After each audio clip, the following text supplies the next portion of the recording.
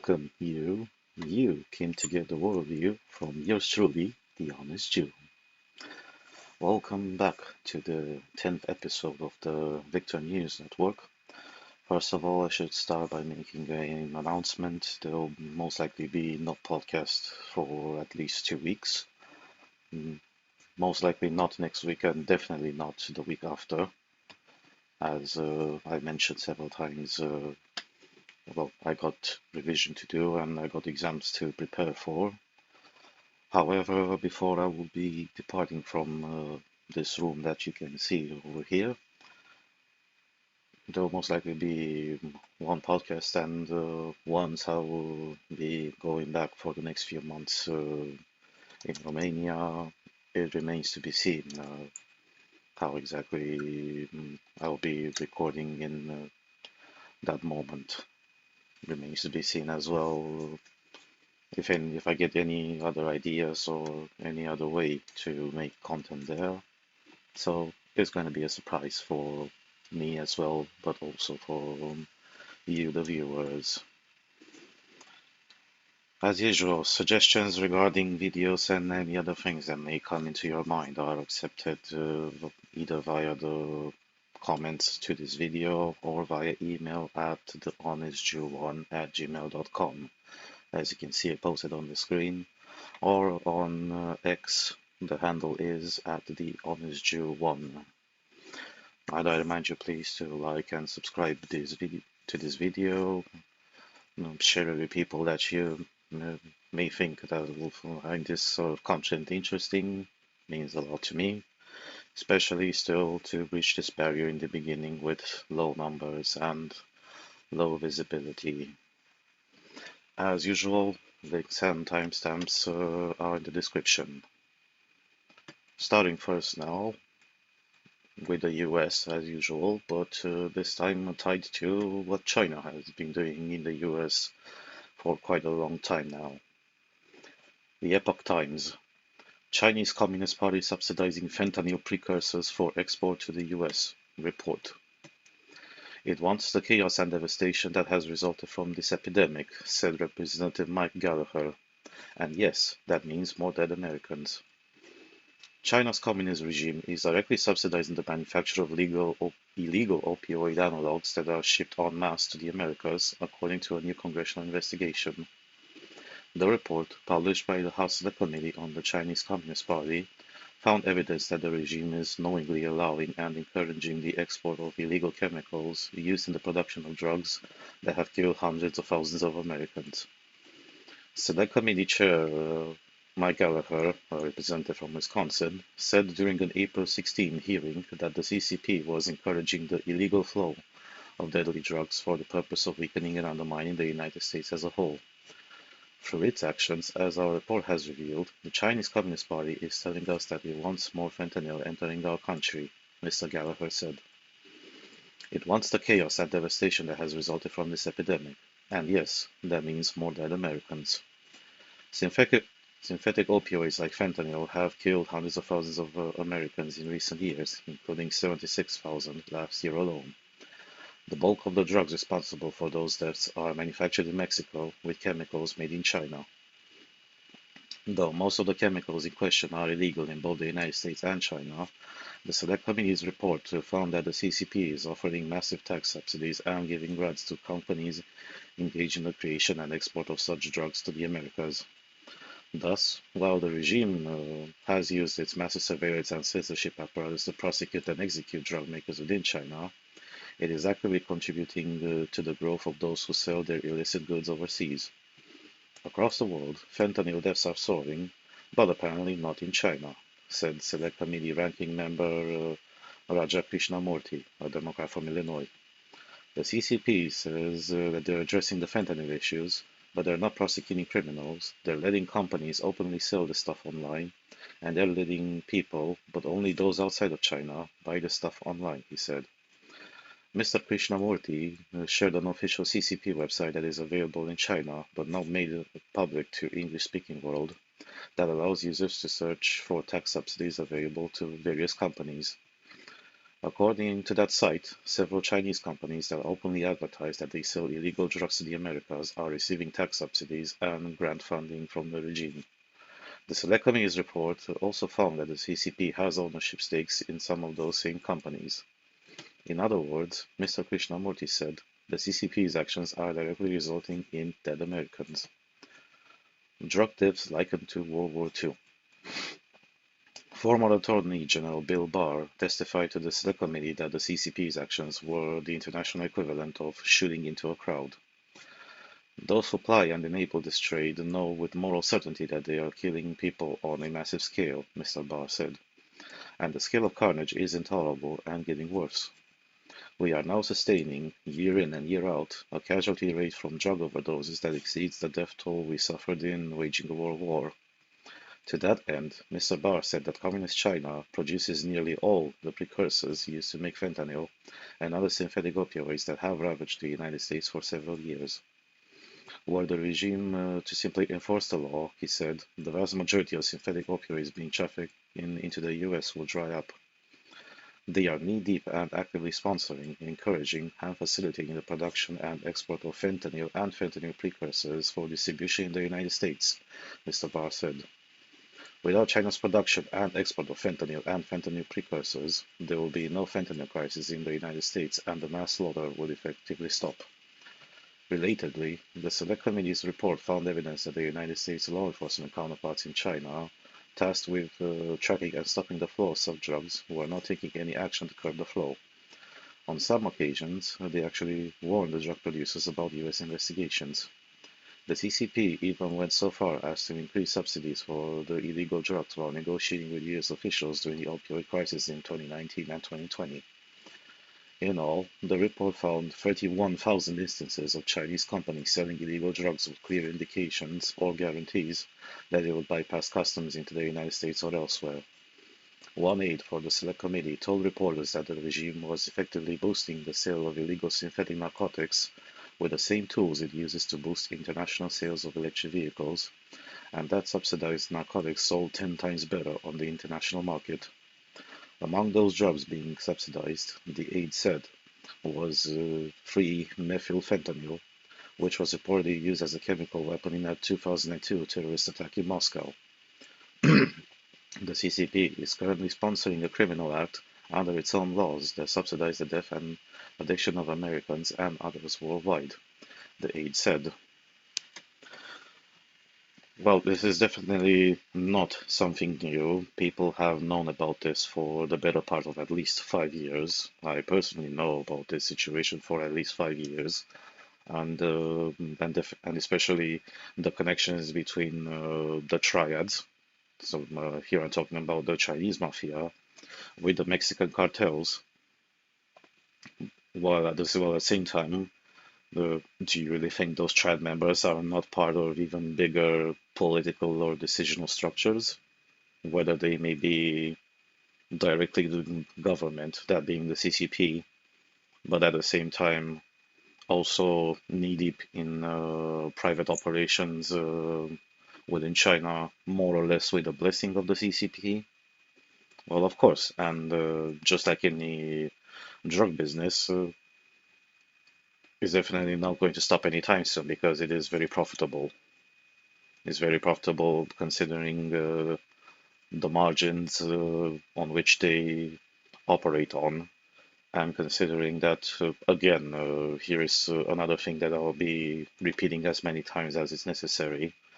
The Chinese don't exactly care about making money from this entire ordeal, and especially they don't like either involvement with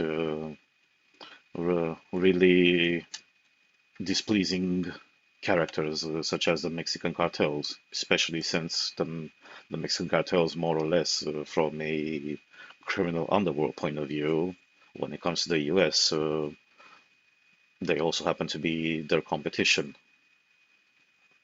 And of course, when you are obligated more or less to work with your competition in order to undermine a country, mm, it's not exactly what you want, but at the same time, it's also their own part in the larger game, and the larger game is essentially to undermine the US, which is the main opponent of the People's Republic of China. And this is no secret at all. China has been doing this for already so many years, and they already have multiple facets to this sort of covert war that they're playing against the US. Well, one was on the technological front. Here I'm talking about IP theft with Huawei surveillance, and Huawei has been doing this part of not just stealing intellectual property from U.S. companies, but at the same time undercutting the market. Um, if you want a better reference, just to check the previous podcast when I commented on a news article related to how China has been undermining the European wind turbine sector. But then you also have the technological slash software part of surveillance, and here I'm talking about TikTok. Everybody who knows slightly better how to follow the data stream, specifically when it comes to TikTok, yeah, technically they may be incorporated in the US and they may have a US subsidiary, but let's be honest here. The intelligence apparatus already knows at a sufficiently high level that a lot of the data stream, especially the one that's coming out from the US, is in one way or another being transmitted to the parent company, which is ByteDance in China. And we've seen how efficient TikTok is at manipulating their audience. Several weeks ago, also mentioned in one of the podcasts, when the discussion about the so-called banning of TikTok came around, TikTok posted a message and rallied as many people as possible to contact their congresspeople in order to shill for not banning TikTok, even if it wasn't, even if the project wasn't about banning TikTok, but more about transferring the control of the US subsidiary, at least, more into American hands rather than into Chinese hands. At the same time, there's also, yes, this other aspect which is less discussed about, mm, which is about the drug part. And well, let's say in this scenario, things are definitely much more different than they used to be. While in the past, here we're going to stick with the US.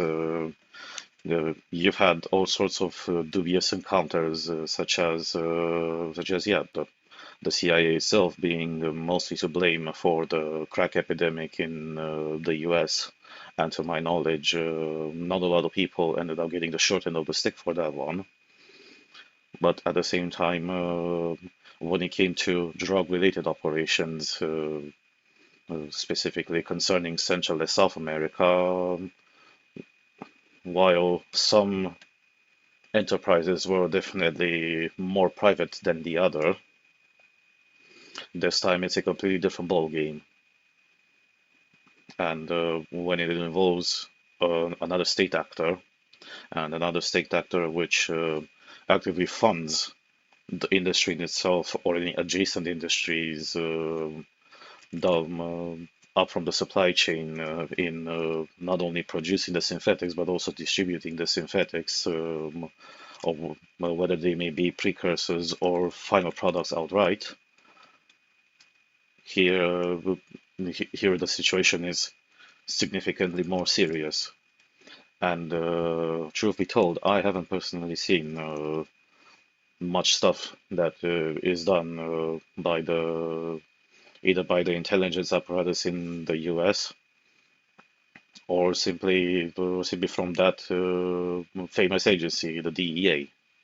the Drug Enforcement Agency going down the chain in order to shut down as many operators in such a business as possible. On top of that,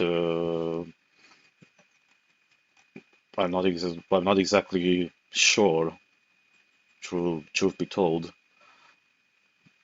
but in this so-called cooperation between the United States law enforcement and Chinese law enforcement, well, excuse me here, but when Chinese law enforcement uh, has warned the drug producers about US investigations in the past and currently, what other better evidence you need to identify the fact that while on paper you're collaborating in order to at least cut down on this sort of industry as much as possible, in reality the Chinese are doing anything but. I can understand to some extent that the the number of incentives and subsidies that the CCP or the local governments give, they are so big, and let's be honest here, the management of those are also done by bureaucrats, and bureaucrats are not exactly the smartest bunch of people. Obviously, some sort of frauds when it comes to these will appear, and yeah, when you have such a huge structure supporting such a huge industrial base, of course that some illicit businesses will start abusing these subsidies. But at the same time, here I will reiterate this point, the main the main purpose as to why the TCP isn't doing anything, or isn't doing as much, or if it's doing something, is doing mostly for publicity stunts rather than to actually resolve the situation, is because this entire fentanyl business is exactly, well, one of the many ways they're trying to reach their aim in undermining as much as possible the USA. And at the same time, it's not just the CCP being to blame, not to mention the the People's Republic of China being extremely hypocritical from this point of view. So if you were a foreign national and when you got discovered in any way, shape, or form to be funneling drugs or carrying drugs or having any drug-related involvement in China, well, there've been a lot of cases when said individuals over the course of the years, in the best case scenario, they got some tens of years of prison, some got life imprisonment, and quite a few also got the death penalty. By comparison, in the United States justice system, the punishments for any drug-related felony, they're very mild. At least you have to mess up quite bad in the U.S. In order to end up getting the death penalty. And even then, let's be honest here, the worst thing any drug-related individual here, I'm talking about, for example, cartel bosses. You know, well, one good example being El Chapo and that guy from Medellin. They would have looked at getting life in prison in the U.S. If they would ever ended up being extradited. Well, in China, if let's say instead of the U.S. you have the People's Republic of China, I'll guarantee that not only they would have been served in a really expedited judicial process, the death penalty, but at the same time, the entire security apparatus structure would go down the chain in order to annihilate as much as possible under the justification of you could either say seditious elements threatening the national security of China, or outright say, threatening the social security of the Chinese people. that such a thing situation will have to get amazingly bad in the case of the US for such a thing to happen. Also, another huge facet of this, which is not mentioned by a lot of people, is that a lot of this trade, especially the drug-related business, and here I'm not talking just about the fentanyl, but let's be honest here, concerning any sort of drugs, which mostly happen to find their way through the southern border of the US in one way or another, leaving aside really exotic ways of getting the drugs into the US, like how some cartels in Ecuador try to use submarines, or how El Chapo tried to use planes in order to fly them to a southern US state, in order to get it ready for distribution, and said planes would come back with entire pallets of US dollars. If the situation with the border would have been, well, I can't exactly say resolved, although even the part with resolving it would have went quite a long way to stifle significantly the drug business that has been going on for so many decades already.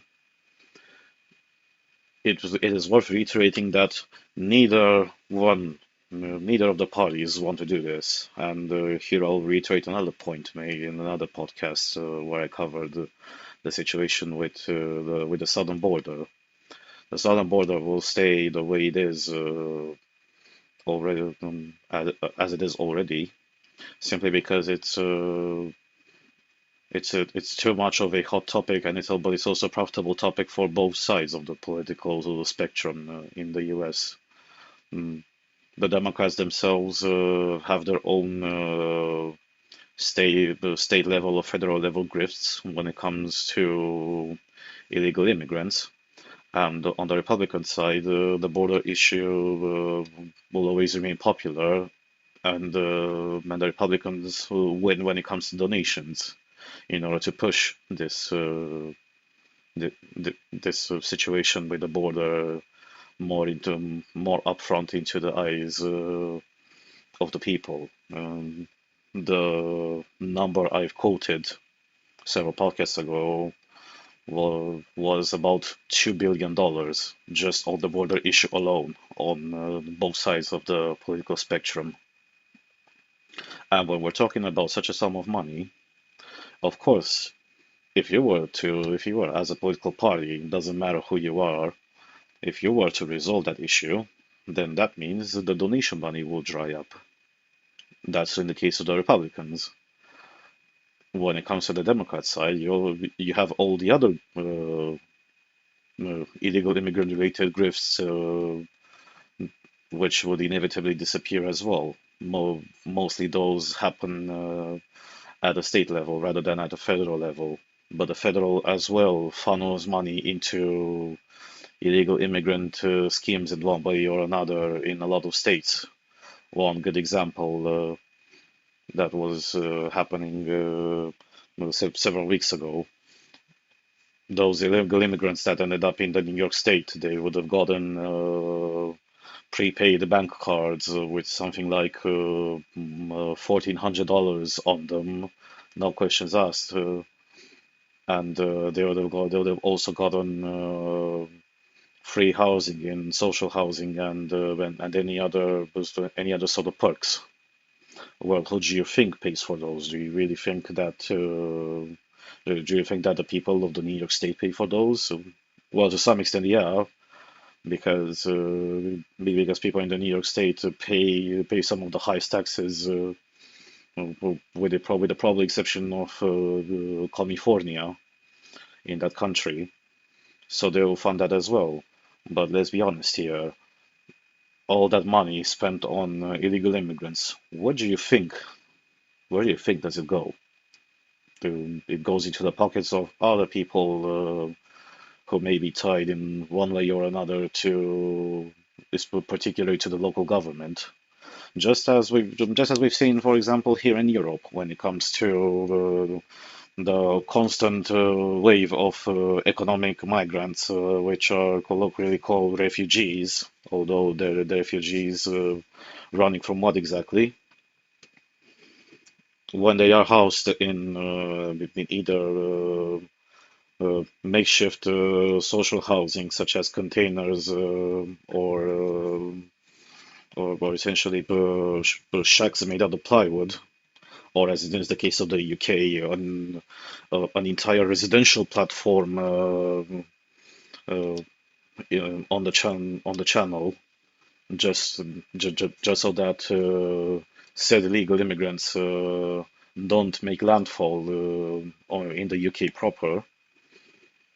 But there are also a lot of migrants were and are still held in in a lot of hotel and recreational areas. And of course, in order to keep those there, somebody built that building, somebody owns that building, somebody has to maintain that building, somebody has to feed the people from that building. Whether it's a hotel, motel, hostel, you still require staff, and also you need to pay the said owner of the business or of the building a sum of money because well, nothing in life is free exactly, and that government grift has already become so obvious, and generally a lot of criminal elements also happen to be part of it as well. When it comes to Italy specifically, um, the intentions of the Italian mafia and the Sicilian mafia, including into that. Well, let's just say that when it comes to the Sicilian mafia, they're okay with the current situation as it is because the more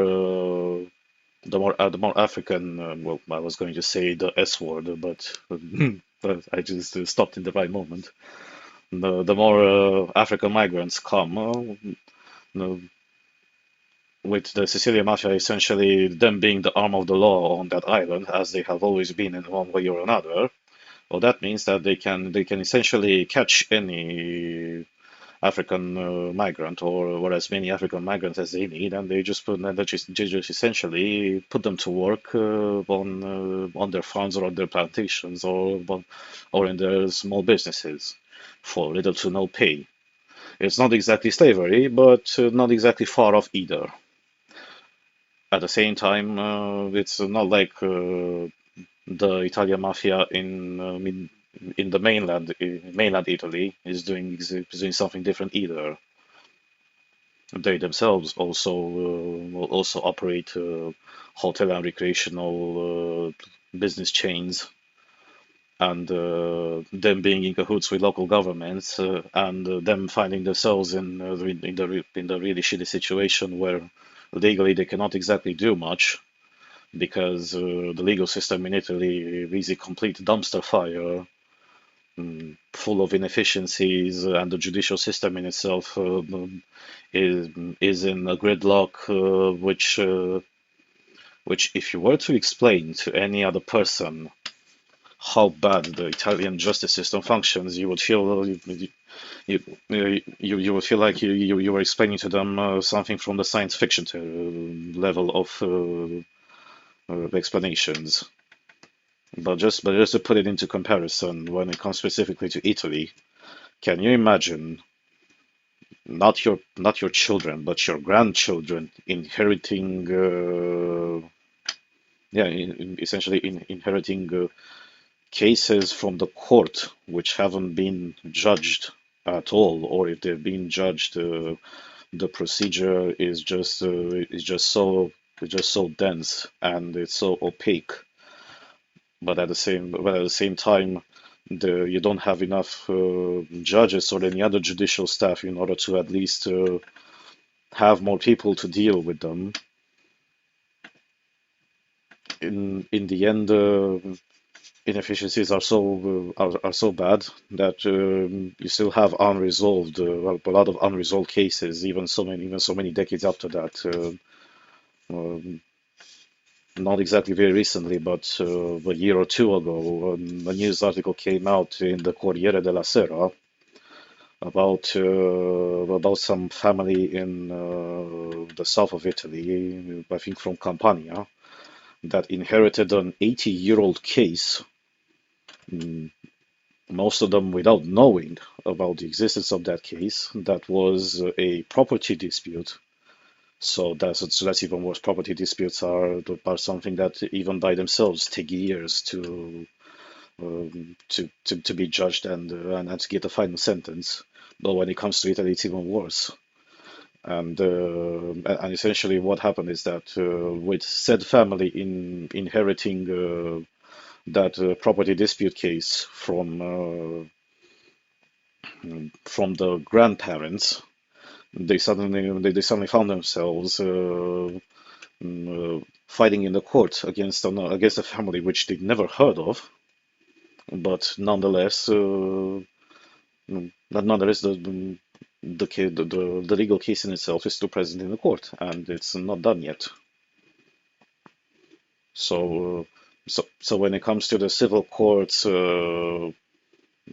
for functioning so inefficiently, at the same time, also the criminal courts themselves are not exactly better off either. Uh, I know that Giorgia Meloni has been trying for at least a year, for at least a year and a bit already, to streamline the system, to reduce the bureaucracy, to reduce the paperwork required, and to do as much as possible to employ more judges and more judicial staff. You're still fighting. Giorgia Meloni is still fighting against an inertia that has been existing for already the better part of 4 to 5 decades.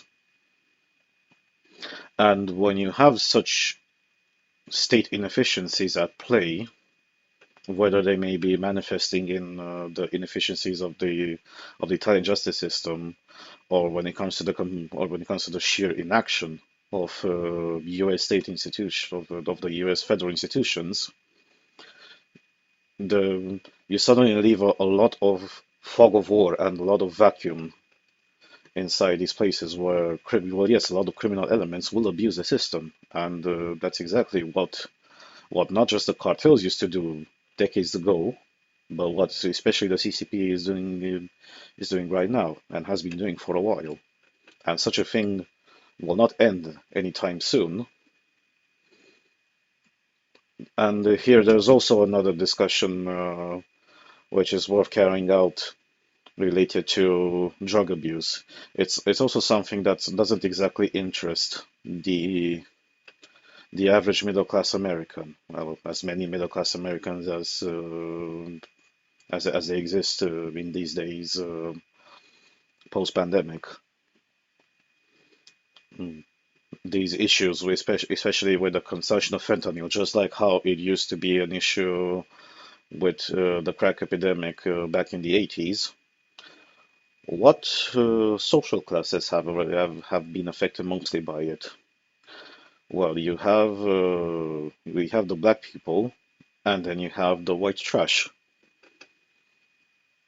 and those two social groups, they haven't been exactly given too much a toss about, both by state institutions and by federal institutions as well. Here is also where, when it comes from the leftist point of view, they could actually have a plausible argument when it comes to the institutional racism, not only because of judicial stunts. Here also tied to the CIA, so that CIA itself has played a big part back in the 80s to bring the cocaine to the US. Then also the CIA in itself also facilitated a lot of the production of crack cocaine, while the distribution itself was indeed done by gangs of black people in the ghettos, or it was done in white trash neighborhoods as well. But at the same time, you also had that really peculiar difference when it came to the criminal code, where if you were a person caught with any cocaine related felony, your prison sentencing was significantly smaller than if you were caught with crack cocaine in itself, and the difference was pretty disproportionate. I don't exactly remember the prison sentences, but what I remember clearly is that the prison sentences, if you were to be caught with any crack cocaine related felony, there used to be somewhere between 2 to 3 times bigger than if you were caught with actual cocaine.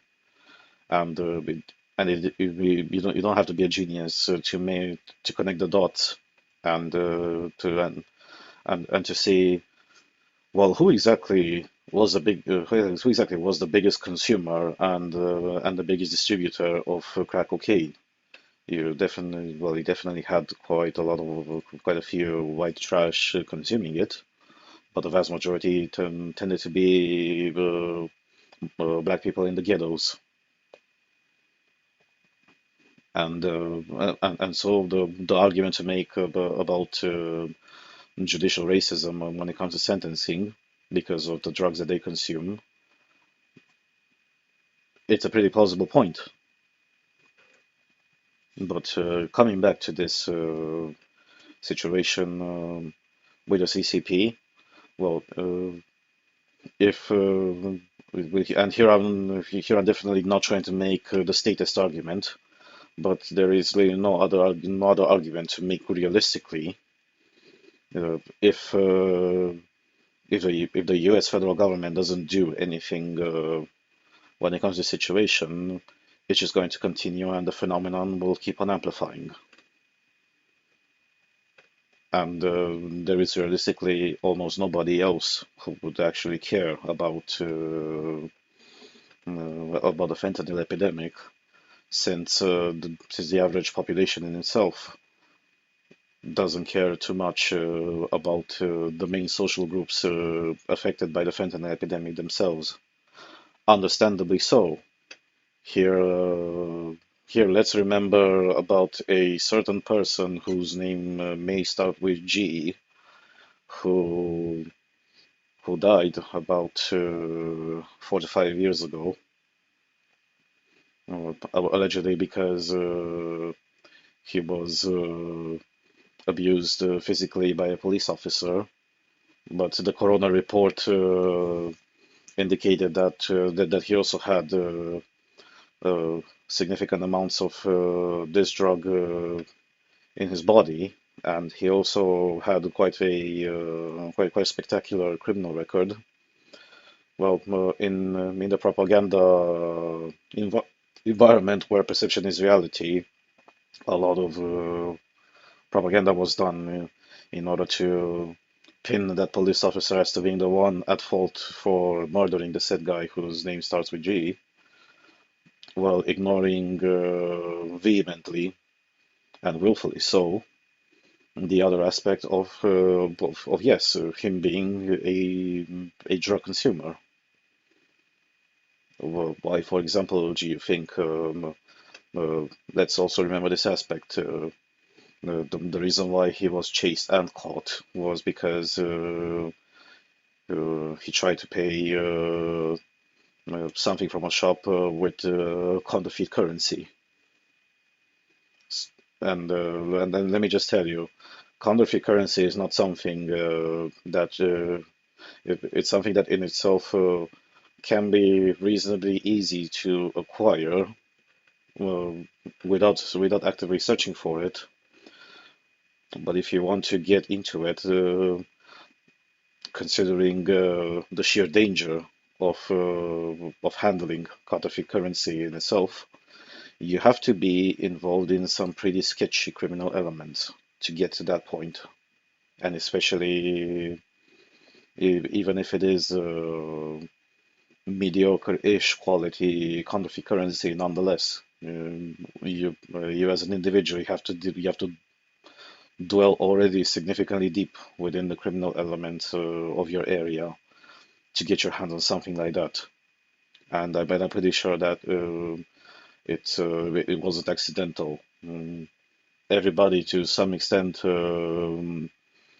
had this happen with where they got without them knowing counterfeit currency in their wallets. Well, at least it used to be before people ended up becoming more and more terminally online and holding their money in in digital bank cards rather than keeping them physically. I personally had it happen to me at one point. It was a £20 note, which ended up being counterfeit, and let's be honest, I'm not exactly the person who starts looking at every banknote to see if it's counterfeit or not, or if it has or if it has some visual differences from the other banknotes that I possess. Also, on this topic with counterfeit currency, one of the Romanian Manele singers who has been in the UK in the past few weeks also received in one of his concerts counterfeit currency, and he was definitely very upset about that. But at the same time, he didn't know either, and even less expected it to be like that. But still, in order to close this topic, yeah, when it comes to the drug business, which is coming out from China, whether it is in making landfall directly into the US or if it is going through the criminal subsidiaries in Mexico, this is definitely not going to stop. And and this is also a bipartisan issue, as this article identifies as well. So you have a Democrat from Wisconsin, a Republican from Wisconsin, and a Democrat from Illinois, essentially saying the same thing. But at the same time, if you don't move anything in that direction in order to, to shut down as much as possible, this phenomenon will just either stay as it is or it will amplify. And when it comes to amplifying, we already have a historical record about drug abuse, and and this is definitely not going to stop. There's also there aren't exactly many choices about that either, and it speaks a lot about the extent of how much the society has decayed in order to get to the level of apathy where you just simply don't care about these things. And this is definitely not something unique to the US either. Mm, in in Russia, thanks to the former ideologically charged regime, people are very apathetic there as well. It's not like people there give a shit about what's essentially their own people more or less as well. When it comes to whether they shoot up in their veins desomorphine, also known as crocodile, much more dangerous than heroin itself. But at the same time, when a lot of the heroin and especially the heroin precursors that came from Afghanistan, the first country and the first border they had to go through was the border that they had with Russia. And heroin destroyed a lot of communities and a lot of people in that area. Have they done something particular in that direction? They've actually done things. The government in itself has actually done them worse. One good example was that Putin himself forbade the use of methadone, which is yes, technically a drug as well, but methadone is used specifically in cases where you have to treat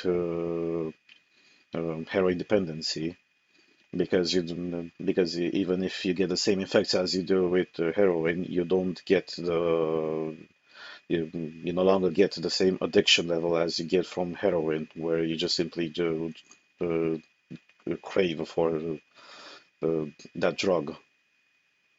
and forbidding methadone was also at an individual level, but it was also at a healthcare level. So even if you were a healthcare institution who dealt with drug addicts, well, good luck from this moment on. You can no longer use one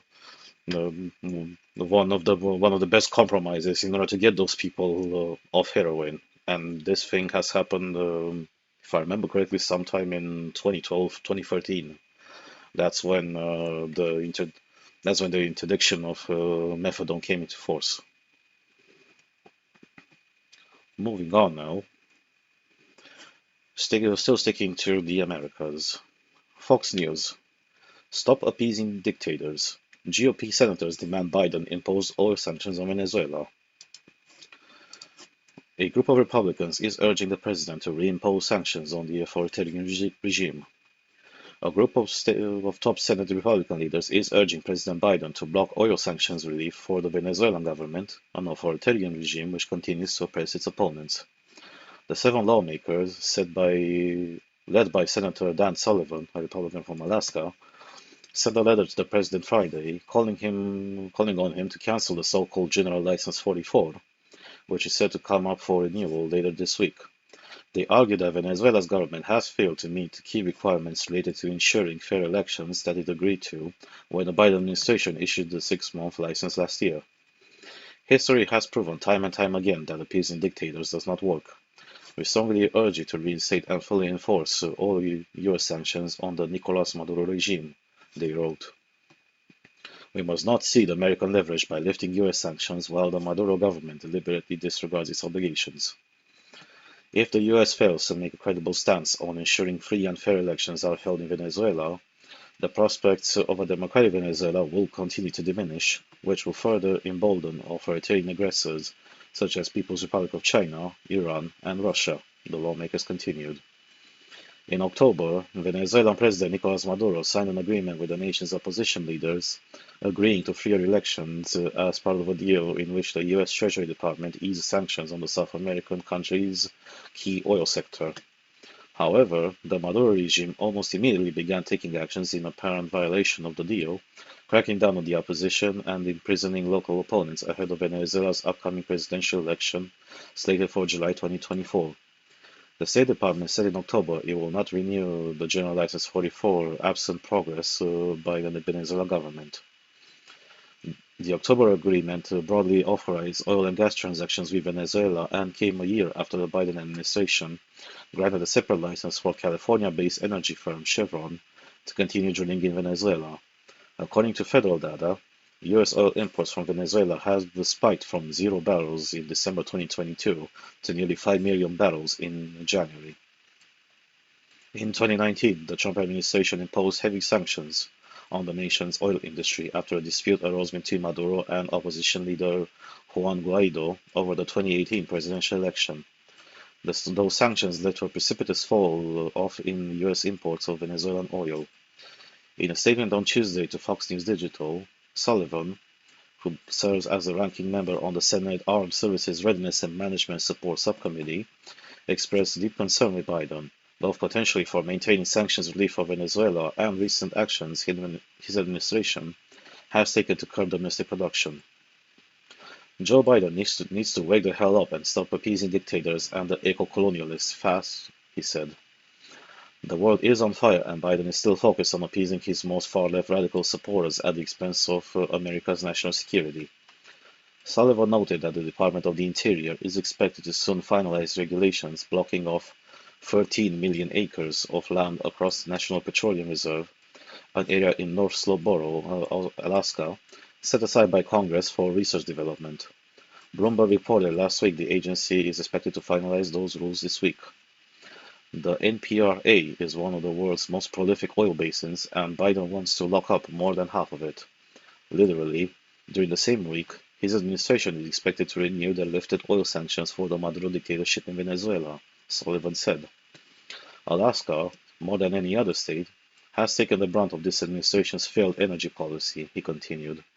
This rule, once finalized, is on track to be the 61st action by his administration targeting Alaska.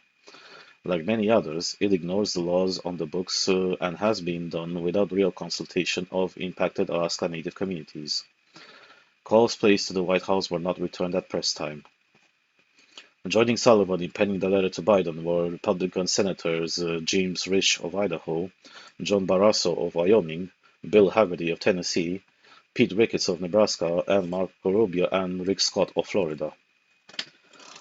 Oh well, what a surprise. It's not like uh, people don't know what sort of person Biden is. And here we're going to start first with a more recent history, and then we're going to go back into a more distant history of who Biden is as an individual. We're going to start first with what happened exactly once Biden himself came into power due to that very controversial election. No, don't ask me about my opinion, because I definitely do not want to get into that can of worms in itself. I definitely do not want to end up being put on a list somewhere, as other people ended up being. So one of his first measures when he got into the Oval Office was first to shut down the Keystone XL pipeline project. For those who may not know, the Keystone XL is essentially what is already the expansion of a national pipeline network, especially concerning transfer of oil from the north of the USA to the south of the USA. And here specifically, it's not only the providing much easier access, but on both sides from the northern oil fields, such as North Dakota, for example, but also interconnecting with the refineries and distribution points, which mostly tend to be within the southern U.S. as well.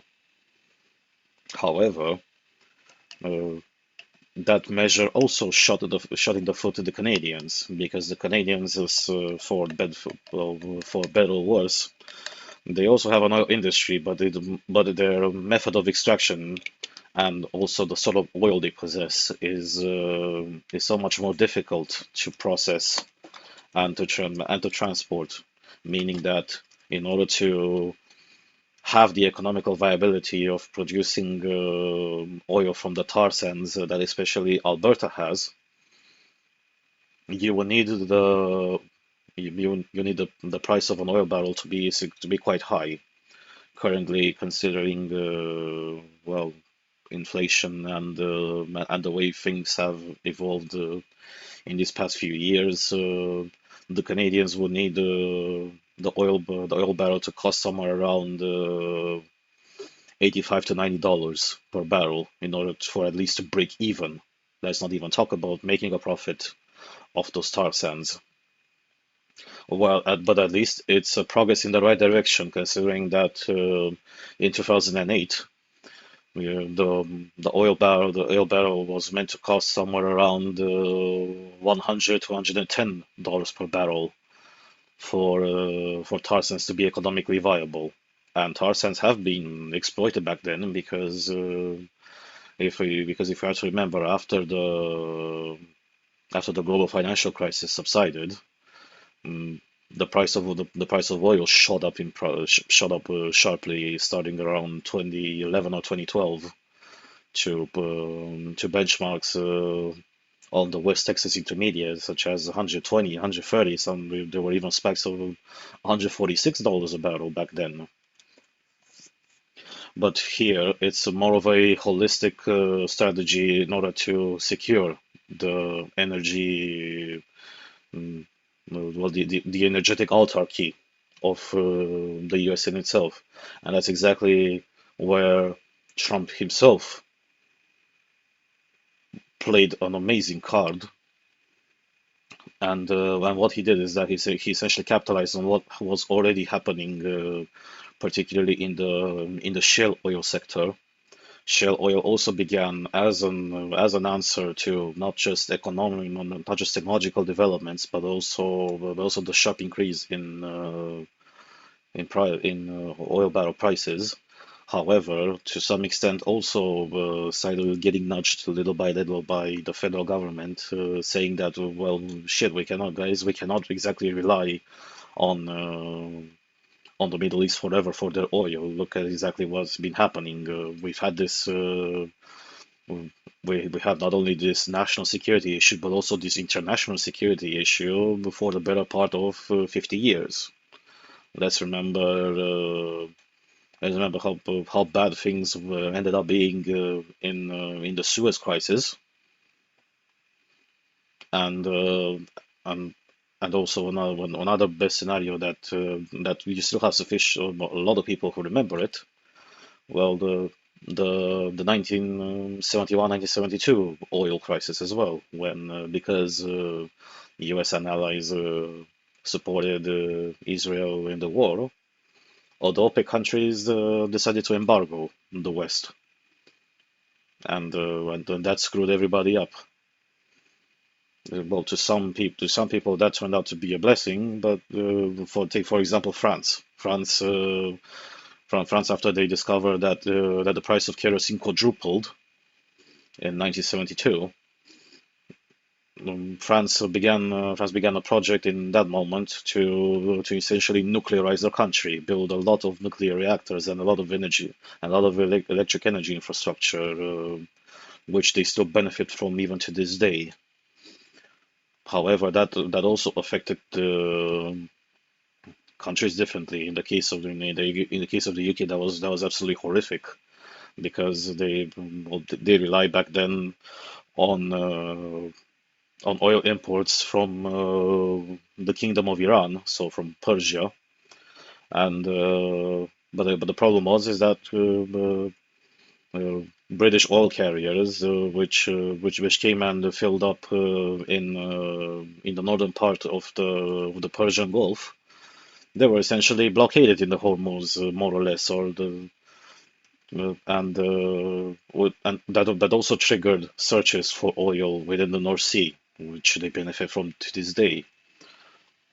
At the same level, in when it comes to the US was hit by far the hardest because the US was also much more energy hungry because of well the way that country is structured. If you are a country where if you want to do absolutely anything, you have to drive in one way, shape, or form. And let's be honest, cars back then weren't exactly the most fuel efficient sort. When the harder you press the pedal, the faster you saw your petrol needle going lower.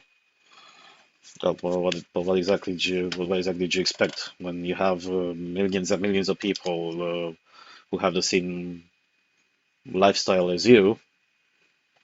It was inevitable for a shocking crisis like this to happen.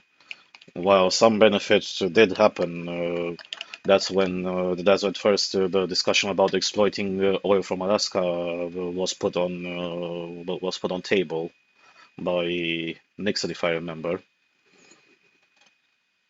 It still is quite a long way, and this is again another testament to what Trump succeeded in doing. As much as the leftists and any other people who may now like Trump because he's apparently not a very nice individual, you can't deny the fact that he succeeded what many other administrations before him dreamed of succeeding, which meant energy independence of the U.S.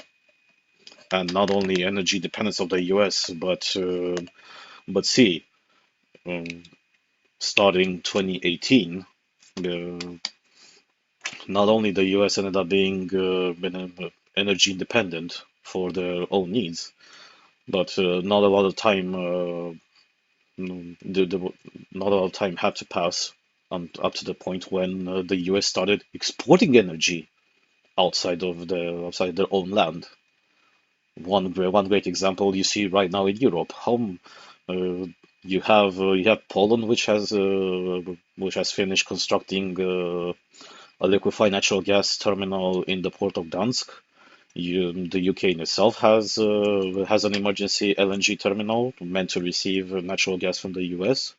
The Germans themselves ended up building at double pace their own LNG terminals, specifically because the Rush the, not the Rush the Russians, well, the Western Russians, which represent Germany, were the hardest hit by the embargoes on Russian gas, and also by the fact that let's just say that the Nord Stream may never be turned on ever again. Everybody's scuttled for options, but in itself, the fact that the US 20 years ago was it essentially had a noose tied around its neck, and that noose was named the Middle East when it comes to sourcing the energy and the hydrocarbons required for that country to function, all the way to all the way to not just achieving energy independence, but also end up being an energy exporter. That's amazing in itself. Now this is the part with the recent history of Robinette Biden. In much earlier history, back when he was still a vice president under Obama, who exactly do you think that convinced Obama to sign not just the deal with stifling the progress of nuclear research in Iran, but also those amazing promises to which sadly the Obama administration held up their promise. I don't remember what was it. I think it was about giving Iran four tranches of $1 billion in order to stifle the progress, and also easing some sanctions when it came to their own country. And let me just tell you, the sanctions that Iran suffers from when it comes to the US, they're pretty serious.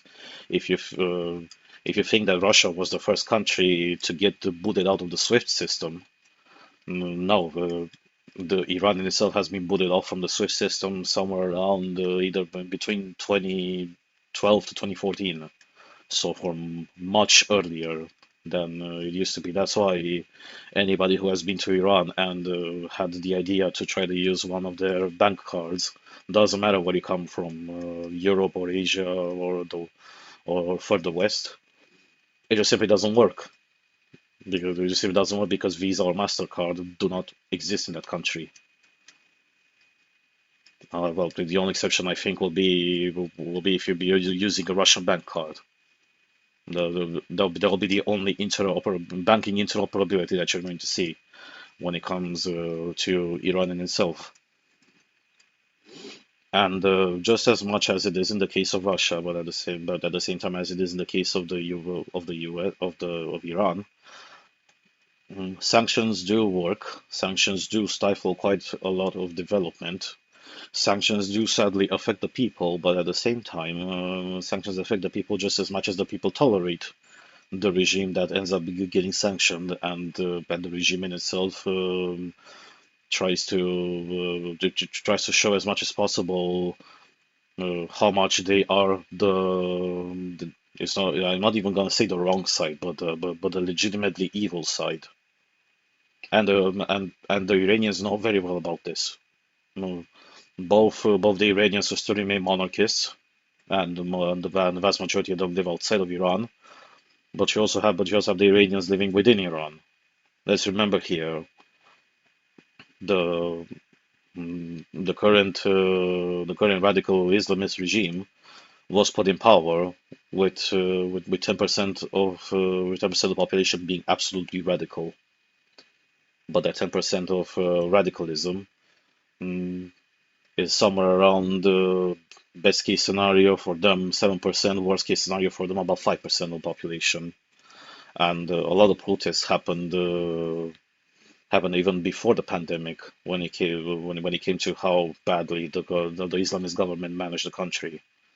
And while the pandemic has proven for the Islamist government to be a blessing in disguise, because they found that they had a perfect excuse to squash the protesters, Well, it's not like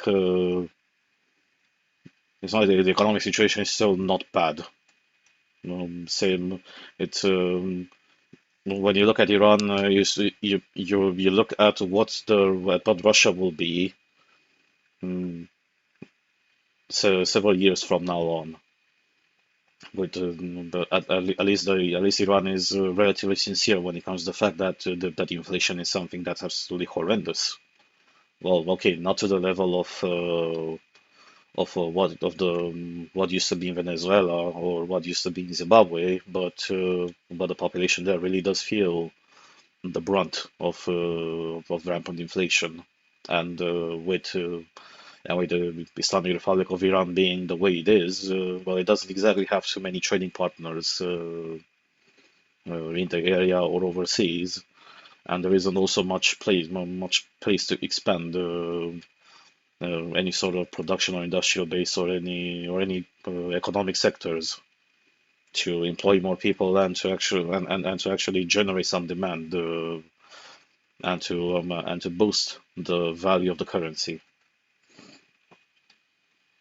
So overall, okay, it makes sense to some extent for the senator of Alaska to complain directly about the way Biden's measures affect his own state altogether, and that's a very legitimate concern. And if I was in his place, I would do exactly the same thing.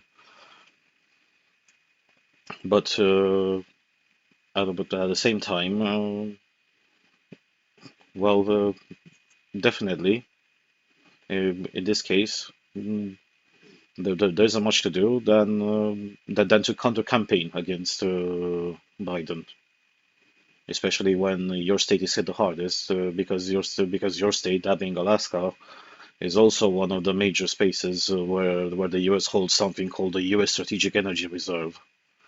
The U.S. Strategic Energy Reserve is essentially either readily available or quickly extractable 90-day supply of oil in the case in the case all sort of trade ends up getting disrupted. That's a guarantee. Well, at least it used to be a guarantee up to the point when the U.S. became energy independent thanks to Trump. So that so essentially the U.S. will still keep on functioning, but not just the U.S. civil sector as a whole, but the U.S. military sector as a whole.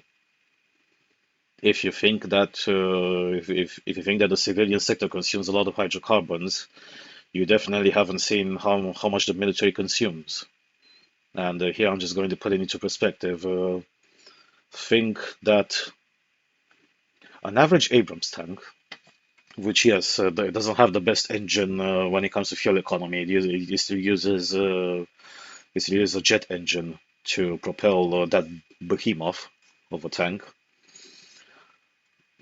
Let's just say that said tank consumes, when it's moving, around 3 to 3.3 gallons a mile. So if you are to do a quick calculation, well, you're going to do the calculation of converting miles into kilometers.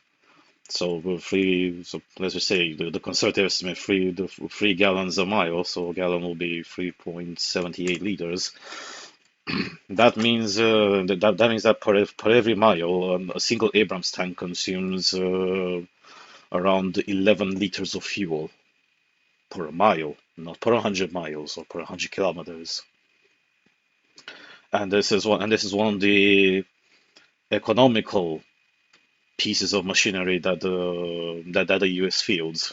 Well, especially when it comes to firepower. You really don't want to see how much do planes consume, and as a NATO tactic, and the US centric tactic is essentially establish air supremacy, and through air supremacy, you bombard into oblivion absolutely anybody who is an enemy element on the ground.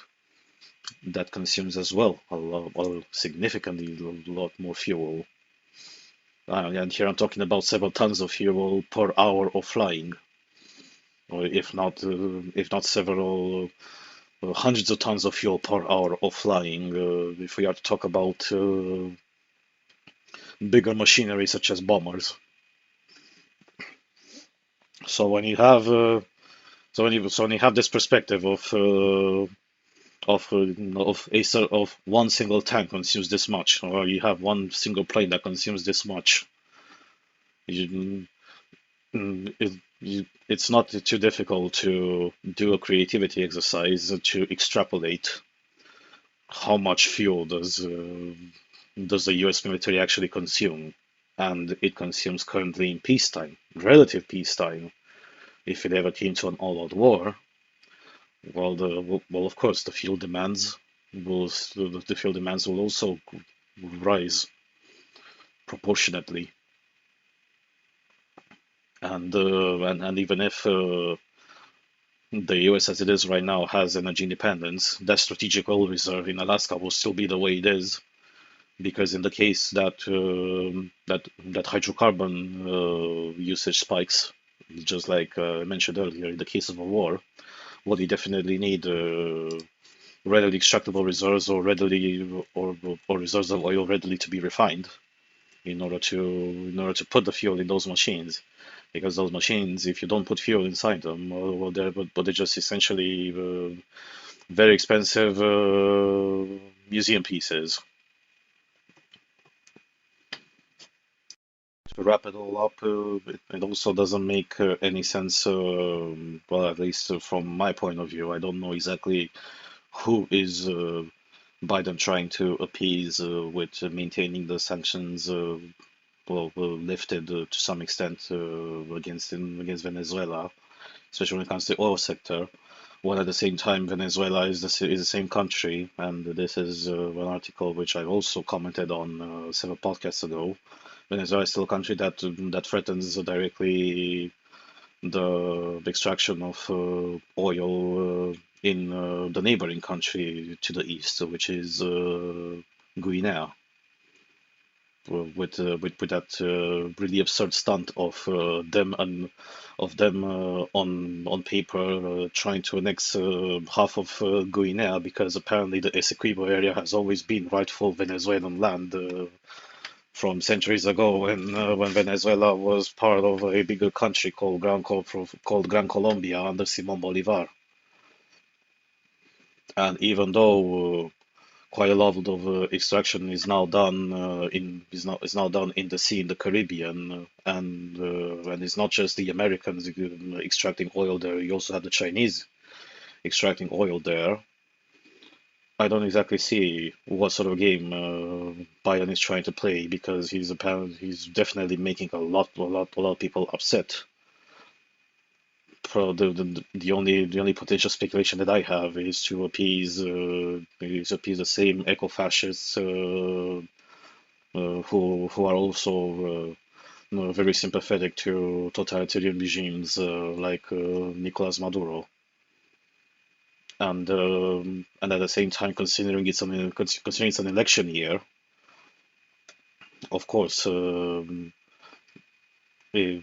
what Biden could be trying to do is to still pass the controversial measures now, as long as he's got time, if he knows that his chances of losing in the November election are pretty high. That could be the only explanation I could come up with. Moving on now, away from the US, but also with a topic still tied to some extent to the US. The BBC. Government should counter misinformation on TikTok. MPs. The government should publish advice for its departments on engaging with young people, including on TikTok, a group of MPs has said.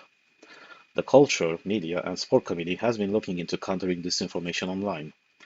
Its call comes despite TikTok currently being banned on government devices due to data security concerns. Accurate information needs to be communicated in a relatable way, the MPs say. The committee says that countering misinformation is particularly important for young people who are increasingly turning away from traditional media and towards social media for their information.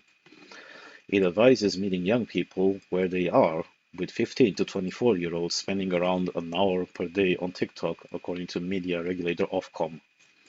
The report says the government must have a clear strategy for communicating with young people and adapting to the development of new apps and platforms which appeal to this audience.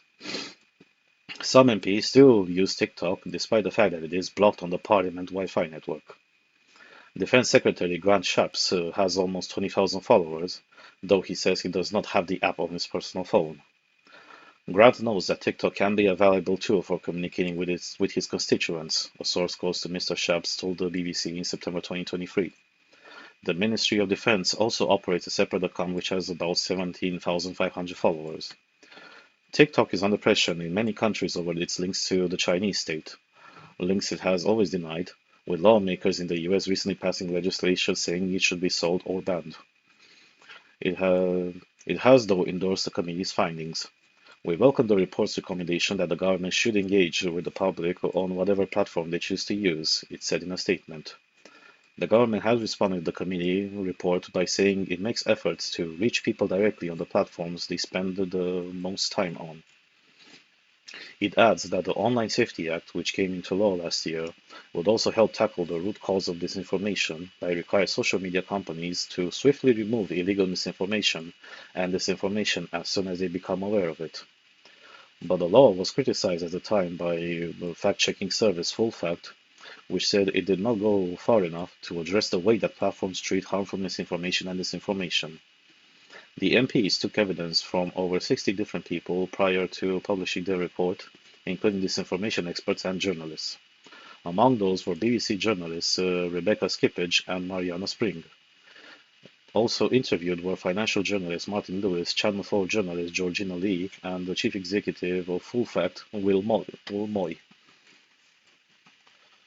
Okay, so the government is trying to, well, do exactly what the government, especially in this country, has always tried to do, which is to squash public opinion. And whether we're talking here about squashing opinion on TikTok, and especially disinformation, well, it's definitely not capable of doing anything.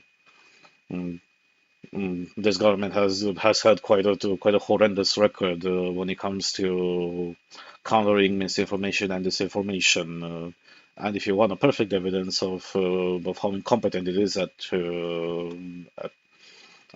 trying to moderate such information, you just simply have to look at the current debacle, which technically should not happen in when it comes to the UK, but it's a reality nonetheless.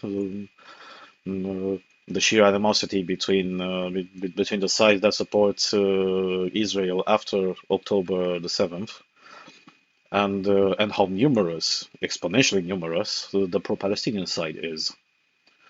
How do you think they managed to get to that information? Well, the vast majority of them being young people.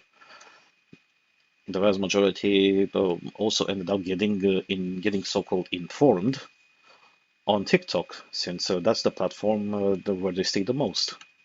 And this also feeds into the rationale as to how exactly the CCP is utilizing TikTok in order to undermine Western societies and Western culture.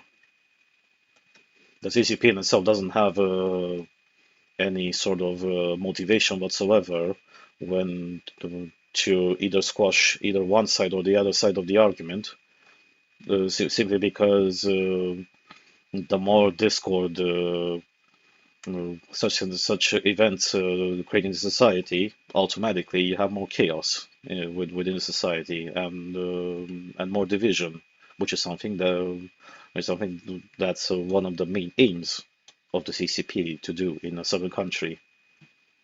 So it's definitely not a surprise And even if technically there are some members or offices on TikTok themselves, those are mostly, they're definitely operated and managed by other loyal state workers within the UK government, even if technically said individuals do not have the app on their phone, and even less to manage their TikTok channel or their TikTok profile by themselves.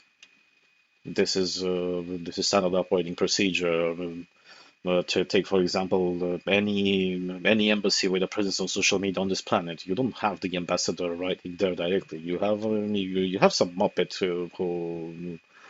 who works in marketing or in public relations who writes stuff on their social media page or profile, but writes about stuff tied to the institution. And definitely, this is not something different either when it comes to whether it is Grant Shapps' profile or the MOD's profile in itself, even be that as it may. The, Overall, you can see very clearly not just the lack of vision, but also the sheer lack of understanding. How do these things work, and the context they find themselves in when the answer is more regulation.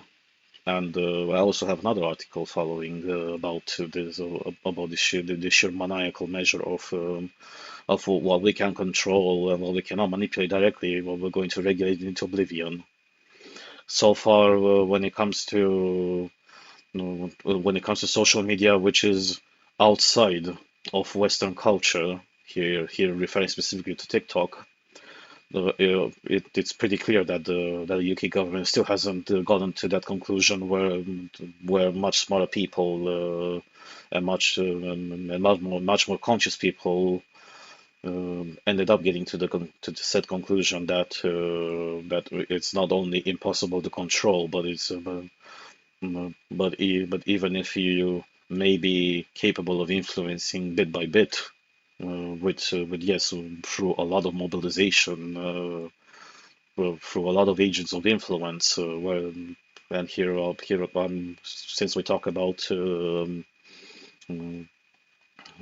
scrolling social media like TikTok is, to essentially either train or work directly with influencers, which will be pushing your own agenda.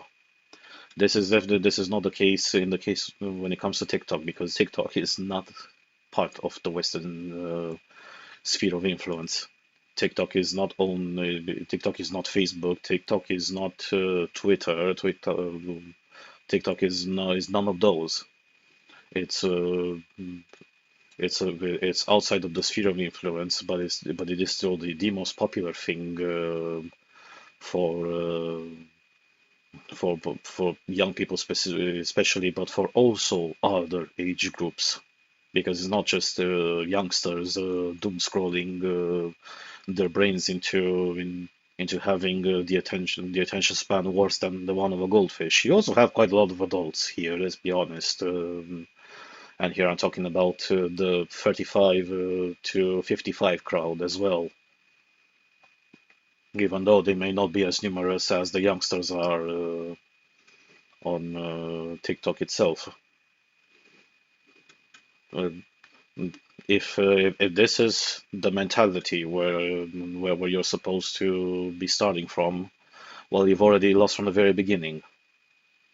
Unless you have by any chance some other sort of grift prepared for your own bodies who support you politically. And okay, in that case, it's absolutely nothing wrong. It would actually be quite a good thing. At least some people have a better vision of trying to somehow tilt the scales in your favor as much as it is possible. But I'm not exactly sure that the government has members who are sufficiently smart in order to employ such a scheme. Sticking around now with the UK and speaking of not just lack of vision, but what we cannot control, we're going to regulate it. Also, the BBC. MPs back smoking ban for those born after 2009. MPs have backed a plan to ban anyone born after 2009 from buying cigarettes, effectively ensuring it will become law. The measures, championed by Prime Minister Rishi Sunak, survived despite opposition from several leading Tory figures, including two ex-prime ministers. Health Secretary Victoria Atkins told MPs there is no liberty in addiction, as she defended the plans. The Tobacco and Vapes Bill passed by 383 votes to 67. If they become law, the UK's smoking laws will be among the strictest in the world. The UK's approach is thought to have been inspired by a similar law in New Zealand, which was later repealed after a change in government. Speaking in the House of Commons, Ms Atkins said the plan will create a smoke-free generation. However, several Tory MPs, including former Prime Minister Liz Truss, voted against the bill, arguing it would limit personal freedom. Last week, ex-Prime Minister Boris Johnson called the smoking ban absolutely nuts during a speech at a Conservative conference in Ottawa, Canada. When the party of Winston Churchill wants to ban cigars, donnez-moi un break, as they say in Quebec, it's just mad, he said. Conservative MPs were given a free vote on the bill, meaning they were not ordered to vote with the government, but full support by Labour's frontbench ensured the measures passed. There are still several more steps needed before it becomes law, such as votes in the House of the Lords, but it is possible that the bill could become law before the general election, expected in the second half of 2024. Labour's Shadow and Health Secretary Wes Streeting accused Mr Sunak of putting the bill at risk by getting a free vote because he is too weak to stand up to the Liz Truss wing of his party. If we are privileged enough to form the next government, Labour will implement this ban, so young people today are even less likely to smoke than they are to vote Conservative, he added. In total, 57 Tory MPs voted against the bill, including Press Secretary Kemi Badenoch and Conservative Party Deputy Chair Jonathan Gullis. Foreign Office Minister Anne-Marie Trevelyan also signalled her opposition but ultimately abstained on the vote. Lee Anderson, an ex-deputy chair of the Conservative Party who defected to Reform UK last month, also voted against the bill. Mr Sunak used his conference speech in October of last year to unveil his plans to ban people born after 1st of January 2009 from buying tobacco products. The debate on Tuesday was MP's first chance to debate the legislation implementing the ban. Ms Truss was one of the first to speak against the bill, telling the House of Commons it risks infantilizing people. It is very important that until people have decision-making capability while they are growing up, that we protect them, but I think the whole idea that we can protect adults from themselves is hugely problematic. Her concern was echoed by some of her fellow Conservative MPs. Former Immigration Minister Robert Jenrick, tipped as a potential contender to run for the Tory leadership, also came out against the policy. On social media, he said he was against the bill because he believes in personal freedom. I also believe in the principle of equality under the law. A phased ban of smoking will be an affront to that, he added. Former Minister Sir Jake Berry said he was more concerned about the addiction of the government to telling people what to do than he was about people addicted to nicotine. I want to live in a free society where I am free to make both good and bad decisions. Ms Atkins said she understood their concerns about banning things, but defended the bill arguing, nicotine robs people of their freedom to choose. The vast majority of smokers start when they are young, and 3/4 say that if they could turn back the clock, they would not have started. Earlier in the day, England's Chief Medical Officer, Sir Chris Whitty, said once people become addicted to smoking, their choice is taken away. He said, "When I was a junior doctor doing surgery, I remember the tragedy of seeing people whose legs had to be cut off because of smoking that had damaged their arteries, outside the hospital weeping as they lit up because they were trapped by addiction. That is not choice." Tobacco use is the UK's single biggest preventable cause of death, killing two-thirds of long-term users and causing 80,000 deaths every year. On top of that, a patient is admitted to hospital with a smoking-related condition, such as heart disease, strokes, and lung cancer, almost every minute in England. The bill also aims to make vapes less appealing to children, with new restrictions on flavors and packaging. Trading Standards officers will also get new powers to issue on-the-spot £100 fines to shops selling tobacco or vapes to children, with all the money raised going towards further enforcement. Figures show that 1 in 5 children has tried vaping despite it being illegal for under 18s, while the number of children using vapes has tripled in the past 3 years. Let's just start from the very beginning of this article and work on the points of as much as it can be done one by one. Just as mentioned in the previous article, which I talked about, this is also not just another lack of vision, it's also another piece of evidence as to how absolute divorce from reality the government is. And here I'm talking about both sides of the aisle when it comes to the political parties, both the Tories and but Labour in particular, especially divorce from reality. And why am I saying this? First of all, this ban doesn't work. It's impossible for it to work. And even this article, it just did a passing mention as to how New Zealand repealed it after a change in government. While yes, they did repeal it because the government changed and the horse-faced panic car prime minister got bullied out of office, mostly thanks to the pandemic measures and all the social reflexes she suffered from. It was also the fact that and the main rationale as presented by the New Zealand government. So this is not something that you hear it from me. It's not my personal opinion. They did it for tax purposes. Because yes, the one aspect which is not mentioned at all in this article and in many other articles when it comes to smoking or tobacco or any nicotine-based products is that it's also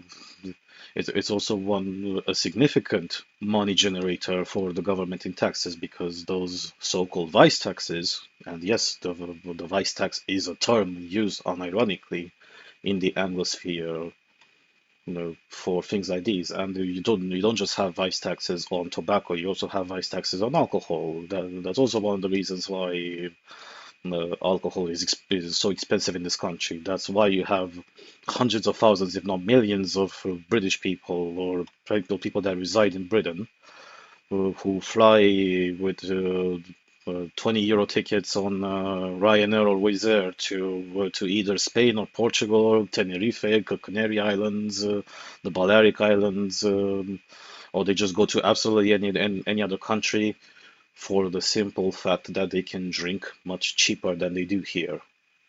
Plus, also the environment is nicer, but the main reason, by a long shot, the first and second to none, is because they can drink much cheaper than you do here. So, while indeed, I personally, I'm not concerned at all. This law will definitely pass also the House of Lords because the House of Lords is made up by such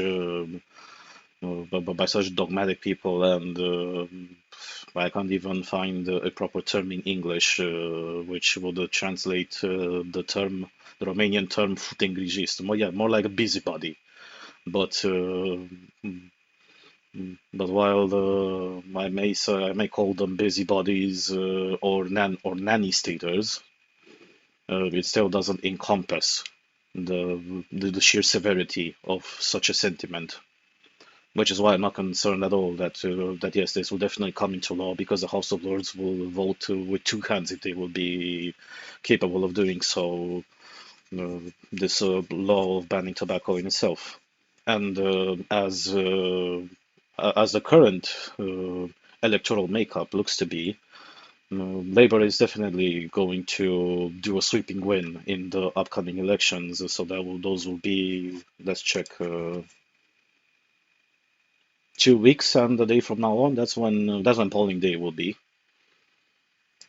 and it's definitely with the next administration. That's something that will definitely not be changing.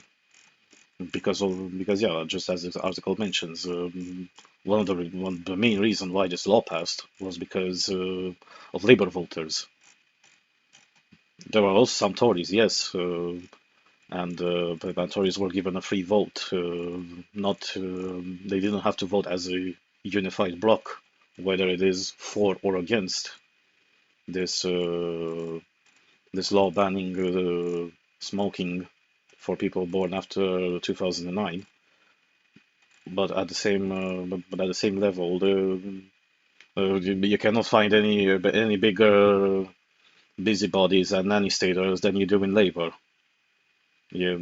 People may be complaining about the Tories who have acted for the better part of 20 years from now on as something more like social democrats from continental Europe than actual conservatives. While yes, you still have some dissident voices who still believe in yes, really archaic things such as personal responsibility. You also have on the same at the same level really intellectually dishonest people who use anecdotal evidence, like this guy. Let me see, where is it? Yeah, like that doctor who mentioned. Here we go. The England Chief Medical Officer, Sir Chris Whitty, who talked about when he was doing surgery, the cutting off the legs of people due to damaged arteries. Then they ended up crying outside in the smoking area that their legs got cut off because of smoking while lighting up a cigarette. Oh, okay, he makes a valid point, but it's an anecdotal point of view. How many people realistically end up at that level? And here I'm just basing myself on fundamentals. There's also an immense amount of lying done on this topic when it comes to smoking. Yes, so smoking is definitely not the healthiest habit. Smoking is definitely highly addictive, but it's definitely not by a long shot the biggest issues uh, faced by uh, faced by the society today. Definitely not so big as to ban an entire generation of people. So yeah, I know that the UK is a class-based country, but the classes were never defined by whether you're born before a certain year or born after a certain year. So you have special dedicated laws for you if you're born after a certain year, just like what this law is trying to do. But make no mistake, just because this law has passed and that it will still be functional for another electoral cycle at the very least, it doesn't mean that it's ironclad. It's not like it's part of the constitution where you mention this two-tiered system of pre-2009 you can smoke, after 2009 you can't smoke. It can still be repealed by a future administration just as easily as it came into law as well. New Zealand by itself discovered this aspect pretty fast. The the smoking ban in New Zealand lasted barely 2 years until it was repealed. And make no mistake, considering how to smoke in this country is one of the most expensive habits outside from drinking. Here I'm just going to put it into perspective. If you want to buy, for example, a pack of Marlboro cigarettes, not only you don't have a unified pricing system, so you don't have a unified maximum pricing system as you would do, for example, in a country like Romania, where you know that We know that cigarettes doesn't matter where you buy them from the corner shop or you buy them from the petrol station, you know that they're gonna cost the same, or whether you buy them from a restaurant, they're going to cost the same. Here the prices vary by a bit, but the taxes themselves are humongous. And considering how many smokers there are, where do you think all that tax money goes to? It goes into the NHS. Every country that tried to pull this absurd stunt ended up essentially shooting their single payer healthcare system in the foot by losing a lot of money, specifically related to how uh, you essentially financially discourage people to smoke. Australia is also guilty of this, but I mean, Australia still has some of the highest tobacco prices on the planet. Canada is also a very good example, and here we have examples from the Anglosphere. So we're not talking about a country which is so culturally different to the others. Both of these countries, if you go the right way and then you go buy and then you were to go to buy cigarettes or nicotine-based products from either the license shop or via the legal means, it's going to cost you a fuck ton of money.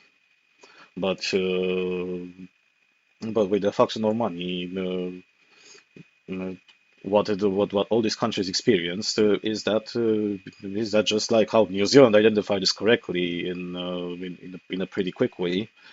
It's that holy shit, we lost a lot of money from tax revenue because people simply just aren't smoking.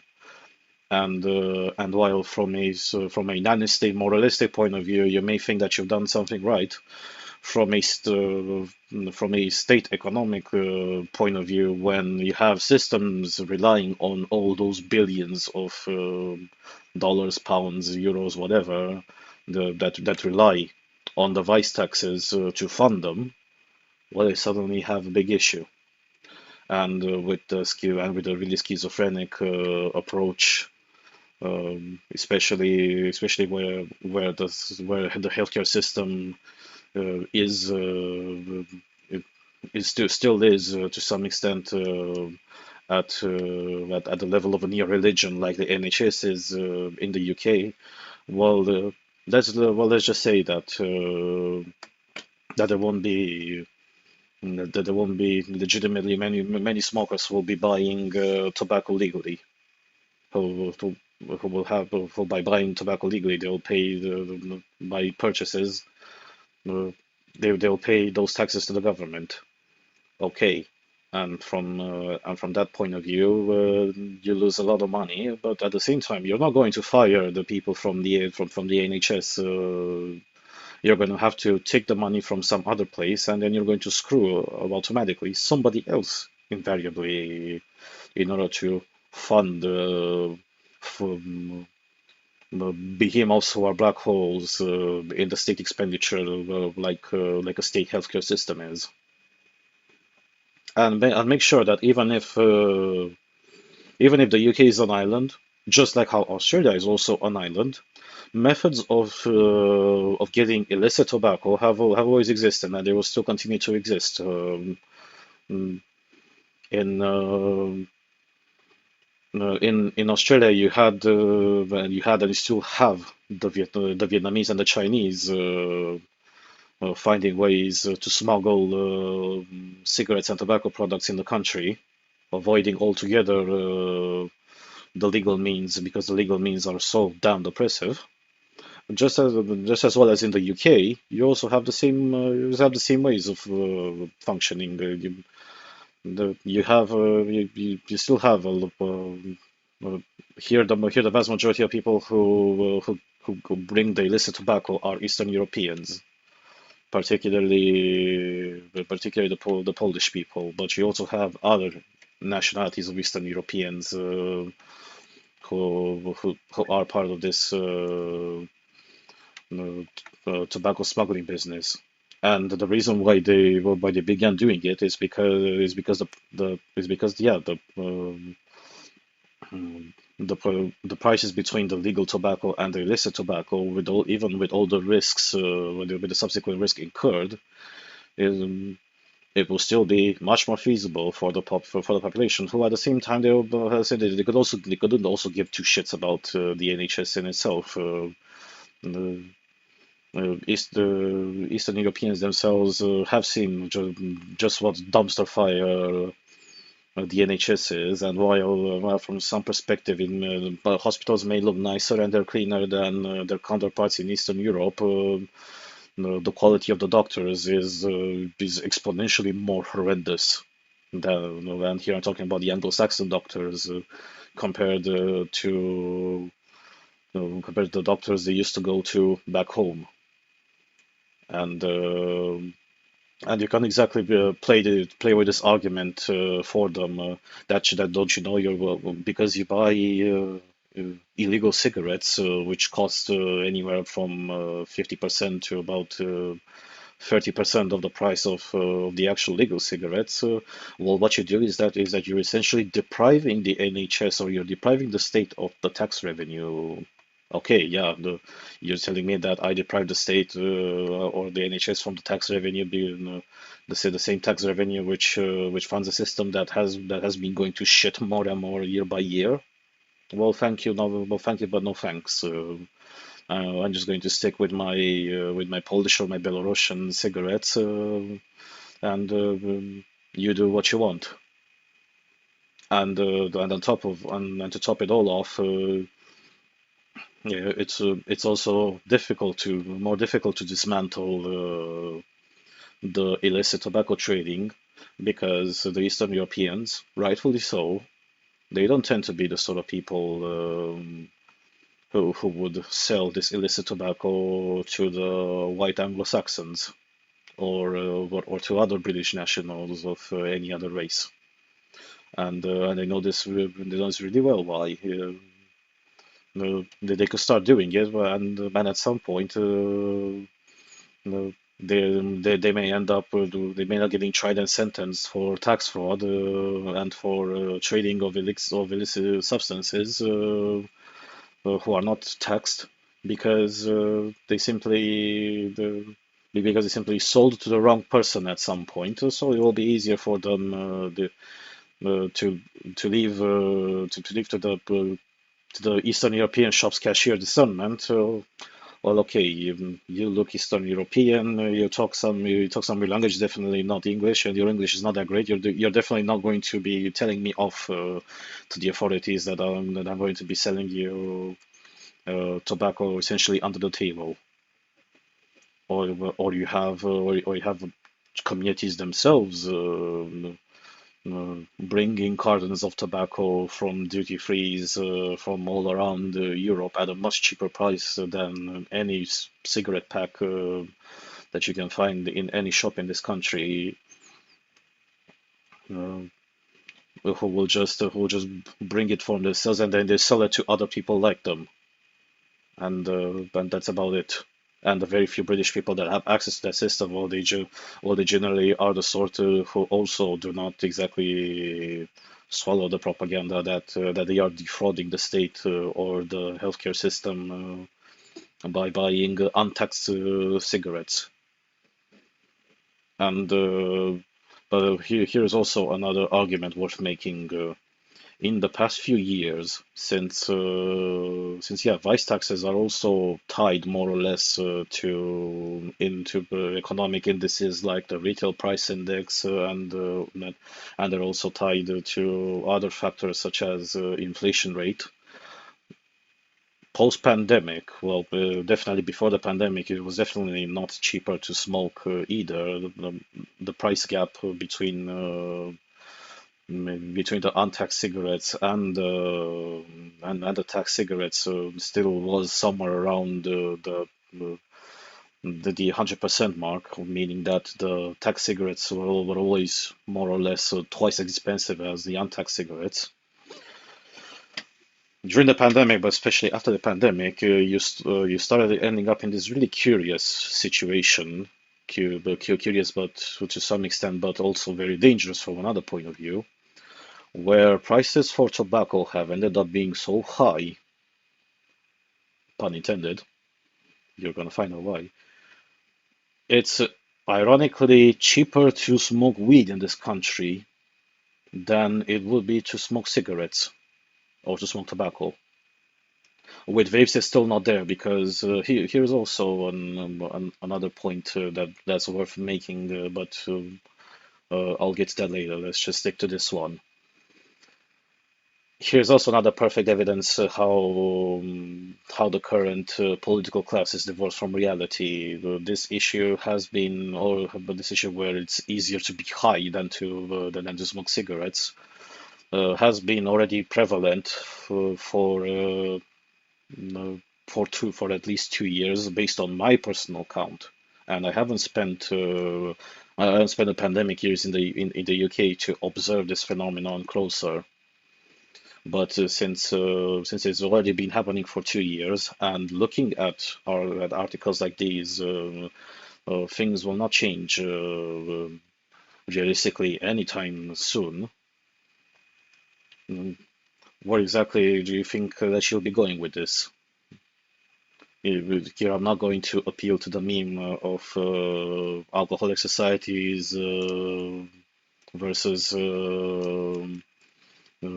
high and degenerate societies, but there is still a point made into that.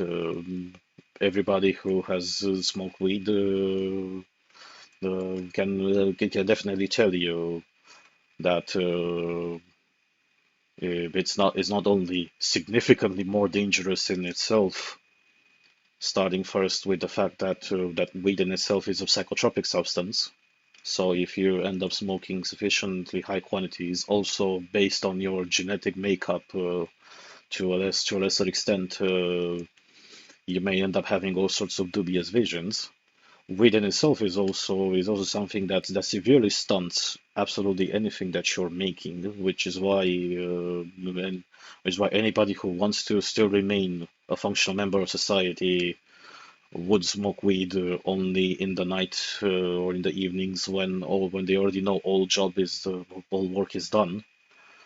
Especially work involving work involving the use of intellect,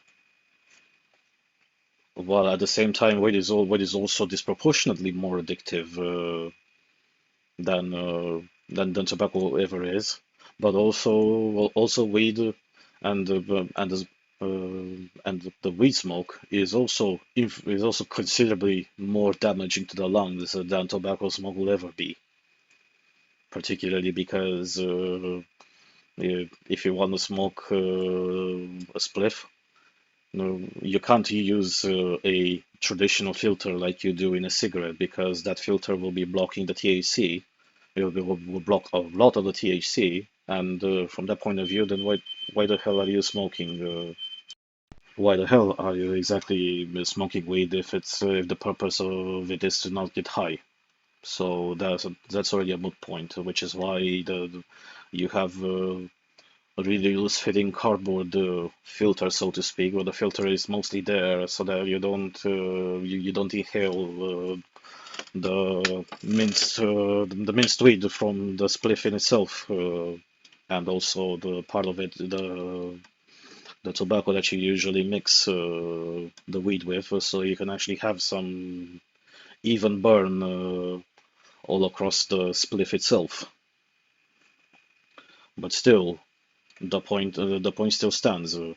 Mm, and since weed, just like any other drugs, is a bit is a complete 100% illegal business, it's also operating on a different paradigm, and, and overall, let's be honest here, the Labour, considering the makeup of people in the Labour Party, will definitely not move a single inch into trying to do something about weed smoking, considering how we already have sufficient evidence of how weed smoking is so significantly damaging to a society, not just by itself, but also how impossible it is to regulate it efficiently in order to at least transform it into a taxable product.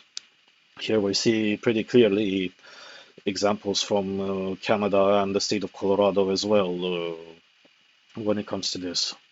In neither of those two countries, even though they became legal, the weed that you find in a dispensary, which the weed taxed by the state, is always significantly more expensive than it is the weed that you get from your dealer.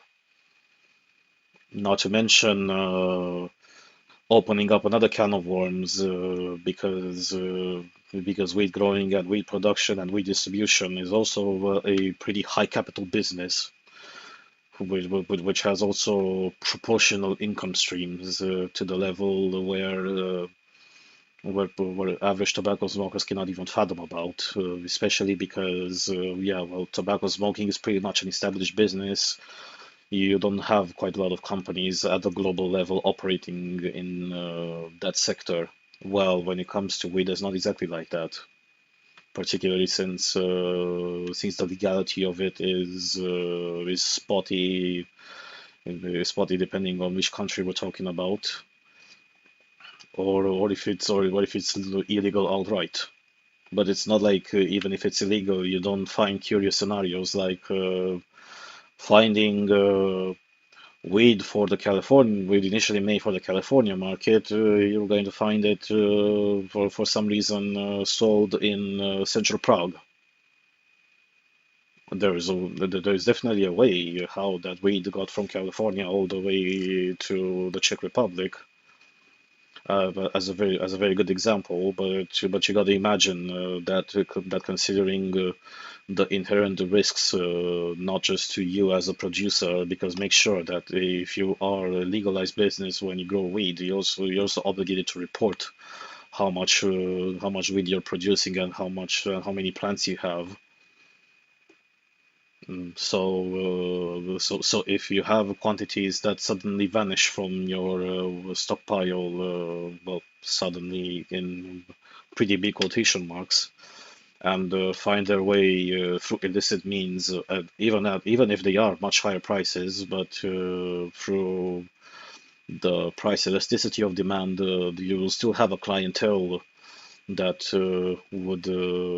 will be capable of paying much more money for a much more high quality product. No, it's a battle that you cannot win against.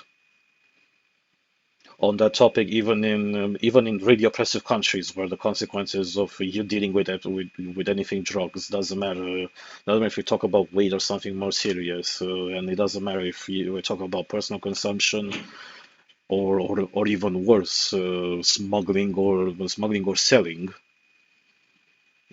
Even there, you find the drugs. The only difference is that drugs circulate in a closed market there. So you need to find you need to find the right person, and the only thing that it takes difficulty of finding the right person, the right people, the right circle, are there exactly the legal consequences. Best two examples that I can give right now are the GCC countries and Singapore. In both of those countries, you face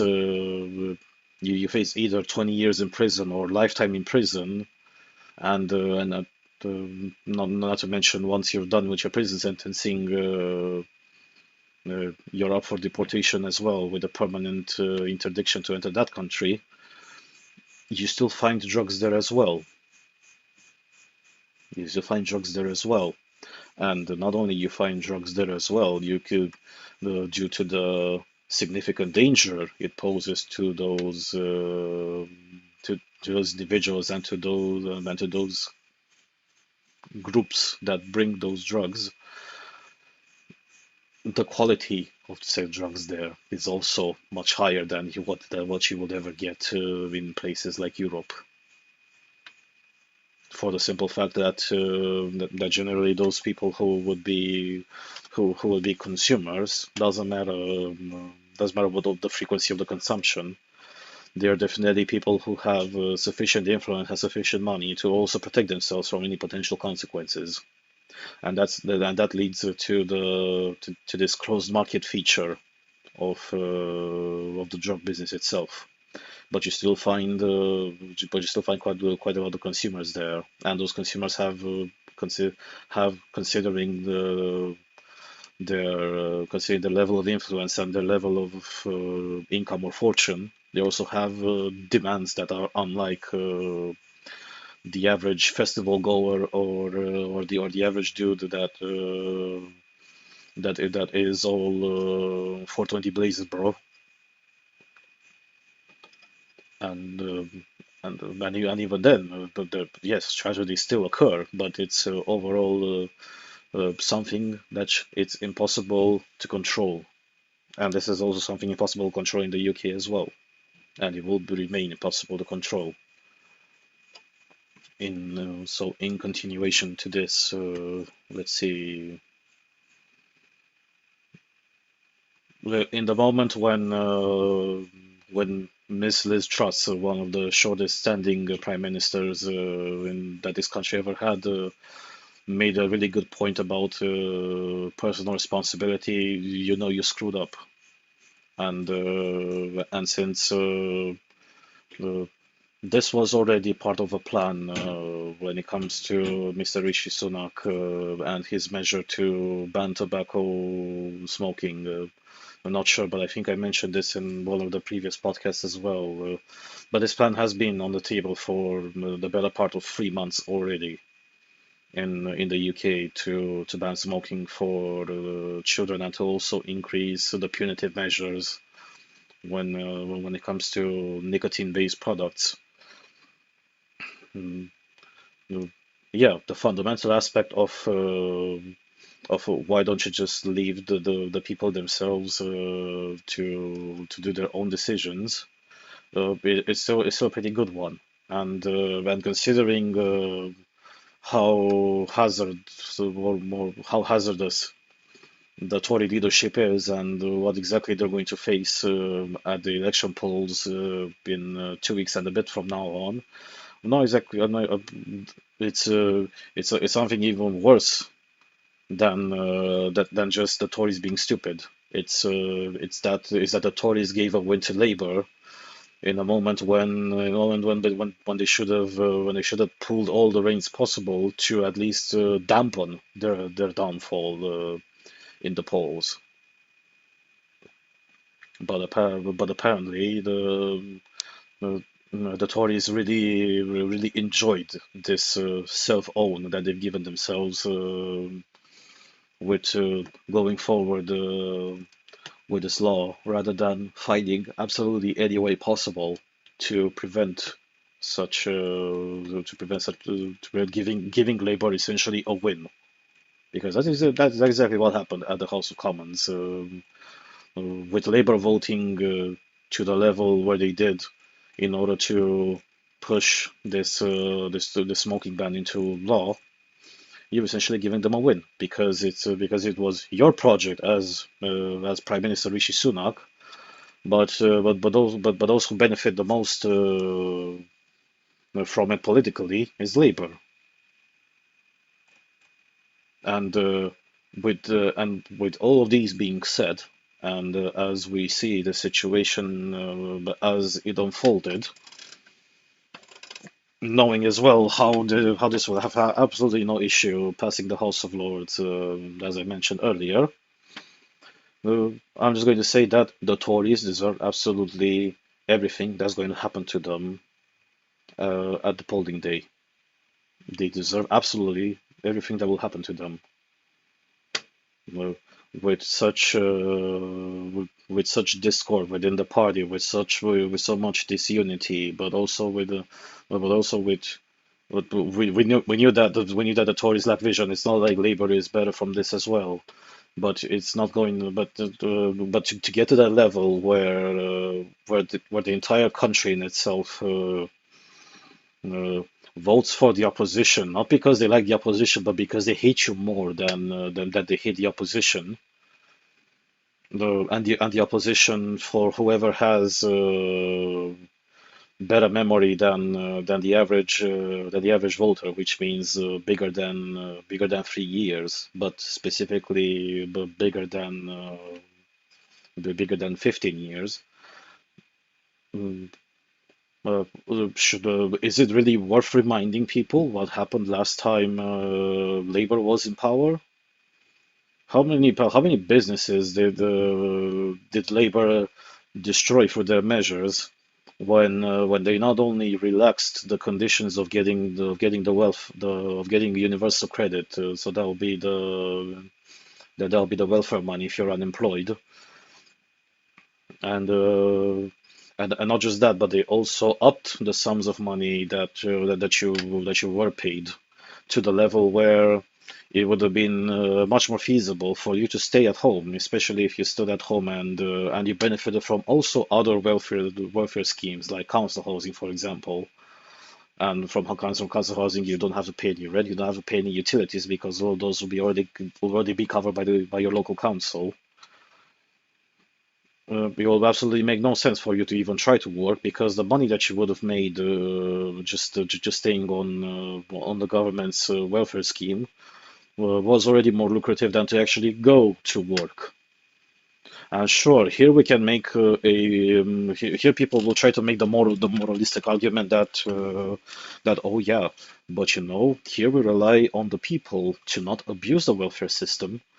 And we appeal to their moral compass. If you are capable to work, you're going to go to work, even if you will be paid less when you will be working, rather than what you would be paid if you were to take welfare. That didn't work. That didn't work. While it did work to some extent for the Anglo-Saxons inhabiting this country, it didn't work. It didn't work for quite a significant proportion of the population from their so-called social group.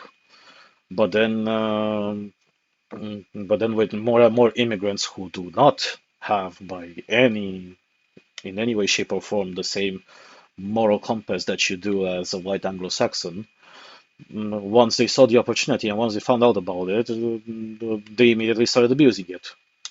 And that has been something that has been happening in this country with the cohabiting populations for so many decades. And this phenomenon has just only intensified. So it's not only dishonest at the moral level to uh, to bring back people who essentially destroyed not not just entire businesses, by making living on welfare more economically feasible than actual working, but also destroying a myriad of local communities by providing perverse incentives for foreigners to essentially just stay and consume financial resources without contributing one iota aside from consumption. What exactly do you think that they're going to do now? And even though the labor itself right now is not so united because there's still the big schism between the former Corbynites and those who support Keir Starmer. You still have a bunch of people who are absolute rabid radicals in there. Do you really want to put them into power just because you hate the Tories more? And here it's worth saying this again. I'm personally not surprised about this thing because yeah, the more things change, the more they stay the same. But in this current debacle, mm, when okay, you hate the Tories for good legitimate reasons. I understand that, but are there really no other better choices, or at least what at least and what I say if the choices are better, at least less evil, or are there really no other new options to try instead of going with the other side of the establishment again? Here I'm referring specifically to Reform UK. Okay, they're not exactly perfect. Yes, they also have their own bunch of lunatics in there, but at least they are something new. At least there's something new. They can definitely do no worse than what Tories did, and they will definitely do do things less bad than what Labour can ever do, considering that a party like Reform UK can at least can at least have the benefit of the doubt. While they are a new party, they haven't exactly had significant power, or at least a visible enough power in this country. So might as well try with them. Or do you want to do you really want to experience something similar to what Argentina experienced to the level where the population got sick of it and then went with a radical libertarian as a president? Probably that's what you want. Probably that's the route that you want to take. Uh, uh, there's absolutely no issue with that. If you really want to go that way to but I'm pretty sure that this is not the mentality present at the level of the greater society to essentially play the accelerationist card in order to make things so bad that you'll get at one point the guy who is more aligned with right wing principles. Well, because we already have a party that is more or less more right wing than these pseudo social democrats, which are the Tories, and the lunatics, which are Labour. But okay, this is exactly what you want. Well, you're gonna get what you want. Well, at the personal level, well, it remains to be seen how much things will be sucking from this point of view, since I will have to live through this decision that the British population made. But just like it is in the Chinese language, the symbol for crisis is also the symbol for opportunity. And Labour, make no mistake, they will create a crisis in one way or another. And me, just like any other smarter people from this island, will also be there to see the opportunity side of the crisis in one way or another. To also touch on this topic with vaping, because this is also one that is worth mentioning. Uh, and particularly, this is going to be a piece of knowledge for people that don't live in this country, and by them not living in this country or not having any interaction with this country, they don't also know the context. The government itself kind of shot itself in the foot from this point of view. This country, just like many others, they operate preferential VAT depending on which products we're talking about. While when it comes to tobacco sales, aside from the vice taxes that they impose on it, they also impose the full extent of the 20% VAT. Mm, you also have other products which either don't have any VAT slapped on them. Take for example groceries, but you also have other things. Take for example medicine is taxed at 5%. One other thing that was implemented, well, many years ago, I think somewhere also between 2012 and 2015, is that they reduced the VAT from 20% to 5% for the so-called smoking alternatives. And the big one, which was a smoking alternative, were vapes. And as far as I know, they haven't changed that measure yet, since they still see it as a much healthier smoking alternative, even though that one is also a pretty fraudulent statement in itself. Vaping is definitely not safer. From a lot of points of view, it's actually more dangerous. And here I'm going to explain why. Particularly for those who haven't vaped, and even more for people who may have vaped, but they aren't exactly curious as to how it functions.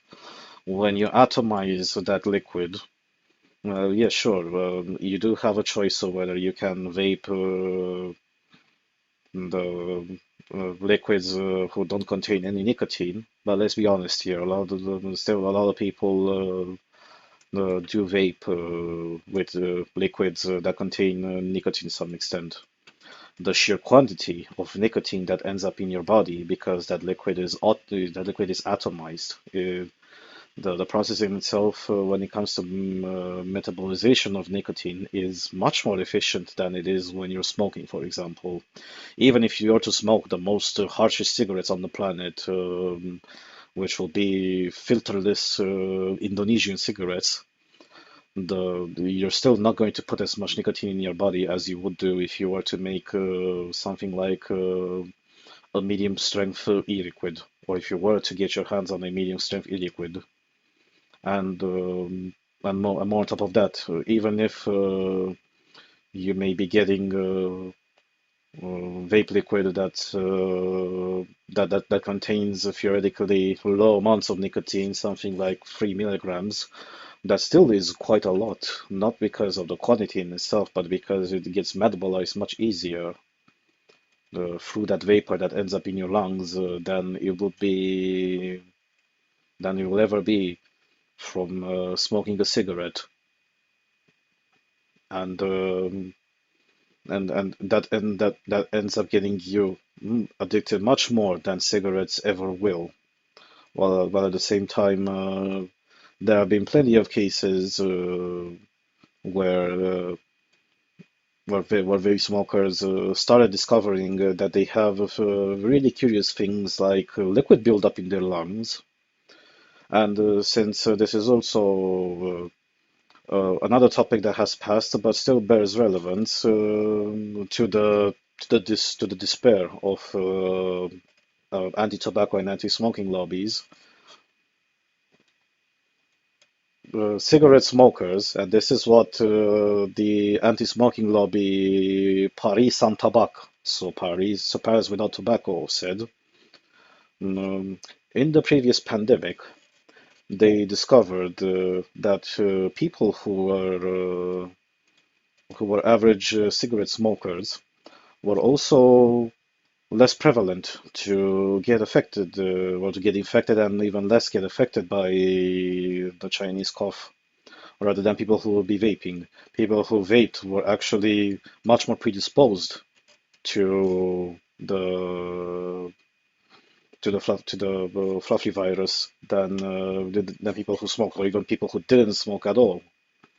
And the anatomical rationale is not exactly too complicated to understand. Every person on this planet has something called the ACE2 gene, and and the coronaviruses, but especially the Chinese cough in itself, is one that was binding on those ACE2 on that ACE2 gene.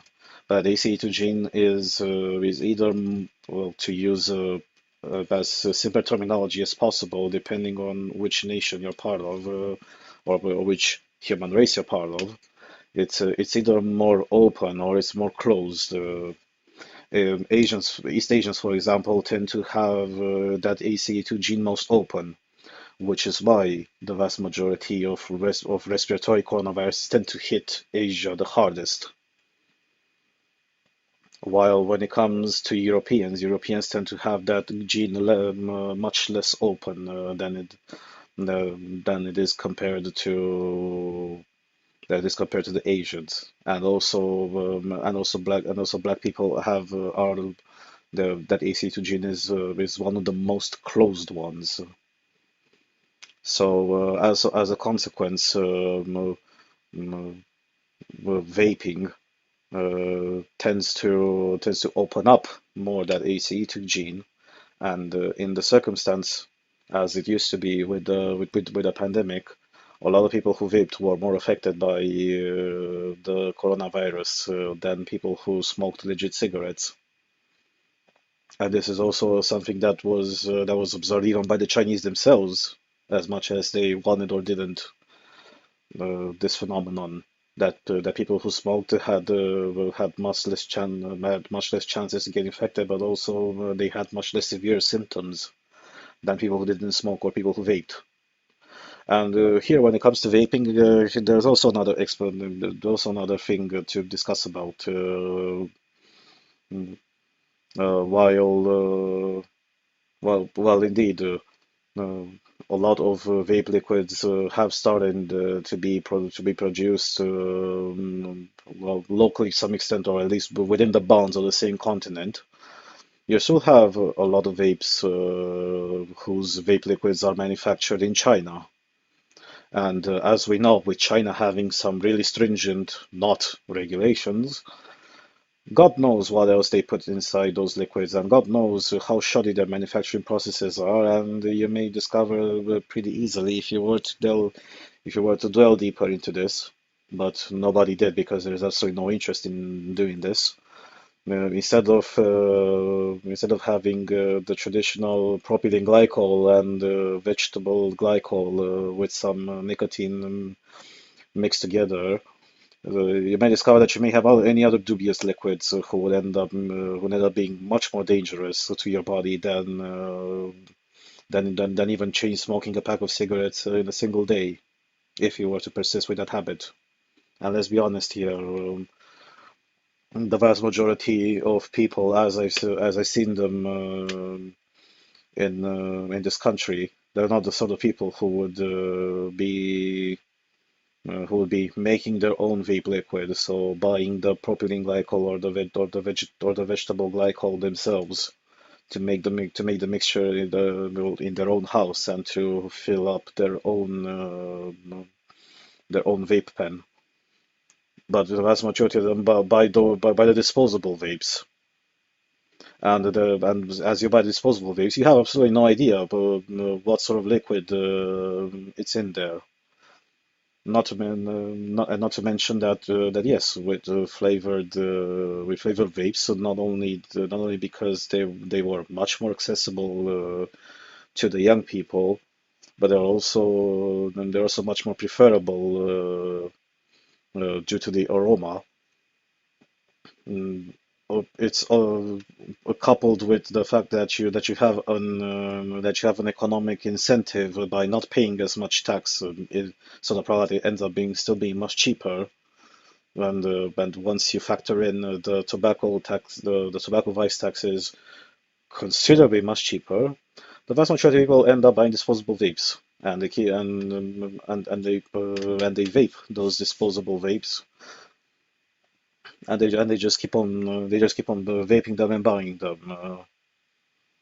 So so and considering that those vapes also contain within themselves batteries, and batteries, as we know, they're not exactly the nicest product that you can throw outside. So there's also the pollution aspect that can be discussed about. You also have the simple aspect of you have no idea to what dangers you pose to the population by favoring one one addictive habit with the other. Well, at least if you lack so much vision that you end up banning a significant segment of the population to not to end up with one addictive habit, regardless of how efficient or inefficient that will be. You stimulate another addictive habit under the pretense that it may be healthy, that it is healthier because apparently it doesn't burn. And here's the an ironic argument that a lot of people made. What you see, the tobacco burns, and tobacco contains this many damn substances. Plus, it also contains tar, and tar leads to emphysema if you keep on smoking for so many years. Not to mention all the other issues with arteries, coronary heart disease, etc., etc. Okay, but the alternative is not exactly better either. From some points of view, it's actually much more dangerous. And so there's also this sheer hypocrisy that also well, rubs several people in this country wrong. How is it that one isn't okay, but the other one is, but the other one is more okay? Plus, you also stimulate that addictive habit as well. I'm just saying, it's not exactly uh, consistent, and worse so, it's with some really awful argumentation, which in the end is just another line that you can add on the slab of how inefficient governments are and how and just how malintended governments are, uh, particularly governments that act like nanny states. In your attempt to do what could be called a good deed, you end up destroying. Yeah, you essentially end up destroying more lives in the process than you could have ever done if you actually did not touch that subject and you simply left people to self-regulate here personal responsibility and personal freedom.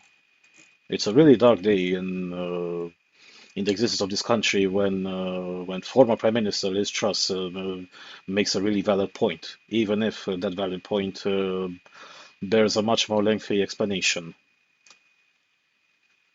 What can I say more? Mm, This is sadly the country, these are the people, and in a democracy, the people are always right.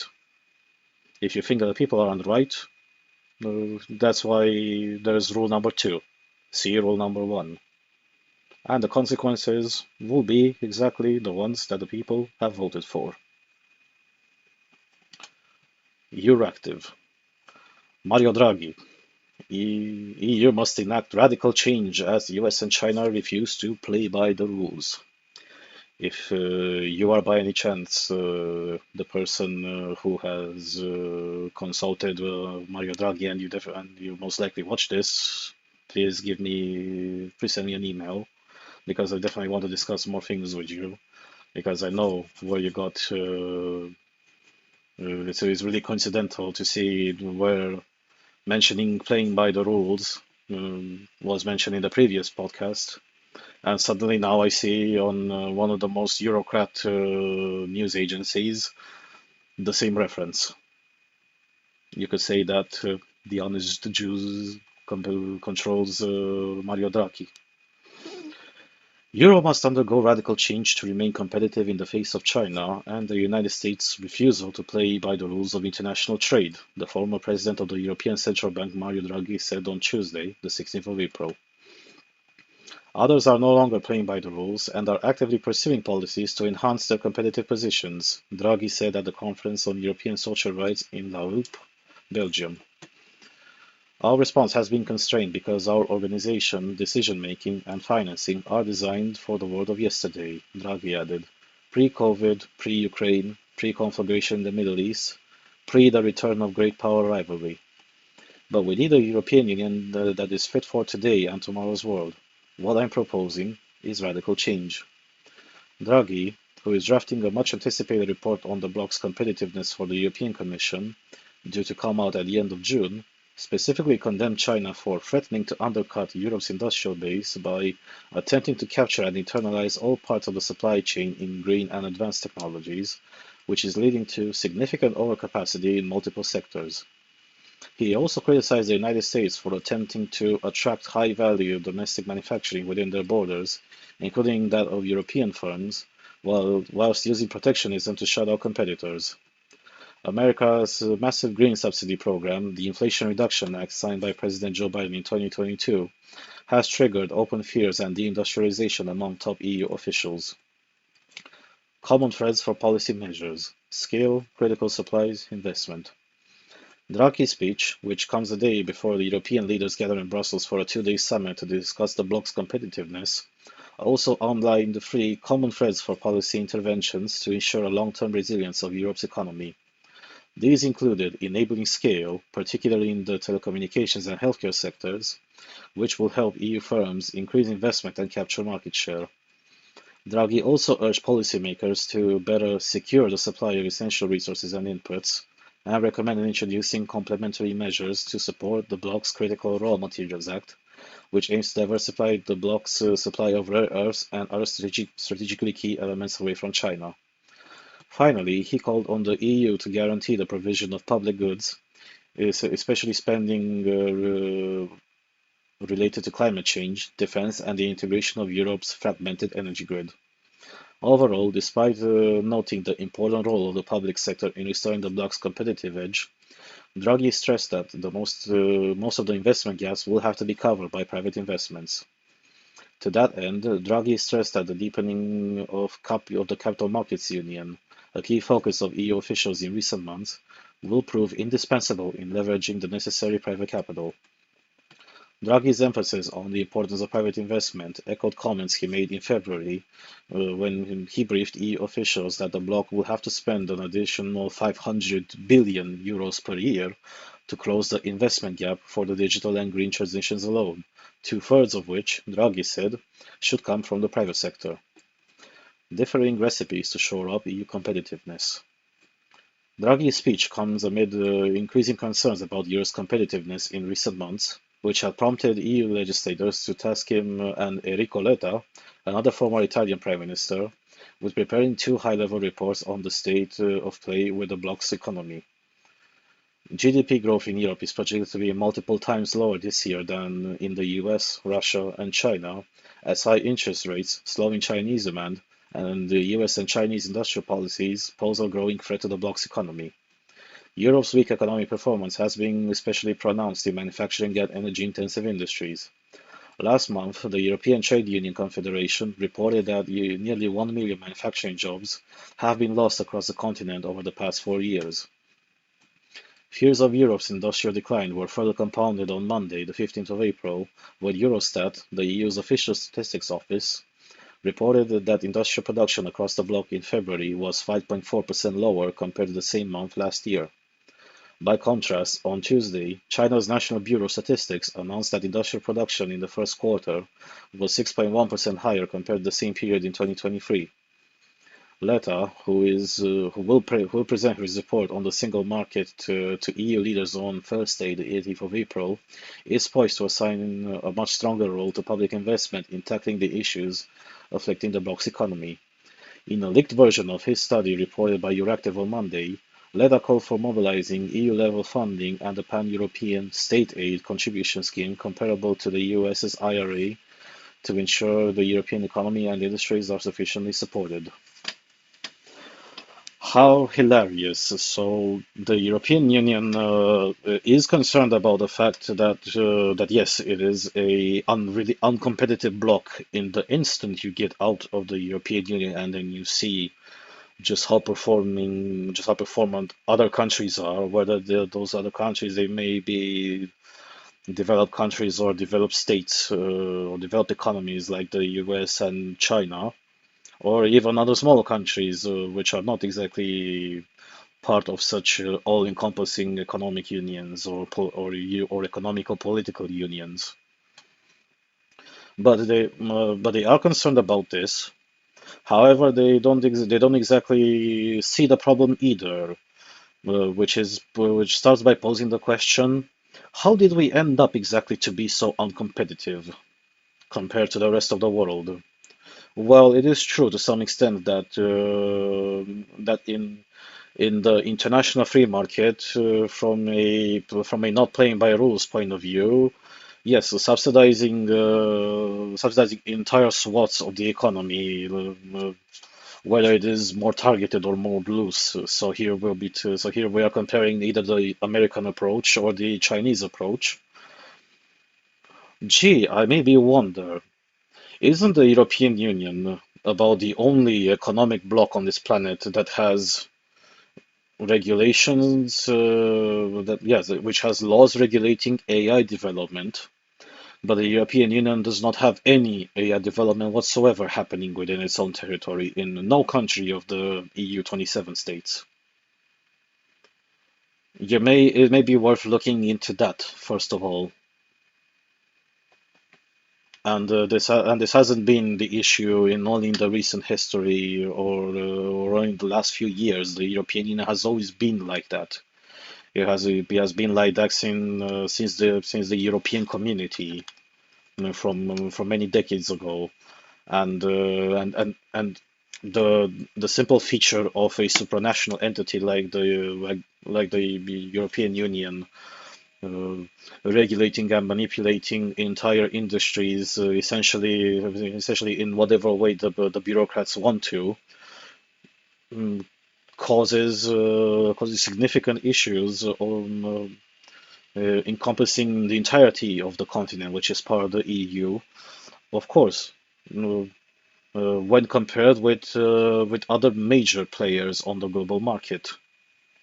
Might I remind you that in the 1980s the European community was close to being invaded by a lot of countries, one of them being the US, because because at that point, I don't remember who exactly was the leader of the European community back then, but what essentially uh, what essentially ended up happening back then was that the European community decided that food security is something very important for the European community. So what we will be doing is that we're going to pay gigantic subsidies in order to reduce the price of agricultural products, in order to make our food be really cheap. What ended up happening is that those subsidies resulted in such high levels of production and in price and in global prices to drop so significantly. Everybody on the planet and ended up being very hostile towards the European community, simply because the European community ended up making their own agricultural businesses purely uncompetitive. Uh, what the European community did back then would have essentially would have been essentially the funeral of a lot of other national economies when it came to agriculture. Whether they may have been developed agriculture, like in the case of the US, whether it would have been less developed agriculture, like it was the case of Brazil back then, simply for the fact that the mentality of the European community did not take into consideration what would the consequences be in the grander scheme of things of the measures that they took, technically for their own countries. If by any chance you work in the agricultural sector, but you also know how state policy works, and you think that the current system within the EU is pretty haram, because you have this ass backwards way of, yes, we pay subsidies, but we pay subsidies by first you investing into the agriculture sector or into your farm, and then we will be reimbursing you at some other time. Also requiring to implement quite a really complicated business plan in order to get those said subsidies. Not to mention having to fight with local bureaucracies as well, or national bureaucracies, way before you end up at the EU level of bureaucracy. It's still much better than what it used to be back then. It's still much better because, for better or worse, the EU learned its lesson back then in order to not dick around with such measures, even though they may be well intended. Mm, uh, the same saying applies to the EU, just as we would have applied in the previous article related to the UK and banning people from smoking. The road to hell is paved with good intentions. Your good intention of making cheap food ended up merely destroying the world agricultural market by essentially kicking out everybody else from the business because they're financially uncompetitive with you shoveling boatloads of money and intentionally dropping prices to a level where nobody can compete against you. And it's not just that nobody can compete against you, but they themselves cannot compete in their own country and in their own market because you produce much cheaper. This is something that's repeating again. So I'm just going to pose this question. When you have so many other countries who subsidize, for better or worse, in the end it's not up to you, the EU, to decide, and it's definitely not constructive to be bitching and moaning about how China subsidizes at almost every level and in large swaths. Different industrial sectors and different services, specifically to undercut their prices in order to be economically competitive against anybody else. That's before we get into intellectual property theft and industrial espionage. Or if we are to discuss about the US designating several sectors as of national security or of great economic importance, and they end up subsidizing in one way or another those said sectors.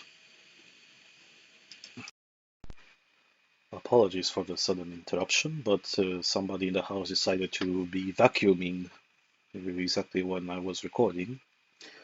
So the joys of living with other people in the same house and not living alone. I'll try to pick up the idea from another point. Getting back to this over-regulation regarding the internal market of the EU. That's also why, especially startups within the European Union, one good example, and the most recent example that I can give is the Romanian company UiPath, who, even though they still do have a small office in Bucharest for software development, the company in itself is technically an American company, especially after they've launched their IPO 2 years and a bit ago on the US stock market, simply because a company like that, especially when it comes to the the absurdity of the laws, not just the laws and the regulations themselves, but the sheer number of laws that exist within the EU, that would have made a company purely uncompetitive. And that's the reason why that company moved essentially its headquarters to the US, even if the company started within the EU. And the technology sector is full of such examples. Take, for example, Skype. Skype, when it was bought by Microsoft back in, what was it, 2008, I think. Mm, well, one of the main conditions was that the operations and development will be moved to the US because to operate it and to develop it within the EU back then it was impossible. And not only was impossible, although impossible could be too harsh of a word, but significantly more difficult and more expensive, even if you technically would have had the know-how present. And and that was before really idiotic laws such as GDPR. The GDPR. Speaking of overregulation and shooting your own economic bloc's economy in the foot. There was also the benchmark law that essentially put the funeral stone on any sort of social media development that could have happened and was already happening within the EU, simply because a lot of bureaucrats thought that the data of people is not protected sufficiently. So they ended up writing a 1,200-page regulation on how data protection should be done on the internet by companies. From some point of view, they try to do that in order to take a jab at American tech companies, especially American social media companies, who do have offices within the EU for tax purposes, of course. But in the grander scheme of things, that destroyed any potential competition. Take one good example of a company that essentially just gave a big middle finger to the EU and shut down their social media platform development was the Czech company Seznam, who was also who initially started as a search engine, similar to Google in the very beginning. And when GDPR hit in 2016, I think 2016 or 2018, they already had a sort of social media website, but it was mostly used by educational institutions to connect potential students with teachers. And have things like all sorts of classes presented online, and to also engage in discussions on certain topics which focused on essentially the school lessons. It already had somewhere around 50,000 people as members, both teachers and students. And when GDPR hit, mm, it didn't take them too long to realize, okay, this is no way, it's impossible to do this. No, so we might as well just shut down our business now because it will be impossible to be regulating, and we also do not want to take the risk of getting those humongous fines. And that was one of the reasons why GDPR in itself was an issue. It wasn't just because the regulating aspect in itself that it was almost impossible to comply, just like it is virtually impossible to comply with many other laws and regulations which are still which are still imposed in this economic bloc. But it was also the punitive aspect of it.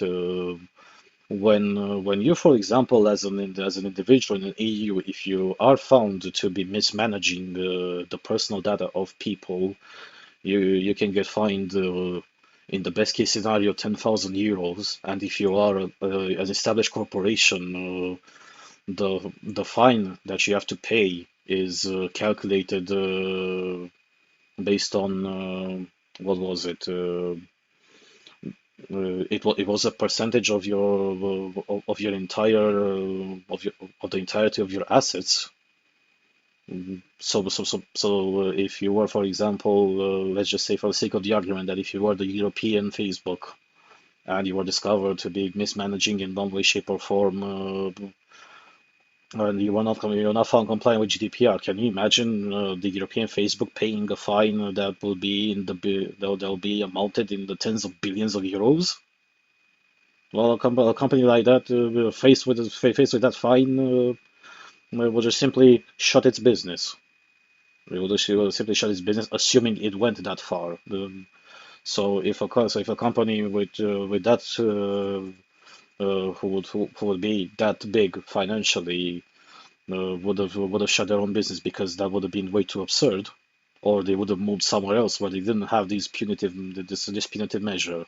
But let's just say, to stick with this argument, that European Facebook will definitely not have any other place where they can move because they wouldn't have the infrastructure, they wouldn't have the incentives, they wouldn't have had the developmental know-how. Let's just say that the European Facebook would have been stuck in the EU. Well, if the European Facebook would have acted in that way, what chance do you think much smaller businesses would have had faced with a regulation which is virtually impossible to comply with properly? When you as an economic bloc you not only keep on pulling such stunts, but you haven't learned absolutely anything, and now you are faced with these circumstances where other countries who are not as insane as you do. What did you expect? The end result would have always been the same one. You because of regulations are uncompetitive, then you deserve your decline phase, and if you don't adjust on the way in order to stop doing what you were already doing, in order to drop the leashes that you've imposed on your greater economy, mm, then this is your destiny. You don't need to be an economics major to realize such a thing. You definitely don't need to. So somebody smarter than you who is not subject to the same rules and practices as you do, whether those rules and practices are imposed by yourself or they're imposed by another governmental entity or supranational entity, as it is in the case of the EU. This is this will be the end consequence. There's also this other hypocritical aspect when it comes to EU. So the EU is the one bitching and moaning about how the bloc is uncompetitive because apparently the US and China are subsidizing in one way, shape, or form their own economic sectors. But doesn't matter which way they do, they subsidize. That's it. Um, and then Mario Draghi brings into discussion the protectionist measures of the US. Well, yes, but what exactly have you done, the EU?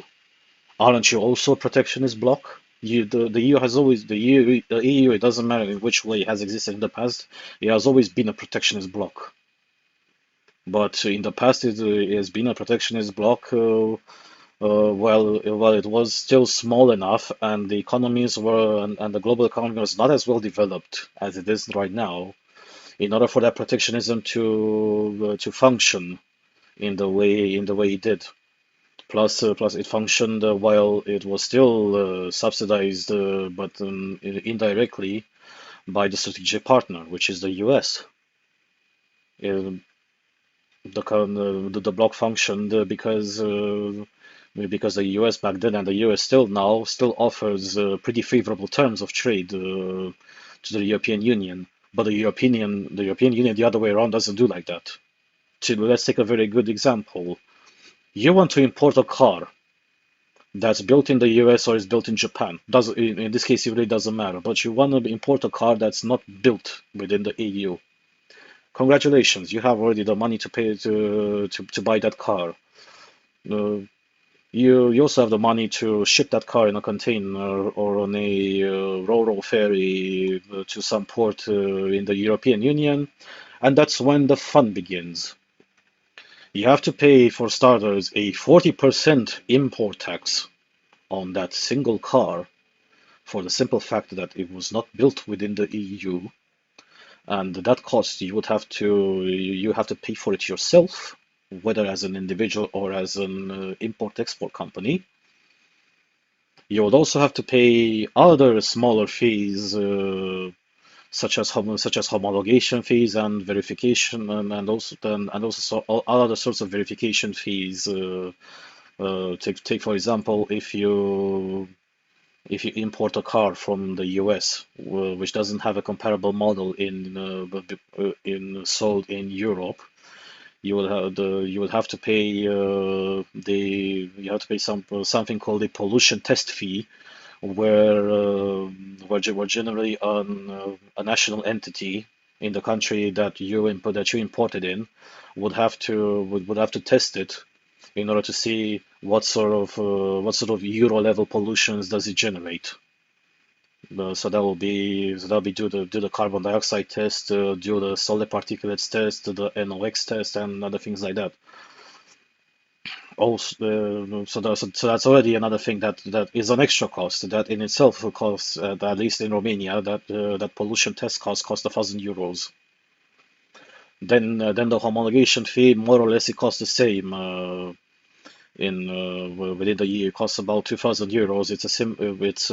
It's a verification system where they check against regulations like so Euro NCAP safety regulations, if the car is compliant with things like if the car comes from the US and it doesn't have orange turning signals at the back, you would have to pay to have those installed or to have those modified.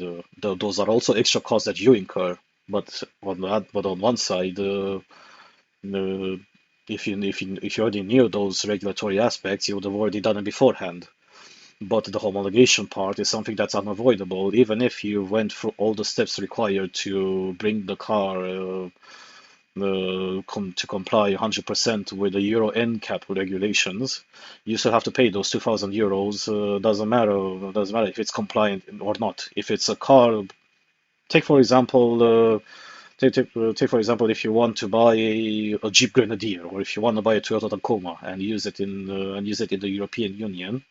If you're not diplomatic staff, those are about the only people that get an exception. You would have to go through this process, and then and then after that, also because of the EU imposing tax measures on on each country. So once you're done with homologation, with the pollution testing, with paying the import tax, welcome to the other layers of taxes, registration fee in itself. And the registration fee, generally you can't do registration if you also don't pay the pollution taxes, which are tied to the aforementioned pollution test, which has been carried out on your car. And here it depends on the jurisdiction, depends on each country, how do they treat this aspect with pollution taxes. Romania, for example, regulates it based on engine capacity and what Euro pollution standard your car is. While, for example, the Netherlands, the you have to pay the pollution tax, which is I think tied to the road tax as well. It's calculated based on engine capacity, the weight, the mass of the car, and the Euro pollution level that you received from the pollution test itself. It's entirety of malarkey. But when it comes to German cars that are sold to Japan and those which are sold to the US, they do not have to go through such roadblocks. One of the reasons is because the pollution regulations, at least when it comes to petrol cars, they're much more loose than they are than they are in Europe. The only difference right now is indeed diesel pollution regulations from the EPA in the US are much harsher than the ones than the ones that exist in the EU. But overall, those cars do not have to go through they don't have to go through these processes in order to be imported into the US or to be imported into Japan.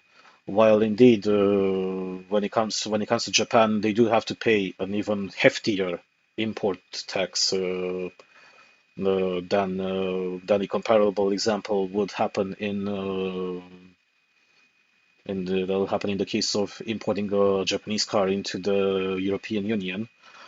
But at the other level, the taxes are so much lower when the Germans export their cars in the US, but it doesn't happen the same way the other way around. And this is just one singular example. There are so many other examples which could take several days to go through. So, do you notice the hypocrisy over here?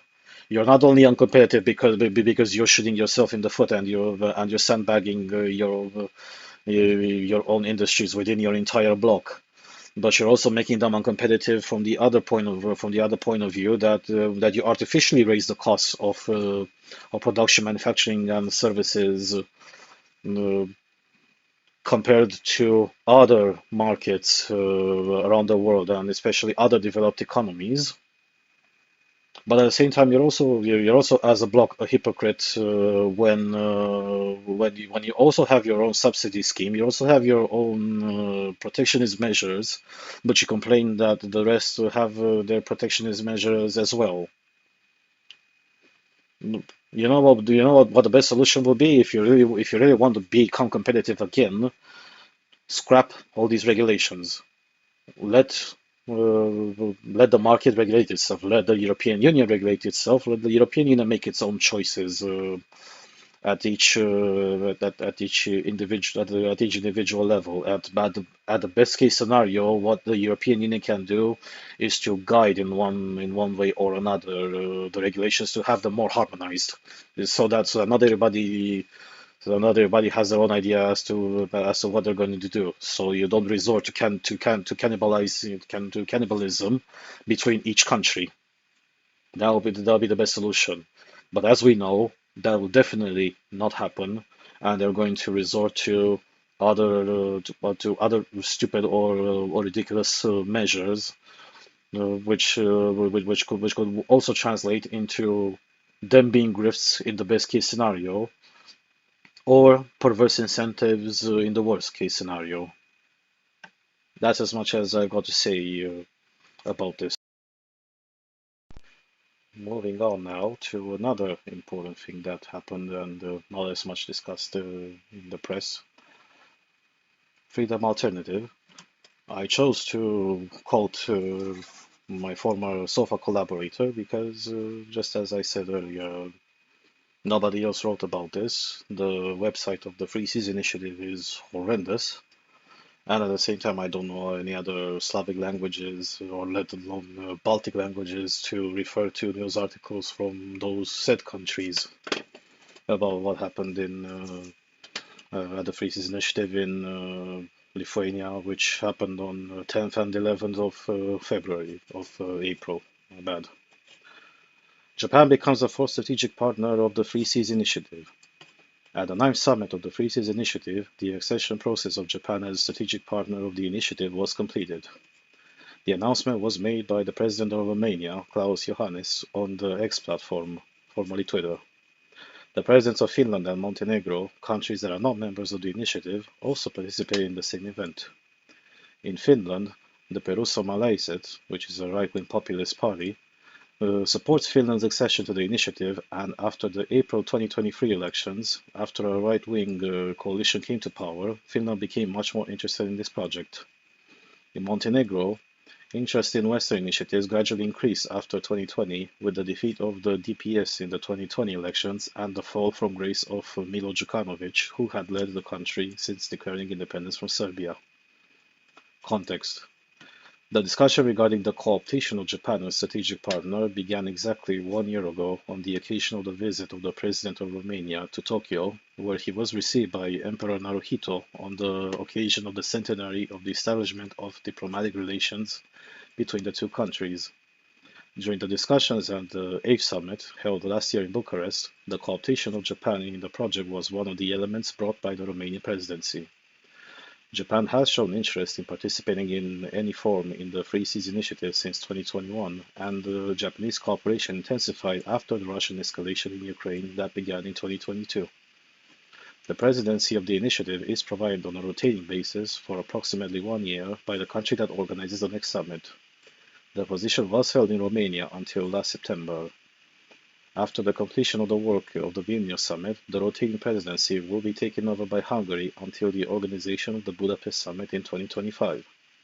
The Free Seas Initiative is a platform at presidential level that brings together Austria, Bulgaria, Croatia, the Czech Republic, Estonia, Hungary, Latvia, Lithuania, Poland, Romania, Slovakia, Slovenia, and Greece, the latter joining in 2023 at the summit in Bucharest. Ukraine and the Republic of Moldova participate as partners. There is also another significant development especially from not just the economic cooperation point of view, but also from the defensive aspect point of view, which was worth to discuss more in mass media, but it hasn't been. Particularly, since here we talk about Japan, which still is the third or fourth biggest economy on the planet, but at the same time, with Japan in itself technically not having a standing military because of the pacifist constitution the Americans forced them to sign for back when they lost the war in 1945, they still end up being the fifth or the sixth best performing navy on the planet.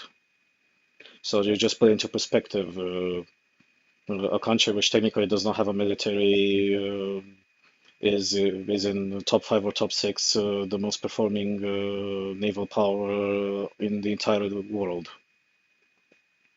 And that's particularly important to mention since I'm pretty sure a lot of people know history and remember that Japan and Russia used to have a century and a bit ago a conflict in the Pacific, and the Russians lost in a really spectacular manner.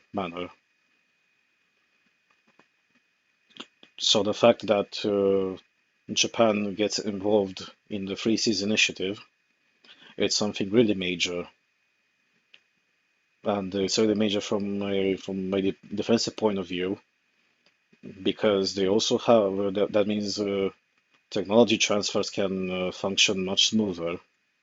And yes, the Japan in itself from military does develop a lot of technology, even if there are limitations imposed by the government, as such as not it can be used for offensive means, only for defensive means. But let's be honest, that's if you've been at any chance in the military or if you're a military autist, the what can be used defensively can also be used offensively with the right tweaks and modifications. But at the same time, it bears resemblance to the last article I covered in the previous podcast last week about how Japan is getting closer and closer to be in part of the AUK-US treaty, which is essentially the Pacific version of NATO. They've already been co-opted by the US to be part of the second stage of defensive technological development, not part of Tier 1, which involves nuclear means, and well, Japan and nuclear means do not exactly mix too well. This represents a major step, and sadly, I wish I could have found out more information about this from the media, but it was just far too difficult. And as I personally have attended the last summit that was held in Bucharest in September 2023, uh, even though the way it was organized, it was absolutely horrendous. And well, that's sadly one of the disadvantages. Well, at least most most of the blame goes to the president, to Klaus Johannes, in the way he structured that summit. The information there was paramount. If you are to put it in the geopolitical context that the Free Seas Initiative finds itself in and has found itself in. Uh, one of the biggest news articles which came to this topic, and this is not something that I just found in the Romanian press, but also the Polish and the Lithuanian press are also part of the blame into this, was that if you were to search for Free Seas Initiative in Vilnius 2024, most of the articles you found, which were not on the freeseas.eu page, they were related to how Zelensky attended the summit, but none of the articles explained why did Zelensky attend the summit. Initially, he was also expected to be physically present at the formal summit in Bucharest last year, but he just connected uh, through a video call. But none of the articles discussed also other details about the things which came out from the Free Seas Initiative summit. It was just that Zelensky went to Vilnius. He attended the summit physically. He flew from Vilnius to Suceava in Romania, and from Suceava he took the motorcade across the border, and essentially the motorcade was handed over to the Ukrainian security troops. That was about it. And to put into perspective, just how important the discussions that are carried out there, and how it's absolutely insulting that information of what's being discussed there has not been presented in any way. And even if it was presented, it speaks volumes of just how moronic and horrendous the quality of journalism has gotten now more than ever. Let me just put into perspective.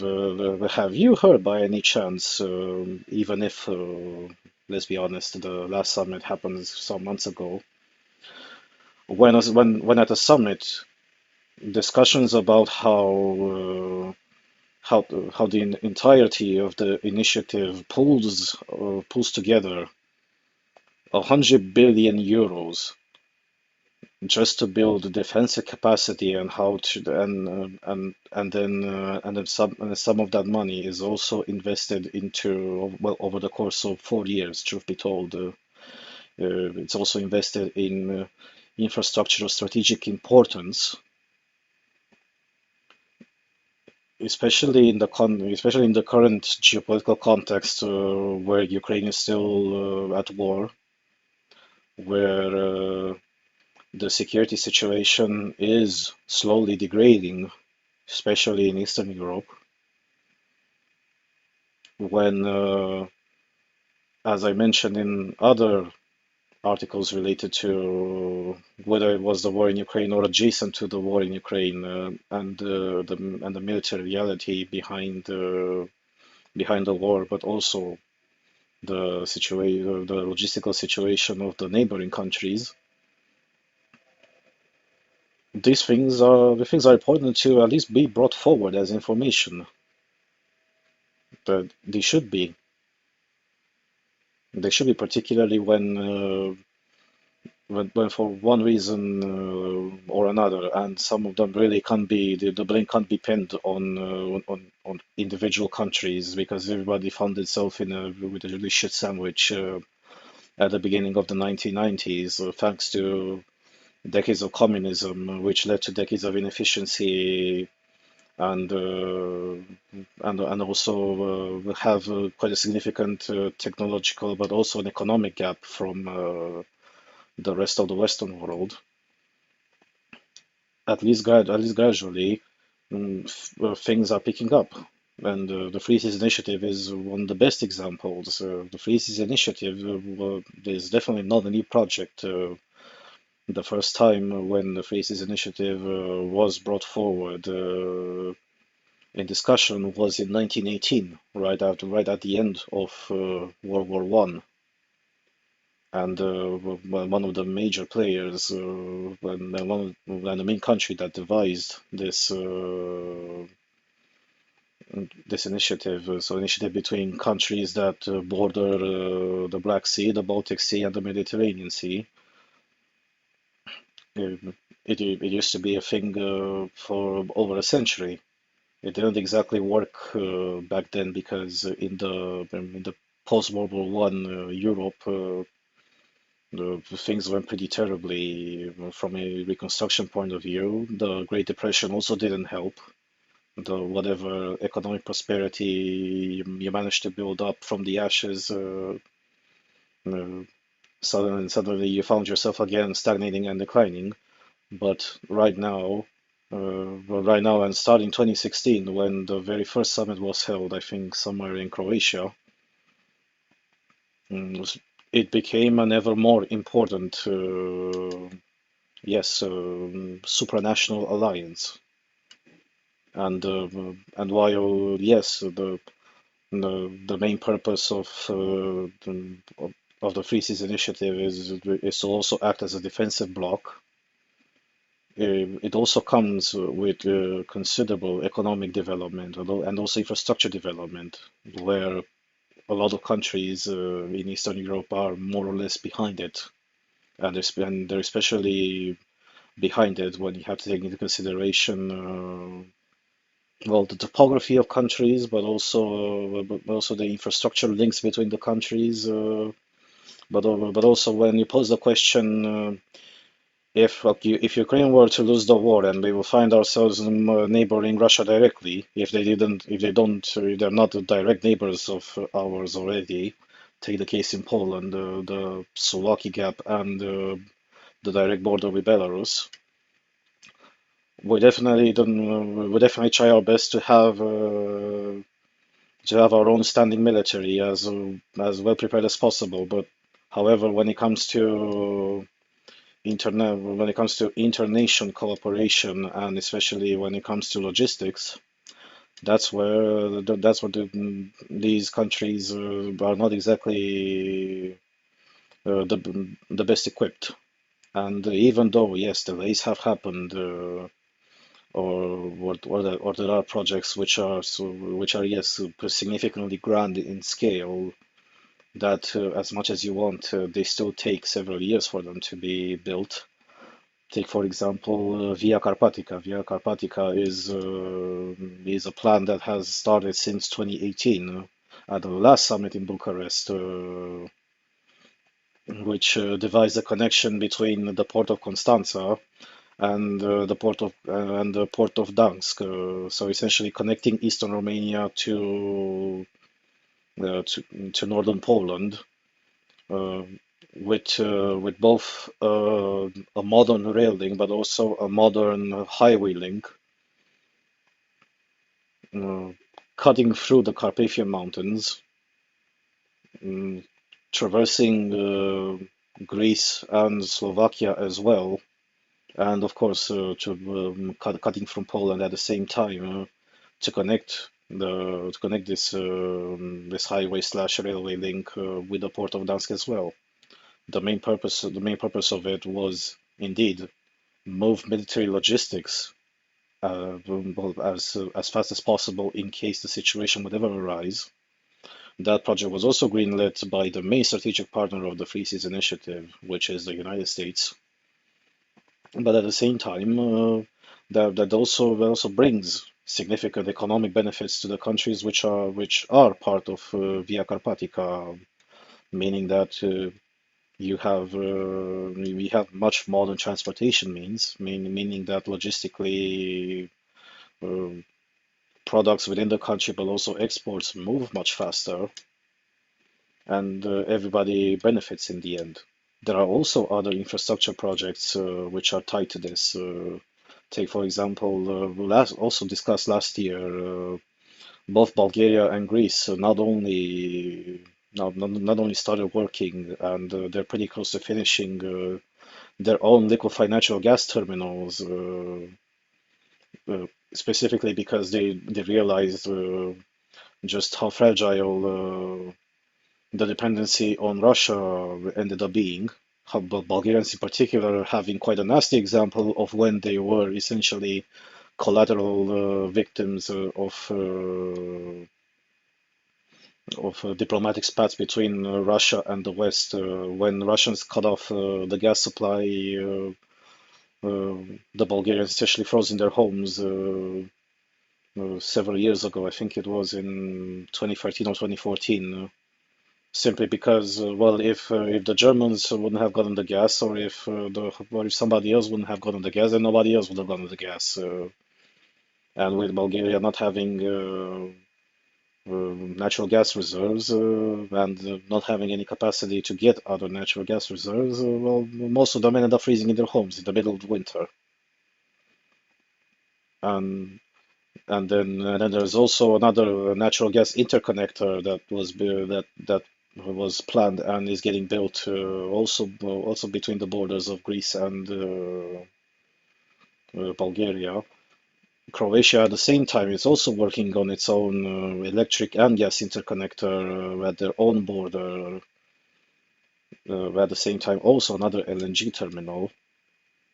Uh, Poland itself already has an LNG terminal, as I mentioned several articles earlier, also for the same exact reason, to never depend on Russian hydrocarbons ever again.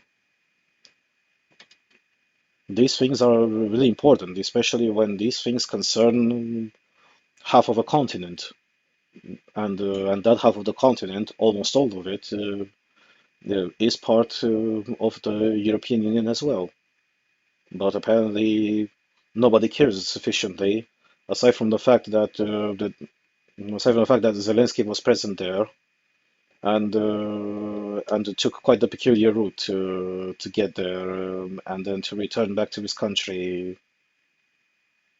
Just simply, what the hell? What the hell are journalists doing? I simply do not have any sympathy whatsoever. The journalists deserve absolutely what's happened to them already, and what will be happening to them up until they either clear their act and start reporting the actual news and to do proper journalism, not copy pasting and the copy pasting, taking from Google Translate and then slapping it on their website or on their publication. Not put ChatGPT to write the articles for them. You know who you are. You know who you are. There are plenty of you out there. Or even and the worst case and the worst case of the journalists, so those who do not do the investigation part. Well, how exactly do you expect to find the news if you don't actually move your ass in one way or another there? If it was possible for Freedom Alternative to send four people, even though it was within the country they resided in at the summit, then it's definitely possible for other media institutions who definitely have much better sources of financing rather than relying on a handful of constant donors. The same thing is the same thing is applicable again to the same journalists who actually do end up getting dispatched there. Well, you are at the same time, you know who you are, and I've seen several of you at the summit in Bucharest in September. If Even if, yes, the administration put roadblocks in front of you, and then you didn't end up having actual conversations with the members that were present there, part of the summit, and I would especially carry out conversations um, well, without any cameras or microphones to at least get an idea, to write something about what you're hearing there. But no, uh, you either stay there, or you either stay there, or you just go there in order to get the free food that the presidential administration gave you, or you focus yourself on completely different and bullshit subjects that have absolutely nothing to do the with the summit itself. In other words, not gauging the actual importance of the summit and not understanding the implications.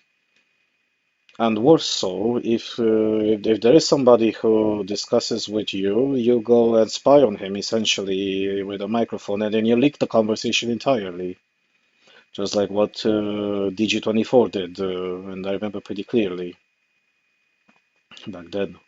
So you're not only destroying whatever little trust you have as a journalist, but you also create the discord within the rest from from your group of journalists, even if they may not be your colleagues from your same mass media outlet, because you are that dumb enough to upload for the entirety of the public to listen to a conversation which should have technically not have existed in a recorded format. When it comes to the Free Seas Initiative, it depends on when it will be organized in 2025 in the summer.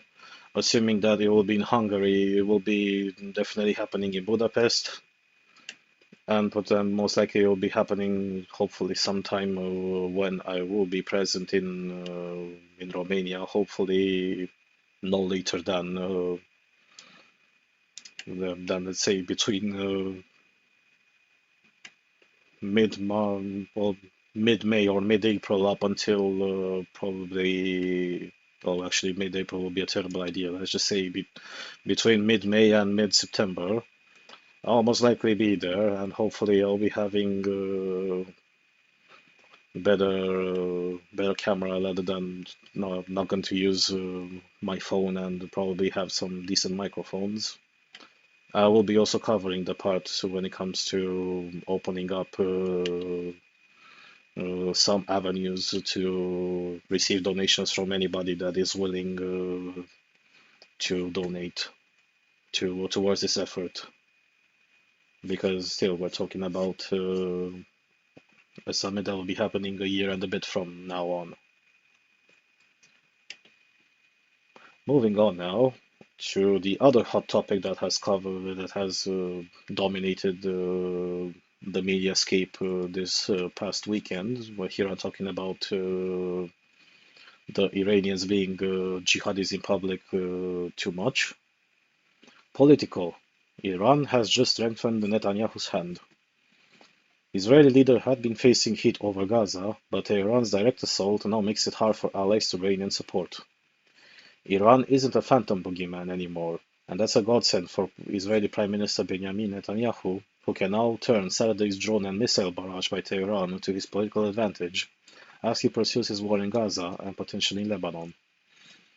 Netanyahu has long been scoffed at for detecting the long hand of the mullahs behind almost every threat to Israel's security, and has been widely accused of exaggerating the risks of a direct attack from Supreme Leader Ayatollah Ali Khamenei. Now Netanyahu can claim the mask has dropped and the real enemy is clear after the Islamic Republic's unprecedented bombardment crossed what for decades was an unthinkable red line. It is the first time Iran has launched a direct attack on the State of Israel, and Mohammad Jamshidi, Deputy Chief of Staff to Iran's president, said the strategic equation had now changed between Tehran and Israel.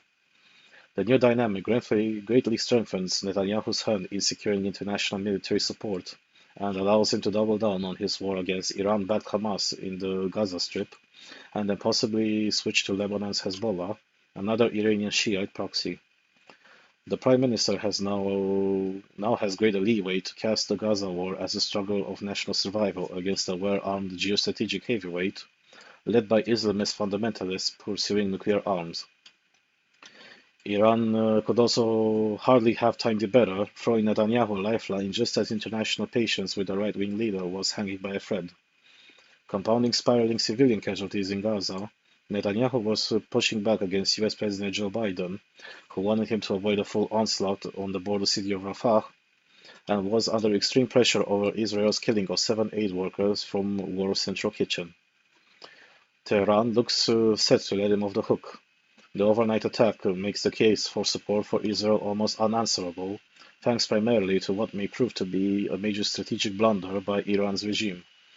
Already widely reviled at home over corruption, dire economic mismanagement, and the murderous suppression of human rights, Iran's leadership now also stands a risk by looking militarily inept. Biden's support for Israel is now ironclad, while British Prime Minister Rishi Sunak insisted Britain would continue to stand up for Israel's security.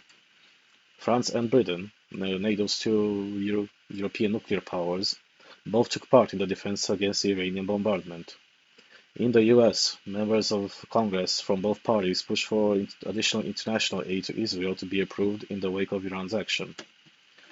Yaakov Amidror, a former national security advisor to Netanyahu, agreed the attack gifted his former boss a golden opportunity. Bibi's been given two good options, and that seldom happens. Amidror, a retired general and former head of the research department of Israeli military intelligence, told Politico. He can either go for the head of the octopus, which is Tehran, arguing we have the legitimacy to do so now, or he can say to the Americans, we understand that you don't want us to escalate with Iran and we are ready to compromise, But what we want in return is that America will give Israel all its help needed to destroy the military capability of Hamas in Gaza, including in Rafah, Amidror said. The first option, a direct attack on Iran, will be a huge undertaking for Israel alone, and the United States is already signaling that it wants to avoid a conflagration. While domestic support for the Iranian regime is rickety, a direct attack would risk stirring up a rally around the flag patriotism, which runs deep.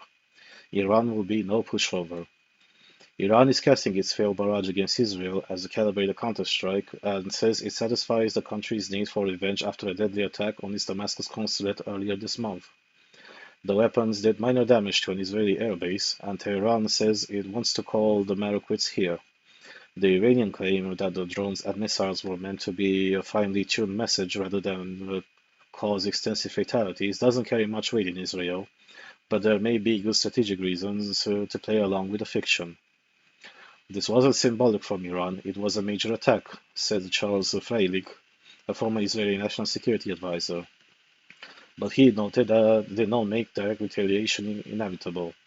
Under normal circumstances, Israel will have to respond to an attack of this nature and scale, but in this case, Israel may have to go along with American preferences, which certainly goes against some of the fundamental principles of Israel's national security strategy.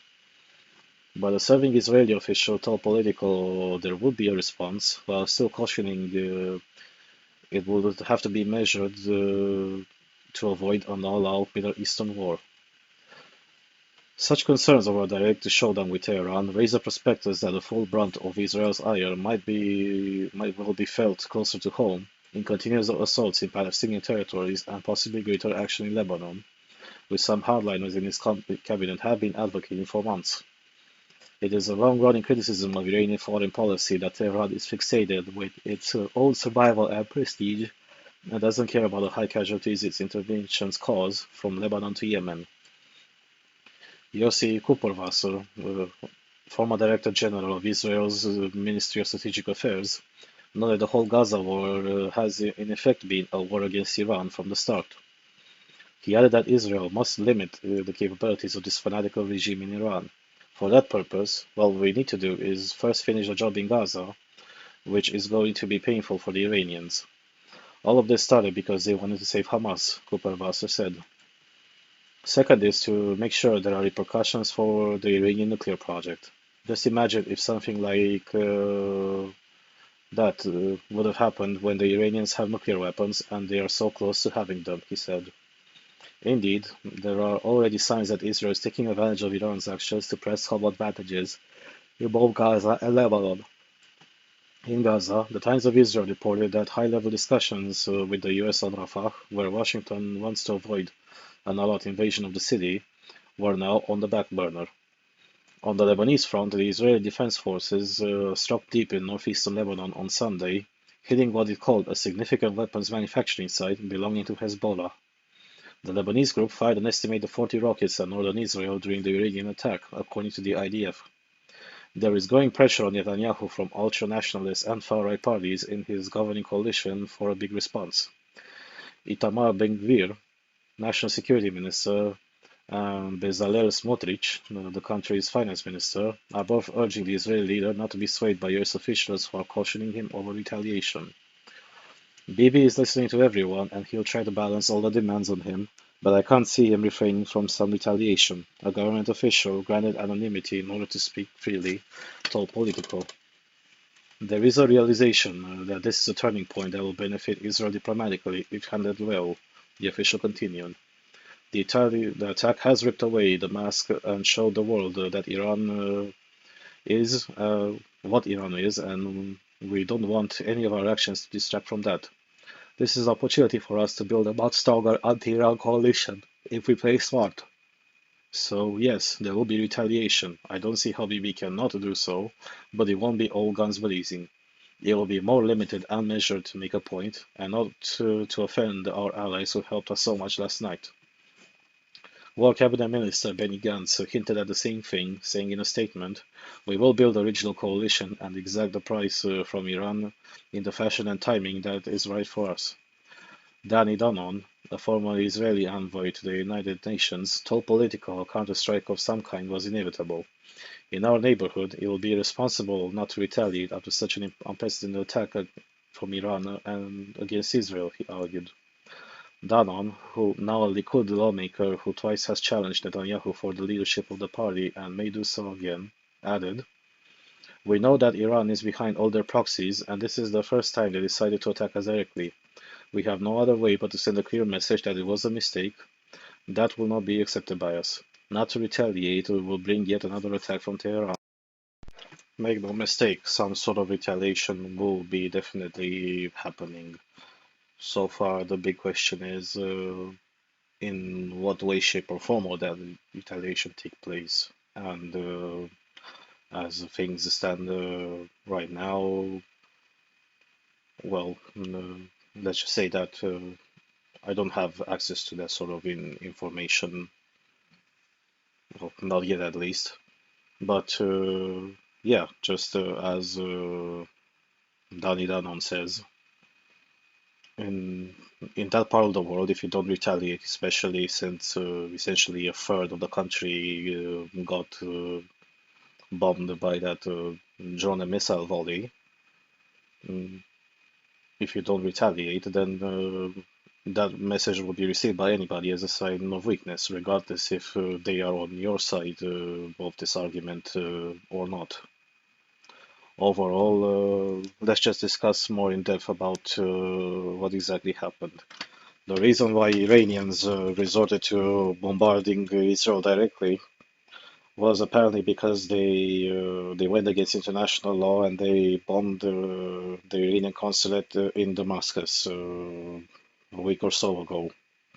Well, indeed, from a fundamental point of view, that is indeed a breach of the Vienna Convention. At the same time, uh, I found quite a lot of people simply not caring and never putting this question about why did Israel did bomb the Iranian consulate in Damascus. Kind reminder that Damascus is in a country called Syria, and Syria has always been a country which was against Israel. Syria itself, back in the days of al-Assad Senior, participated in wars against Israel in the past, and currently Bashar Assad is not like he's any friendlier towards Israel. The reason why the Israelis, yes, kind of made this bet, even though they were really conscious about what they were doing. The reason was that the Iranians themselves were harboring three pretty high-ranking Hamas commanders who were also coordinating operations from within the Iranian consulate. The reason why Israel found out about the existence of those three guys is because those donkeys used unencrypted channels to communicate orders in the West Bank, trying to coordinate some sort of resistance and other attacks against the IDF, which is why Israel did what it did. It does indeed set a dangerous precedent, just the same way as how just as what happened in Ecuador when they pulled Korea out of the embassy. That's also a pretty valid point. Both are indeed breaches of not just international law, but here, let's be honest, the reason why embassies and consulates all over the world are treated as the territory of the country that they represent is because the messengers all across history, since the days that kingdoms and international relations existed, the envoys and the messengers always had this immunity, and that's why there's also that famous saying with "Don't shoot a messenger." And embassies and consulates function more or less the same way to this day. Even if there isn't a single messenger or single envoy, there are several. in our modern world. That's why things are the way they are. But leaving that aside, do you really think that the Iranians themselves didn't also kind of place their bet when they willfully harbored those Hamas commanders in the Iranian consulate? I'm pretty sure they were thinking about this since Hamas again. It should have been. We should have been, yes, a terrorist organization that should have disappeared with the diminishing power of the Muslim Brotherhood and also other state actors that just simply got fed up with the so-called Palestinian cause and their attempts to not just dominate the current day Israel. It's Iran that picked up the assistance, even if ideologically, from a religious point of view, Hamas and the Palestinians still remain Sunni Islam, and Iran is still Shia Islam, and that's a conflict that hasn't been resolved since the days it appeared, and it will definitely not be resolved anytime soon. That's one facet of it. But on the other hand, Iran is again the country that has not just funded but also has given a bunch of weapons directly to Hamas, and a lot of those weapons were used even in the 7th of October attack. That started this entire thing. And here we can simply look at how much was Hamas capable of manufacturing when it comes to offensive weapons themselves uh, earlier, back in up until 2015, 2016, when more and more countries just started no longer supporting the Palestinian cause for one reason or another. And especially when it comes to missiles, the Hamas's best missiles were just essentially steel tubes smuggled through the tunnels from Egypt. You attach a few fins to them. You try to put some makeshift explosive in the nose that will explode when it impacts, and that was about it. When Iran they picked up Hamas and started caressing them little by little with money, guns, and missiles. Suddenly, the offensive capacity of Hamas received a significant boost. Before it was unthinkable for Hamas missiles to reach Tel Aviv. But once the Iranians gave them Iranian missiles to Hamas, that suddenly became a possibility. Take, for example, the Fajr 5 missiles. But if you look on the internet and then you search for Hamas rockets, you'll definitely find an entire list, and the vast majority of them tend to be of Iranian origin. I'm also not buying this argument, still related to the attack of the IDF on the Iranian consulate. But man, at least when the Iranians were waging a war against Israel, they did it for proxies, which is apparently less bad than it is to attack the country directly, just like what the IDF did when they bombed the Iranian consulate. No, no, it doesn't function like that, particularly not in that part of the world. The enemy of the enemy of my enemy is my friend, but it's a completely different story uh, when you finance and when you give the weapons to that enemy of your enemy. Uh, it will simply be just like, let me give you an example as at an individual level. Say that you who watches this, I am your enemy because you did something that simply got me very mad, or it doesn't even have to be a reason. I just simply don't have to like you to that level of visceral hatred that I want to see you dead. But I have taken into consideration that I cannot come directly to you in order to do something to you, because then I'll definitely not be making quite a great job at not getting caught if I were to murder you. So then I will have to find somebody else who hates you just as much as I do, but somebody who can take the fall in case that person ends up getting caught for what they did.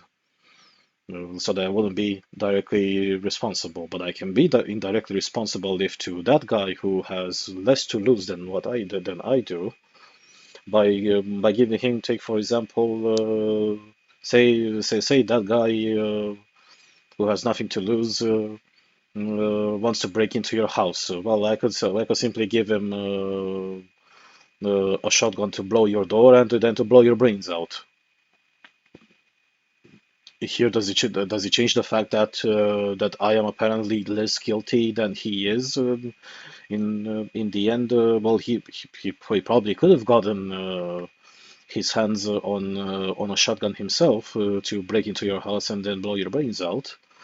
But it doesn't change the fact that I am still the one that gave him the shotgun and he blew your brains out. Who knows? If I wouldn't have given him the shotgun, it may have taken him. It might take him much longer to to get a shotgun by himself, or if he still would have found a weapon, he definitely wouldn't have found such an efficient weapon as the one that I provided him, in order to be more efficient at dispatching you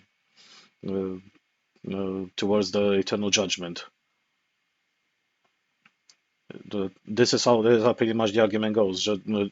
Just because you haven't been directly involved to that level doesn't make you any less guilty for involvement. It's still called complicit. It's still called being an accomplice.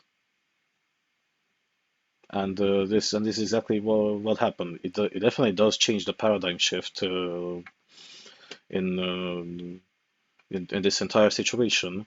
But overall, it changes the paradigm, sadly, for the Iranians and for the pro-Palestinian supporters, more in favor of Israel.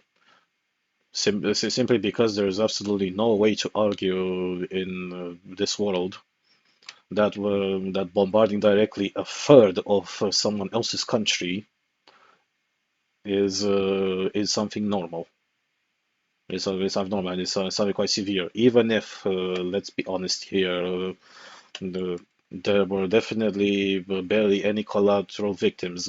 Surprisingly, Iranians ended up killing more people outside of Israel than they managed to kill inside of Israel.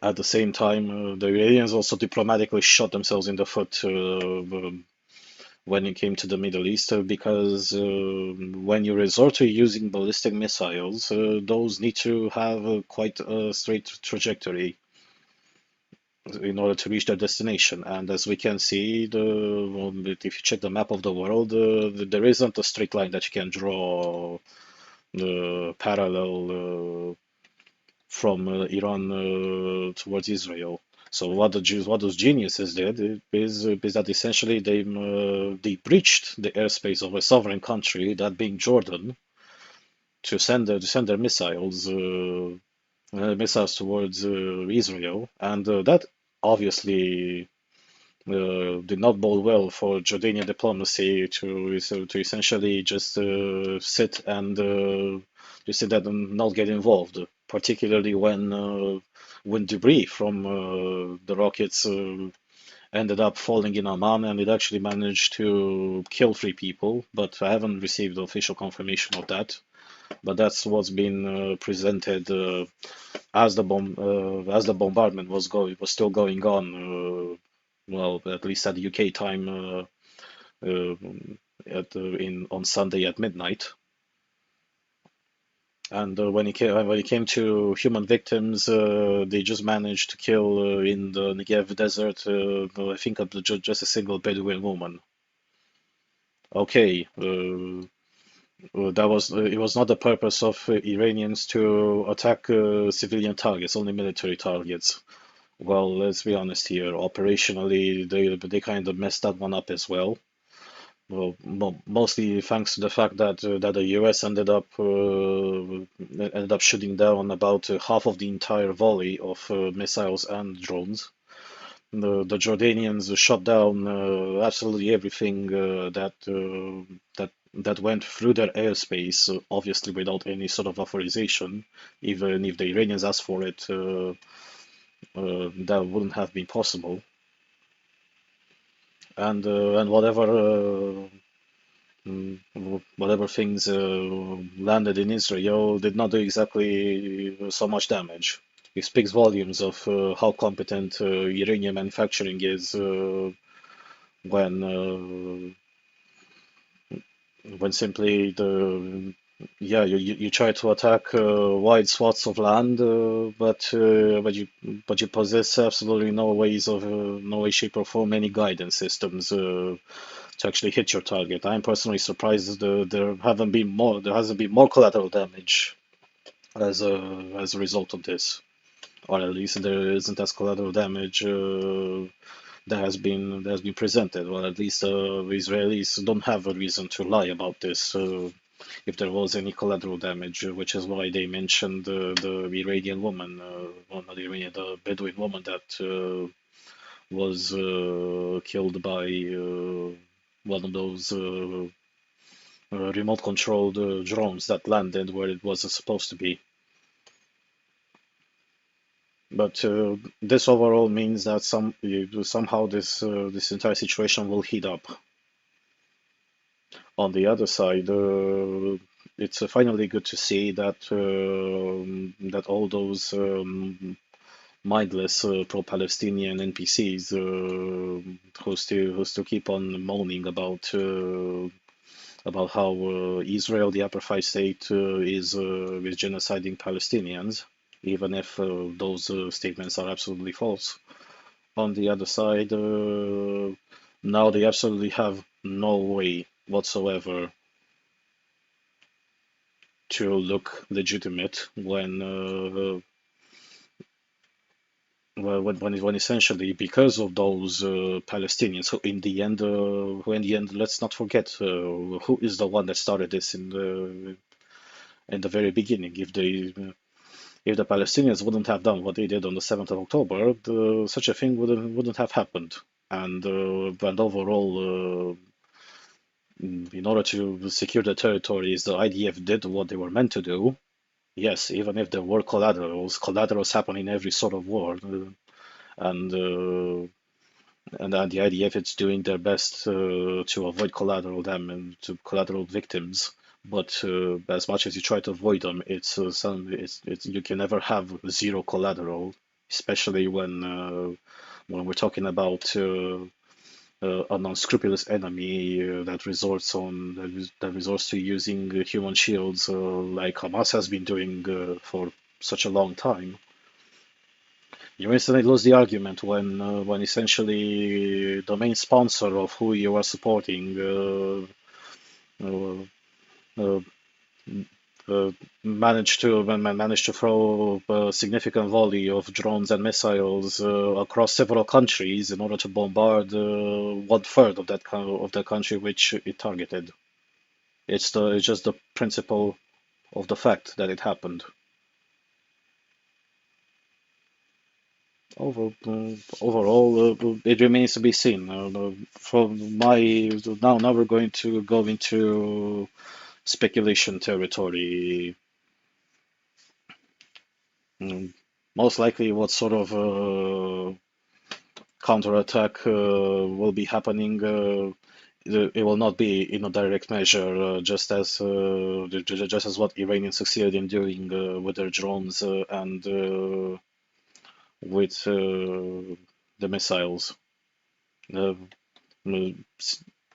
where the counterattack will happen, it will be happening again against the Iranian proxies, those being Hamas, Hezbollah, and Assad regime in Damascus. Those will be the best. Those will be the best target, and that's where uh, it will definitely be more intense. And well, when it comes to what's going to happen on Iranian territory, no, there won't be any sort of invasion or any sort of response in the same way that Iranians responded to the bombing of their consulate. So, well, simply because geographically that's impossible. The Israelis will have to fly through two countries which are pretty big and who also have their own air defenses. Who at the same time, as much as you want to try, mm, they don't possess the sheer firepower to provide a proportional response to what they received from the Iranians, even if it will be several times smaller and more limited. It will definitely be something more on the avenue of more cyber attacks against infrastructure, whether it will be civilian infrastructure or whether it will be against military infrastructure, particularly the nuclear program. And we will probably see some more assassinations similar to what happened with Qasem Soleimani, but this time happening to other more vulnerable targets. But those will be happening at the right time, not any time soon. It will be just at the opportune time when that will happen. Sticking now to the Middle East, now talking about the so-called Green Revolution, the National. More investment in green hydrogen necessary to lower prices, ministers say. COP29 host Azerbaijan is cooperating with the EU to harness offshore wind resources in the Caspian Sea for green hydrogen production, country's energy minister says. Ministers at the Global Hydrogen Summit on Tuesday called for more investment in green hydrogen infrastructure to reduce the price of the low-carbon fuel and support global energy transition efforts. Green hydrogen, which is produced using renewable energy sources such as wind and solar, is expected to become a critical fuel, particularly in hard-to-abate sectors such as shipping and steel manufacturing. We need to increase the sphere of concrete national strategies, and we need legal frameworks, Parviz Shahbazov, Azerbaijan's energy minister, told the event, which was held as part of the World Future Energy Summit in Abu Dhabi. We need large investments in this area. It is also very clear we need competitive production in terms of price. Despite hydrogen's growing potential, industry executives and policymakers are concerned about the high cost of production and the absence of a well-established market. Azerbaijan, which is hosting the COP29 climate conference this year, is cooperating with the EU to harness offshore wind resources in the Caspian Sea for green hydrogen production, Mr. Shahbazov said. We have designated green zones in the recently liberated territories where we will implement hydrogen production, he said. This is also one of the important elements in our strategic partnership with the EU. Azerbaijan and Armenia were embroiled in a prolonged conflict spanning decades over Nagorno-Karabakh. Baku regained control of the region following the swift offensive against Armenian separatists last year. Azerbaijan, which aims to have renewables account for 30% of its total installed electricity capacity by 2030, plans to export much of its wind energy to Europe via a Caspian EU green energy corridor. The country has signed initial agreements with Georgia, Romania, and Hungary for a subsea cable under the Black Sea. Azerbaijan is also seeking to boost energy ties with countries in Central Asia.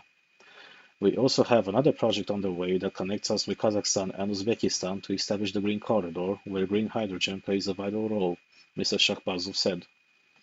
By 2050, clean hydrogen demand could account up to 73% to 100% of total hydrogen demand, according to McKinsey. Green hydrogen is considered crucial to Europe's future energy security as the continent looks to halt Russian gas imports. Meanwhile, the Netherlands seeks to become the hydrogen backbone of Europe as it aims to redistribute green hydrogen transported from the UAE and the MENA region to northwestern Europe, said Frederik Wieseling, Special Energy Envoy of the Netherlands Ministry of Economic Affairs and Climate Policy.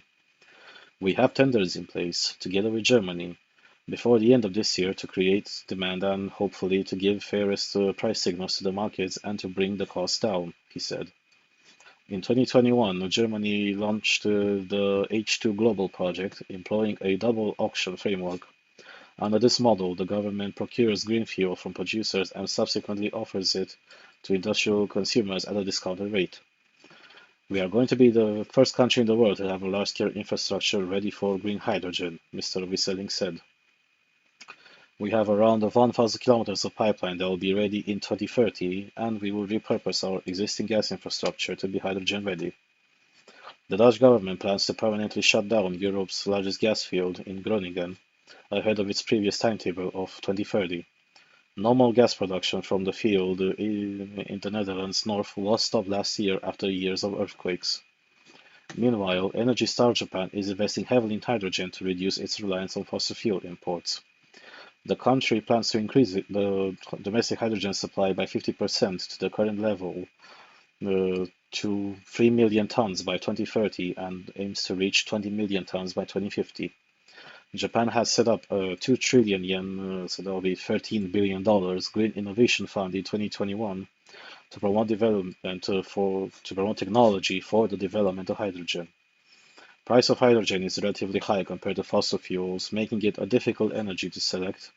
Therefore, it is necessary to gradually increase economic rationality of hydrogen while creating an environment for hydrogen can be selected by users, said Yoshida Nobuhiro, Japan's Vice Minister of Economy, Trade and Industry. Japan is looking to reduce the cost of hydrogen by utilizing the Innovation Fund to promote the technologies in the hydrogen field. So overall, what this article says is what exactly I've said several podcasts ago, discussing again about hydrogen energy, but I think it was related to the closure of some hydrogen fuel stations. I think that was mostly related to the US.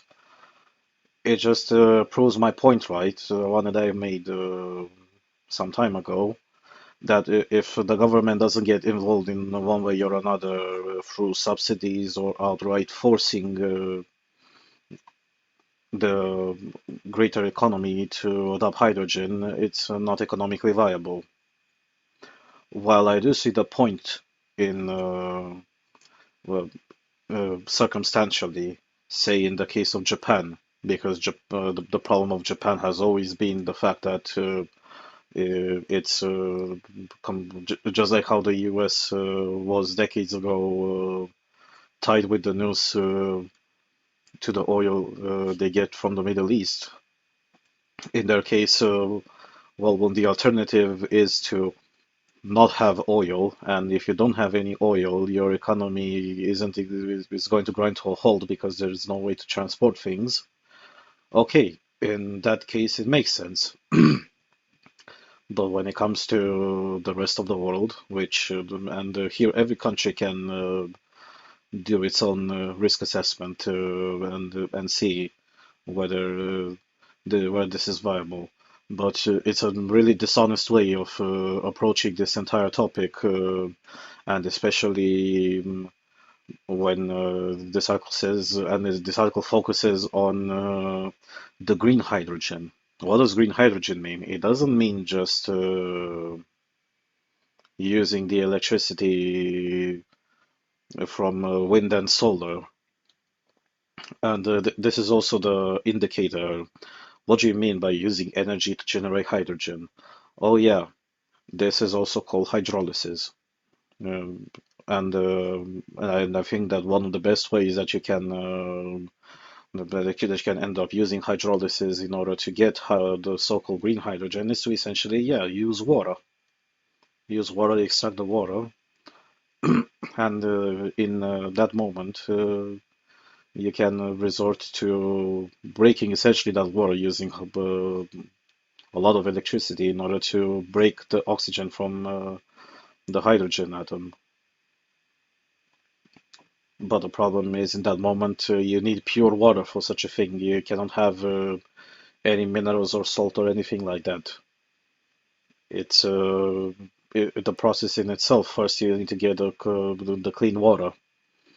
So that means you're going to have to take it through a desalination process where you remove and yeah, here I'm going to talk about desalination because that's the best resource that you can use in order to get the so-called green hydrogen. You need to get it from an abundant body of water, which will be the sea or the ocean.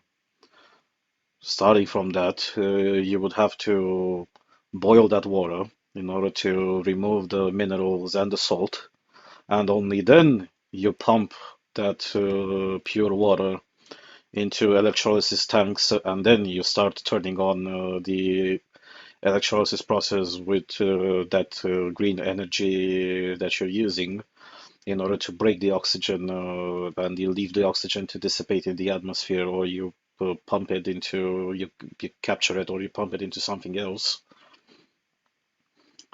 However, it still doesn't explain, and so it doesn't evidence this fact that yes, it is very expensive. But has anybody posed the question, why is it so expensive?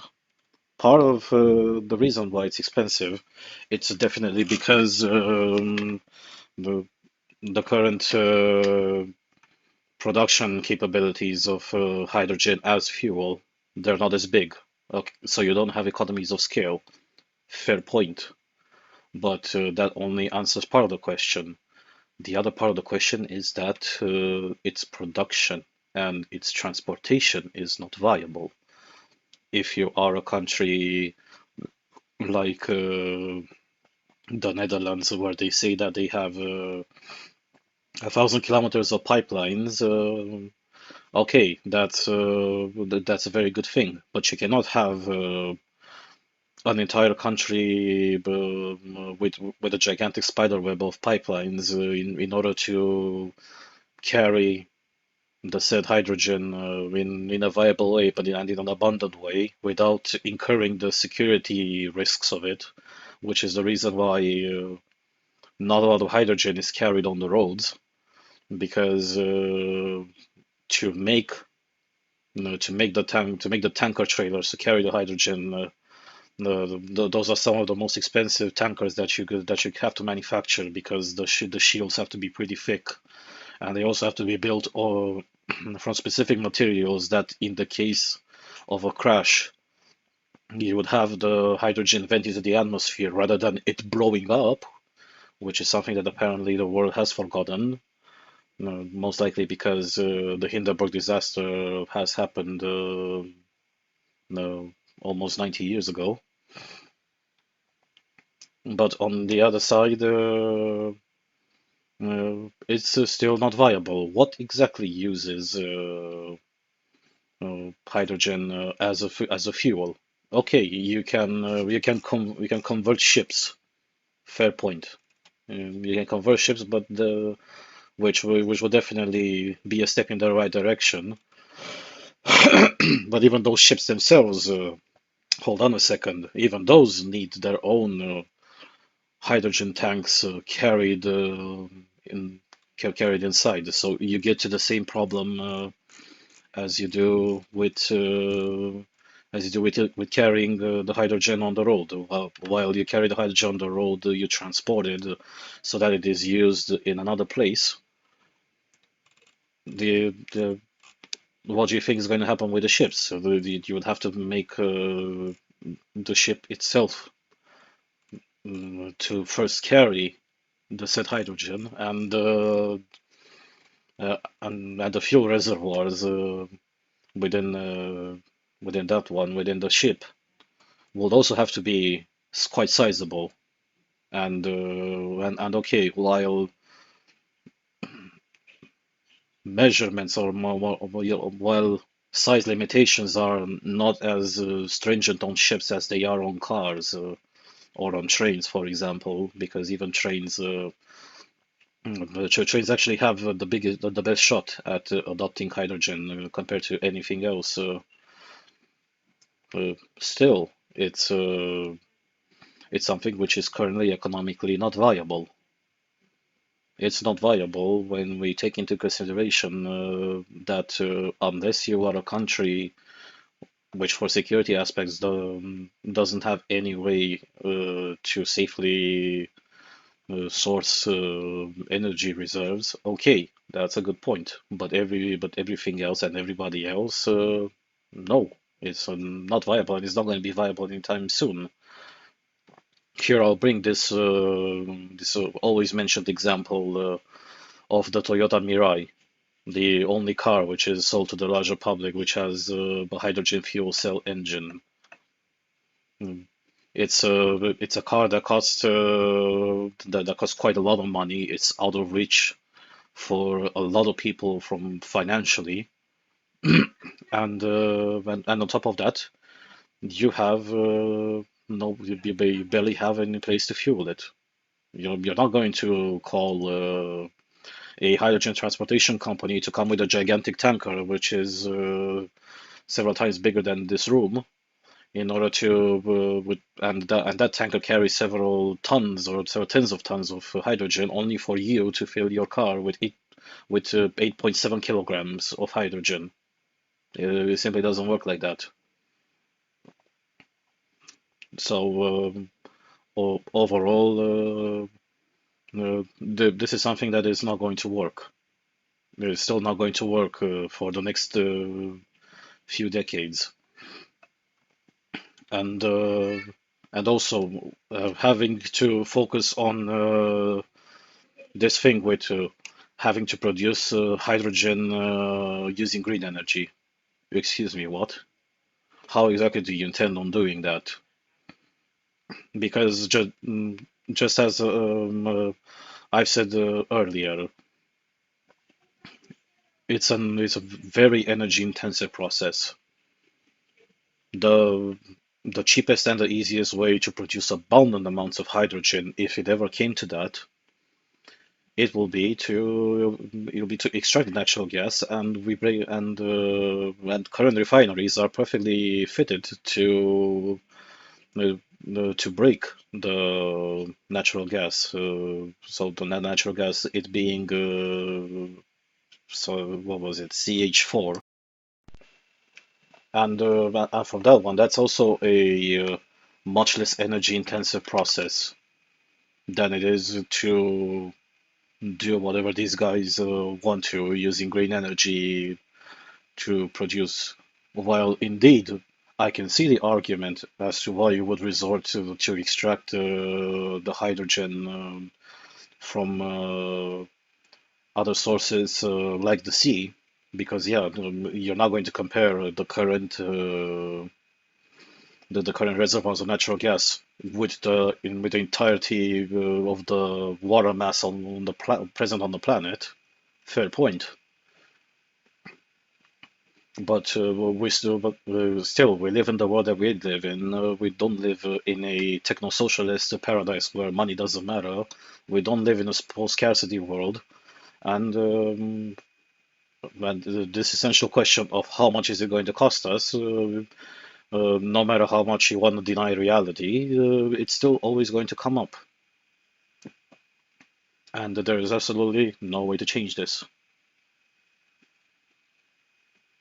Mm, Fossil fuel dependency in one way or another, whether oil runs out, whether coal runs out, or whether natural gas runs out, is still going to be something that we will need for the better part of the next century or so, up until we'll probably discover mm, how to transmit electricity wirelessly, so that humanity will save a lot of resources in building power grids.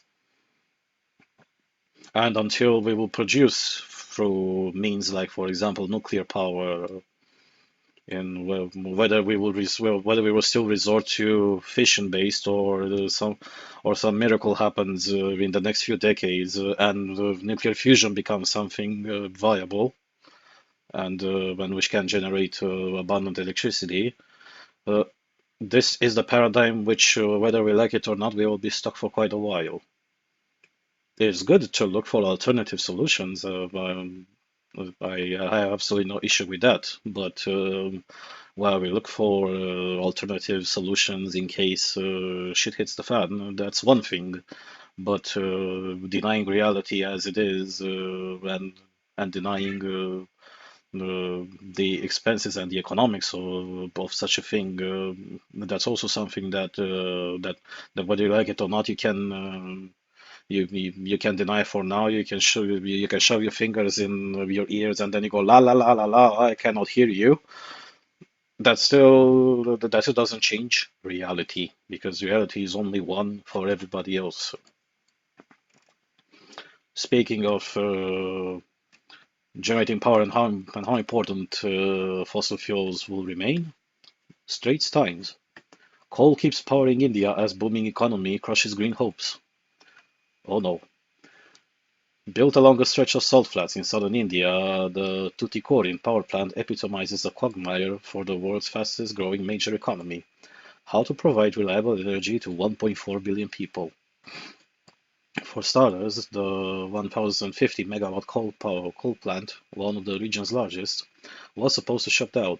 Opened 4 decades ago, the facility is too cramped to install retrofits to meet the government's pollution norms, prompting India's power ministry to plan its closure by 2022. Yet the facility continues to run at full blast, clocking 90% utilization in February. Aging boilers guzzle coal from mines nearly 2,000 kilometers away, a transport distance that only adds to the nation's emissions footprint. Electricity consumption in India is growing at the fastest rate of any major economy, driven by rising temperatures and incomes, which have pushed up sales of power-intensive appliances like air conditioners. That explosive equation has exposed the country's teetering grid. Though Prime Minister Narendra Modi has promised to rapidly build out solar and wind generation to replace polluting fossil fuels, his administration hasn't been able to keep up with demand, giving a second life to old inefficient power plants like the one in Tuticorin. Oh gee, I wonder why. In recent months, Mr. Modi has greenlit a fresh wave of power station development and extended the lifespan of many existing coal assets. It's a decision that puts India at odds with global allies who are shunning the fuel on climate grounds, threatening Mr. Modi's ambitions to curb air pollution and reduce the world's third largest share of greenhouse gas emissions. Those dynamics will also hand the nation a crucial role in dictating the speed of the world's retreat from coal. Demand in China, currently the top consumer, probably peaked in 2023 and the rate of future growth will increasingly be driven by India and Southeast Asia's rising economies, according to the International Energy Agency. The message is clear to both the international and domestic audiences.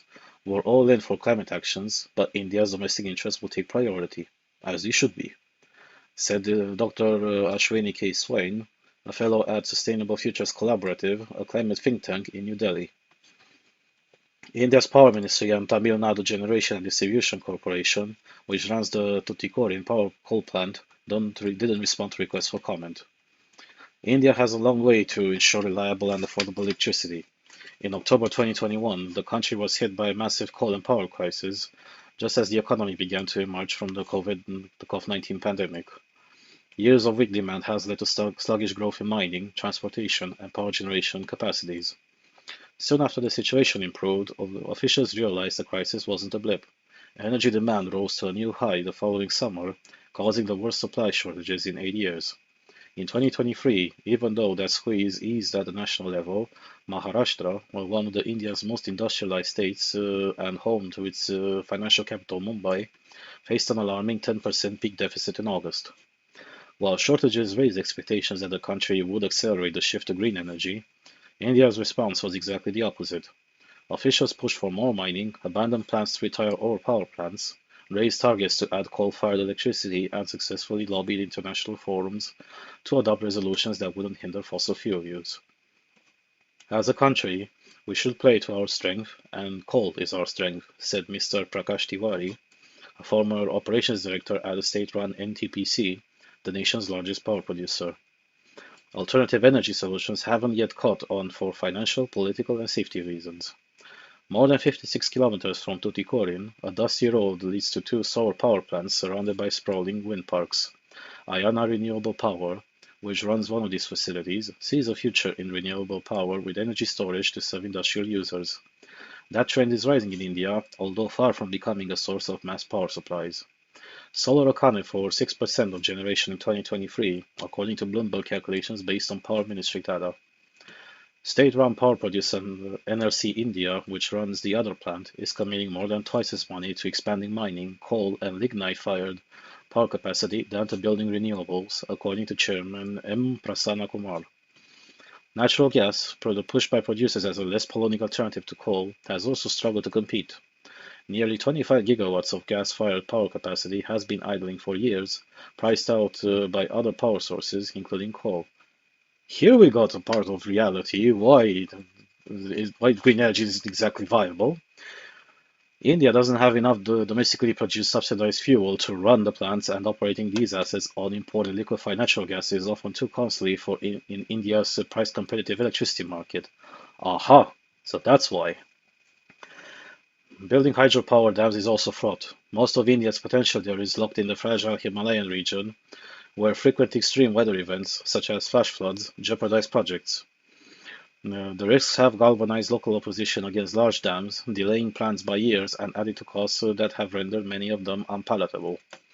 Nuclear power has seen a revival in many parts of the world for its low emissions energy. But there, too, the industry in India has moved too slowly to make a mark, and questions about safety persist. The nation's nuclear liability law holds vendors and suppliers responsible for accidents. Many are still haunted by the Bhopal gas tragedy of 1984, which killed thousands of people exposed to toxic chemicals. Unrelated to nuclear power, I'm just going to say that now. Consider Kudankulam, about 145 kilometers south of Tuticorin. The site hosts two reactors of 1 gigawatt each, and four more are being added. In the nearby village of Idinkharai, the 52-year-old Mildred, who goes by one name, has been at the forefront of protesting the plant's construction. She's traveled across the country to discuss the risks of nuclear energy. Why can't these be our main source of energy? The activist asked on a recent day, pointing to a few rotating wind turbines near her home. In 2008, India struck an agreement with the US to share nuclear technology and fuel, clearing the runway for new projects.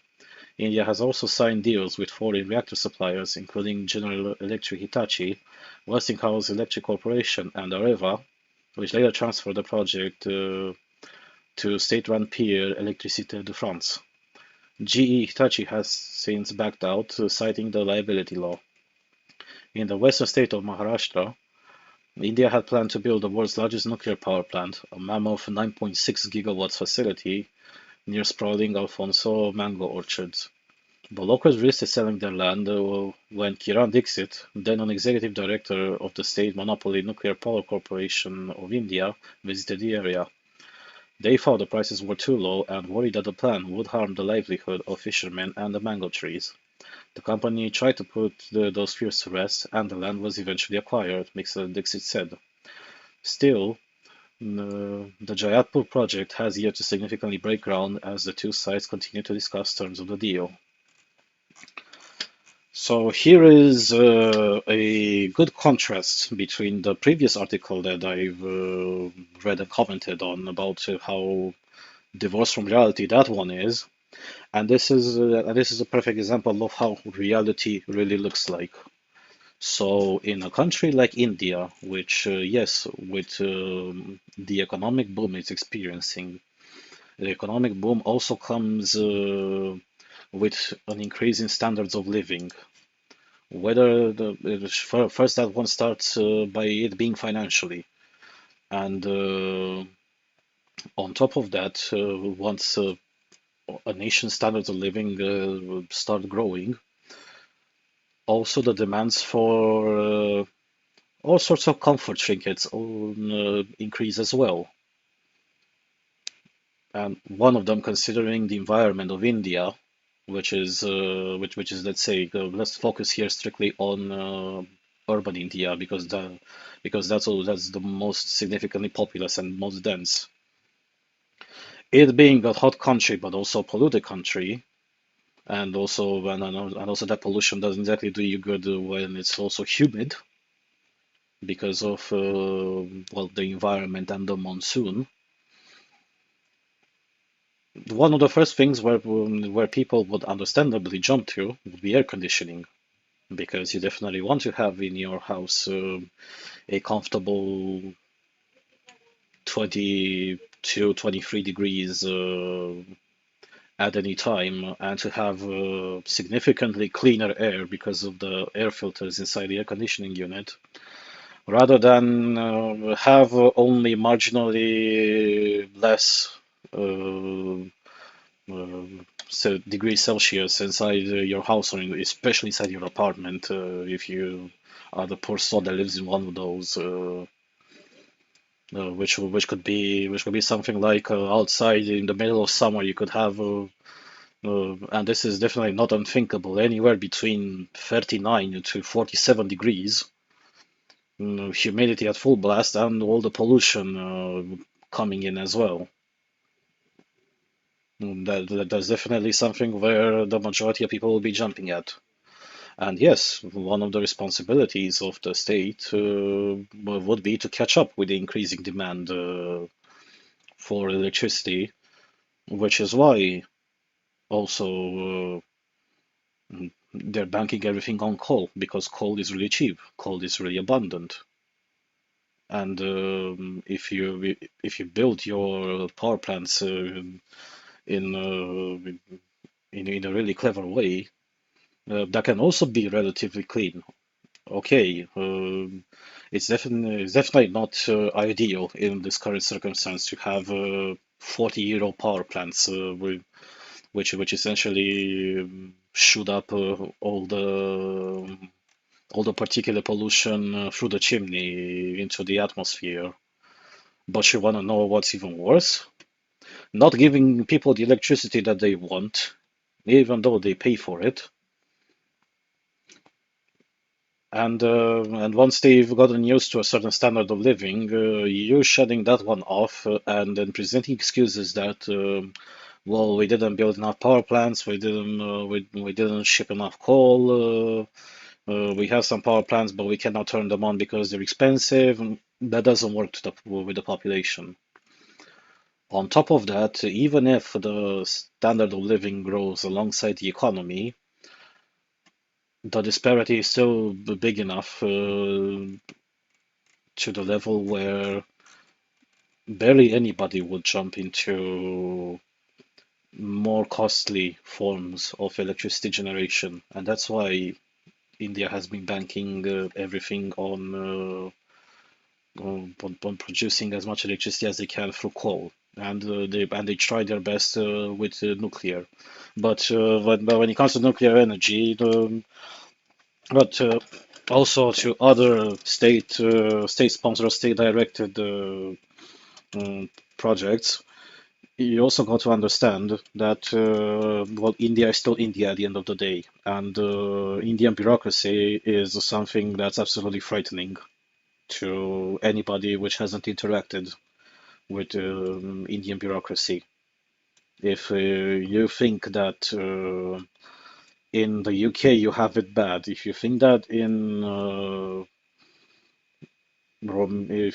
Eastern Europe you have it bad, if you think that in the Middle East you have it bad, if you think, especially if you're American, and you think that the DMV is a bad example of bureaucracy, you haven't seen India. The only country that surpasses India in terms of sheer bureaucracy is China, and the only reason why China surpasses India when it comes to bureaucracy is because for several centuries China essentially had a bureaucracy as a sort of religion, Confucianism, which is well, it's not exactly bureaucracy, but it was more like, or you could say bureaucracyism. No, it was more like legalism,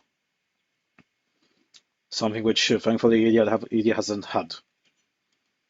But still, the point is carried forward. Developments happen, but it will be important for the Indian government if in order to keep up with the pace, to also streamline that bureaucracy in one way or another, because it's really advisable to avoid a scenario where you have to explain your own electorate Why, for example, they start having power cuts, or some simply wouldn't expect the power to be sent to them, and that power never comes. The more strained power grid stays strained, the more defects will appear in the end, both on the generation side, but also on the distribution side as well. And when you need, as fast as possible, more means and more capacity of generating power, I can understand to some level the bureaucratic dick around when you build something like nuclear power plants, because and I personally agree there, those are not something easy to build. Those carry some inherent risks, which is why they have to be built at a certain standard, and while the end result will definitely be worth it. It's a pain to get there. It's a pain to get there, and when uh, conforming to the needs of your country, electricity has to be both cheap and abundant. So, okay, green energy goes out the window because green energy, and this one is something that absolutely anybody who can do basic math and basic economics can tell you this, or you can do the calculations themselves. Those are the most expensive and the most inefficient means of generating energy. It's the complete opposite end of the spectrum that India needs. That India needs now, and the India will need in the future. And while in some capacities that may be working, well, excuse me, but you cannot give me as an example industrial consumers, and especially the article has given that example of a wind and solar park, which also has a energy storage capacity. Okay, very nice. But I'm going to take a shot in the dark here and assume that that said energy park is fueling most likely uh, either some corporation who has already signed a contract with them, or they're fueling some high-tech industry. Because every other industry which is not one of those would require a lot more power, and the cost of power will be something very important to them. And on top of that, here is also the part with energy storage. Mm, Energy storage, to some extent, sounds like a good idea in practice. It also works to resolve some inefficiencies if you have is particularly aging aging infrastructure. But when it comes to producing electricity from renewables, you're just hiking up the final cost of the end product itself. Because at the end of the day, the people want electricity generation. The things happen because nature is unpredictable, and so the winds are unpredictable. Even if wind blows constantly, it doesn't always blow at the same intensity.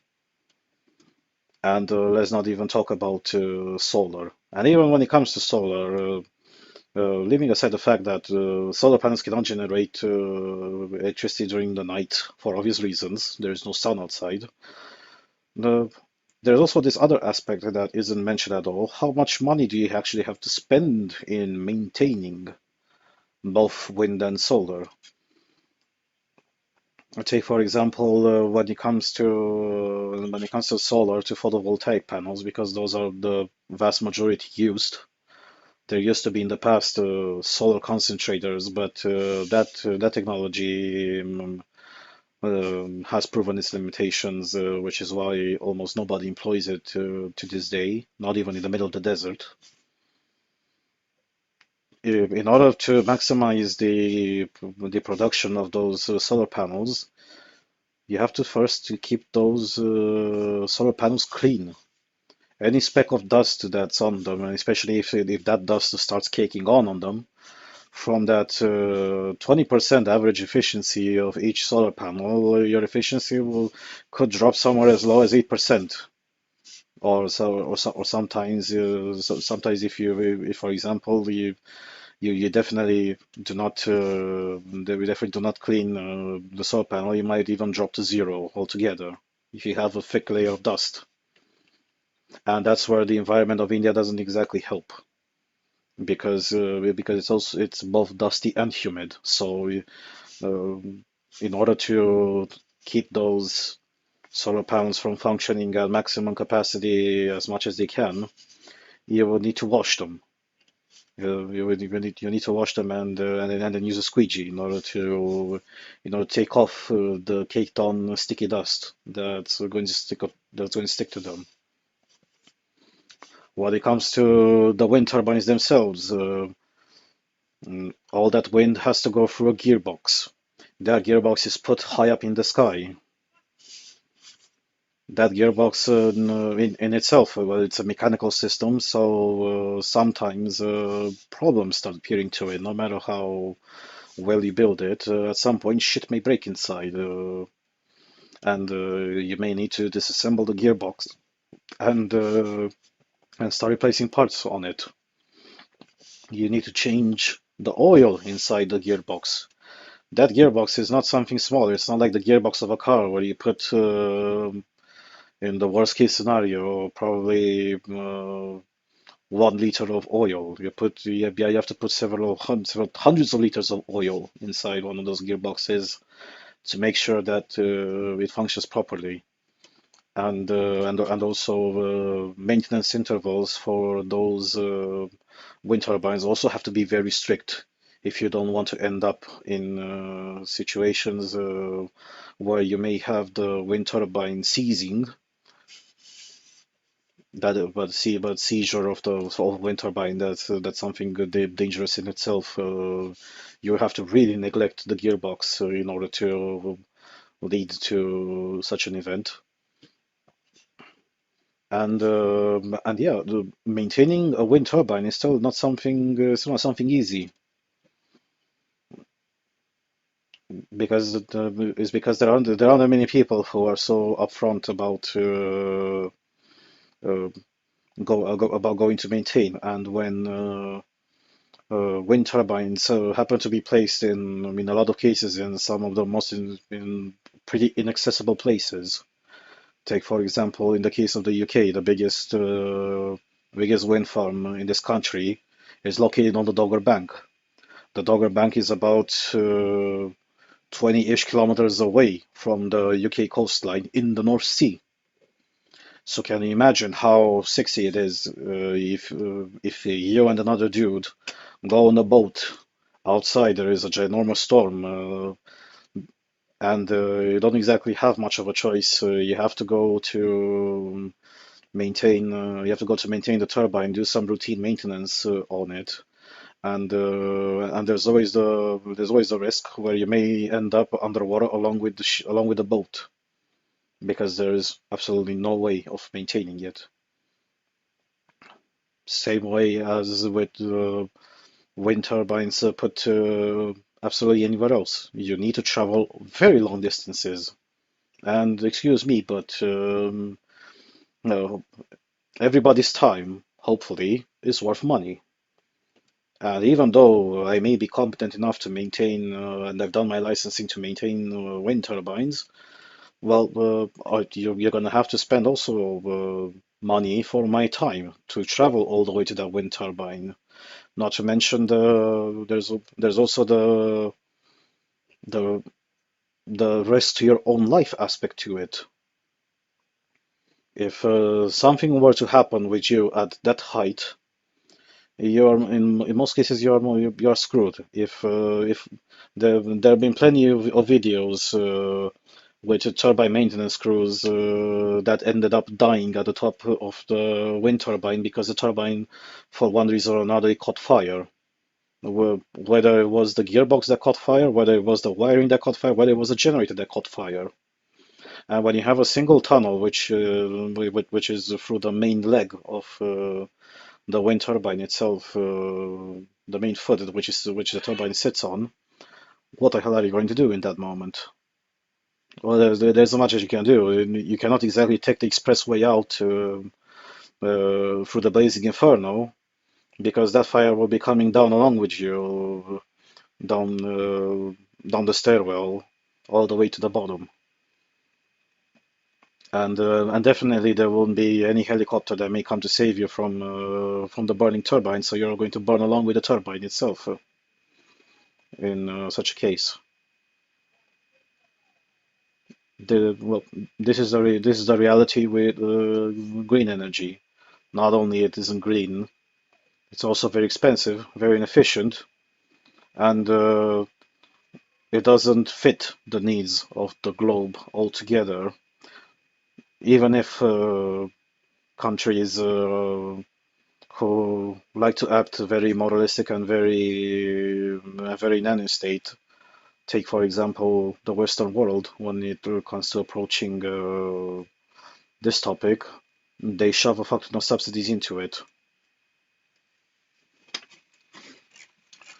Continuing on now, further into Asia. South China Morning Post.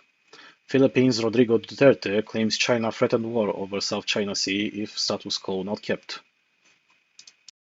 Former Philippine President Rodrigo Duterte said Chinese President Xi Jinping has strongly warned him against drilling for oil in the disputed waters. Duterte said he understood that China would go to war if the Philippines asserted its rights in the South China Sea. Former Philippine President Rodrigo Duterte has broken his silence on an unwritten gentleman's agreement he was said to have made with Chinese President Xi Jinping, claiming he did not concede to any territorial demands, but that Beijing was ready to go to war if Manila exercised its economic rights in the South China Sea. At a press briefing on Thursday, Duterte recalled his first state visit to China in 2016, during which he discussed various matters with Xi, including the Philippines' plan to dig oil in the West Philippine Sea, Manila's term for the waters of the South China Sea within the Philippines' exclusive economic zone. Duterte said his Chinese counterpart was adamantly opposed and warned him strongly against it. I just want to let you know, this was the response from President Xi. I'm afraid you cannot do that. I said, I will get oil from the portion of the South China Sea that belongs to the Philippines. He told me, please do not do it, for the life of me. We are friends and I do not want to destroy that friendship, Duterte said. My understanding is there will be trouble if we insist on our own way there in the West Philippine Sea. China will go to war, he added. Duterte also denied that he had ever struck a gentleman's deal with Xi that would entail forfeiting his country's territorial rights, and that the only thing they agreed on was maintaining the status quo within the disputed waters, meaning no new facilities or infrastructure. Aside from the fact of having a handshake with President Xi Jinping, the only thing I remember was status quo. That's the word, Duterte said. Last week, Hanley Roque, who had served as Duterte's potential presidential spokesman, said the reason for China's recent water cannon attacks on Philippine vessels in March, which left 3 sailors injured, could be due to the gentleman's agreement he claimed Duterte and Xi had made. Roque speculated that Beijing felt Manila's missions to the second Thomas Shoal to resupply the BPS Sierra Madre, a World War II-era Navy vessel that was purposely grounded on the shoal to bolster the Philippines' territorial claims, was a violation of the unwritten agreement made by Duterte. During his 6 years in office, Duterte, who consistently called Xi a very close friend, reoriented Philippine foreign policy away from the United States towards closer ties with China. China has competing claims in the South China Sea with the Philippines, Malaysia, Brunei, and Vietnam. In 2016, a UN arbitration court ruled in favor of the Philippines, invalidating China's historical claims on much of the disputed region's waters. Beijing, however, rejected the ruling and continues to insist that it has jurisdiction over everything within its 9-dash boundary claim. Manila and Washington have an existing 1951 mutual defense treaty that calls on both countries to aid each other in times of aggression by an external power. On the same day that Duterte gave his press briefing, his successor, President Ferdinand Marcos Jr., met US President Joe Biden and Japanese Prime Minister Fumio Kishida at the White House for a trilateral summit to discuss a number of matters, including maritime security. During the meeting, Biden reiterated that the MDT was still in effect and it will be honored. The United States defense commitments to Japan and to the Philippines are ironclad. They're ironclad, Biden told the media. Any attack on Philippine aircraft, vessels, or armed forces in the South China Sea would invoke our mutual defense treaty. Many observers believe that Marcos Jr. has increasingly aligned his country with the US since taking office in 2022 as a means of counterbalancing China. However, political analyst and Professor Edmund Tayol from the San Beda Graduate School of Law said he thought the current administration was simply recalibrating the relationship after the Philippines grew closer to China under Duterte. The only reason there is this perception that we are leaning more towards the US is because the past administration set aside our longtime friendship with the US, he told This Week in Asia. Tayao said he believed Marcos Jr. was doing the right thing, not just by leaning towards the US, but by expanding the country's foreign policy options by strengthening relations with other nations, such as Japan as well. Both the US and China would think long and hard before doing anything in the South China Sea that would risk bringing them into conflict, Tayao argued, noting their economic interdependence on trade. Renato Cruz de Castro, a professor of international studies at De La Salle University in Manila, told This Week in Asia that the US would only act in defense of the Philippines if it was in its own self-interest. We have a treaty relationship with the US, not because we like each other, but because we are faced by a greater threat, and that is China, De Castro said. You have to understand the notion of alliance. The alliance members do not like each other. Alliances are formed because you have a greater threat, and that is China. We share a common interest, and of course that is to prevent China from becoming the dominant power in the region, he added. Historically, if you look at the case of World War I, Britain and Germany were economically linked. The same in the Pacific War, Japan and the US were economically linked together also. But after the first shot was fired, economic interdependence simply does not really matter, De Castro warned, adding, Manila has to prepare for the inevitable. Well, to some extent, I'm personally not surprised that Duterte acted the way he did. One of the reasons, as I remember back when he lost in the election, was exactly because the Philippine population absolutely hated this fact that Duterte has gotten closer to China. Now we find out that he was actually manipulated by the administration in Beijing to get closer for the Philippines to get closer to China by essentially doing what China does best, which is threatening its immediate neighbors if they don't act like they do. Simply yes. You end up on the short end of the stick, and we end up harassing you, or we end up pulling in many other stunts possible. And that's one of the reasons why Bong Marcos was the one that won the election is mostly because he ran on the pro-US platform, and uh, and I personally don't see this is definitely not relevant any longer. Why did Duterte go the way he did? Could be probably because of personal sympathies towards China, and when he ended up being a president, he kind of saw the writing on the wall that his sympathies did not amount to anything. But at the same time, for whatever reason, he wasn't exactly warming up to the Americans either. Now here are the consequences that we see. From my own perspective, the Philippines should start exploiting absolutely anything that they can within the South China Sea as long as it is in their economic exclusion zone, because that's what every other country has been doing. The only country which doesn't agree to this is China in itself. And China, on top of that, is that country which starts updating its maps by completely disregarding the same thing that I mentioned in the previous podcast, The rules that everybody agrees upon, they play this game when it comes to international trade. One of them, one of the many ones, is this one with economic exclusive zones. I've also got a similar example here. Many years ago, Romania and the Ukraine had a conflict based on this topic regarding where the current gas field of Neptune Deep is in the Black Sea. And the Ukrainians argued on their position that the gas field fell within their economic exclusivity zone because of the that island, which was famously invaded by the Russians. But in reality, what ended up happening is that the UN the, gave the win to the Romanians, which is why the Romanians started many years after to exploit that gas field. Otherwise, if that wouldn't have happened, well, it sucks. That's it. What are we going to do?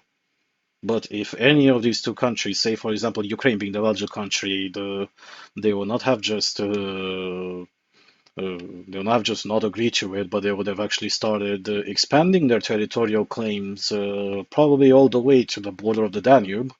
Well, that definitely would have sent quite a nasty message in disfavor of the security of the Black Sea altogether, starting a diplomatic conflict between two neighboring nations in the end, who also share a land border, not just a sea border. For what purpose in the end? Well, okay, but we're definitely comparing apples and oranges here because China is not Ukraine.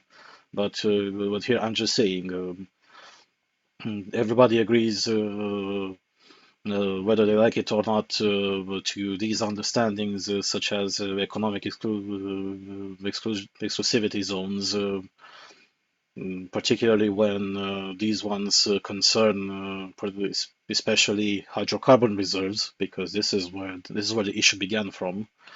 The Philippines, again, is not a country which has significant hydrocarbon reserves. It's also dependent in one way or another, just like many other countries, from oil produced in the Middle East. So as a result, if you get the chance to have your own domestic production, no matter how big or small it is, that's still a good win in the end. And this is most likely what also the Manila administration started realizing, which is why they sent their coastal defense to push the Chinese navy further and further away from the area, which is still technically, no matter how much the Chinese hate this fact, the economic exclusive zone of the Philippines. Here I'm just going to say China. If you don't like that other countries have territories next to you, why don't you just build your own UN? And then we're going to see where this is going to go. Who exactly is going to join and support your claim? My bet would be that almost nobody will be joining, and if somebody will join, they will not be relevant at all. And China hasn't been doing this just with the Philippines, but the Philippines is the most flagrant example. Um, Also because, well, the Philippines, and the reason why China doesn't want to poke this bear too much either, is specifically because of the mutual defense treaty that the US has with the Philippines. And it goes further from that. That's just the treaty in itself, which is the most recent one. Uh, the Americans have been involved in the Philippines ever since the mid to late 19th century. The- there's a clear reason why the Philippines have fetishized this love towards America to such a grand level, to the level where it's impossible to understand unless you actually go there and you talk to people. Mm, why do they look at Americans and the US like they are these sort of demigods? And it's not like they didn't have any previous experiences with Westerners either. One of the starting experience was with the Spanish, and that didn't go too well. The Spanish did certain good things, like just like what the Dutch did in the East Indies by first stopping the practices like cannibalism. Overall, they didn't exactly the Spanish, and this can't exactly be 100% pinned on them. The Philippines is still a country that's very, very, very far from Spain, and when you don't have a chain of colonies towards your easternmost colony, with the Spanish at the same time, not being the sort of people who would exactly believe in so much state independence. Uh, that's exactly why they got booted out.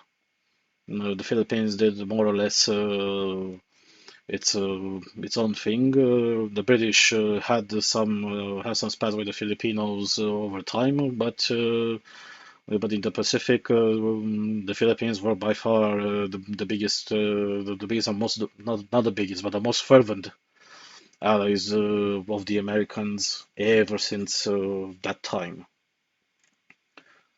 Moving on now to the last article, and of course, the last article covers the insane asylum in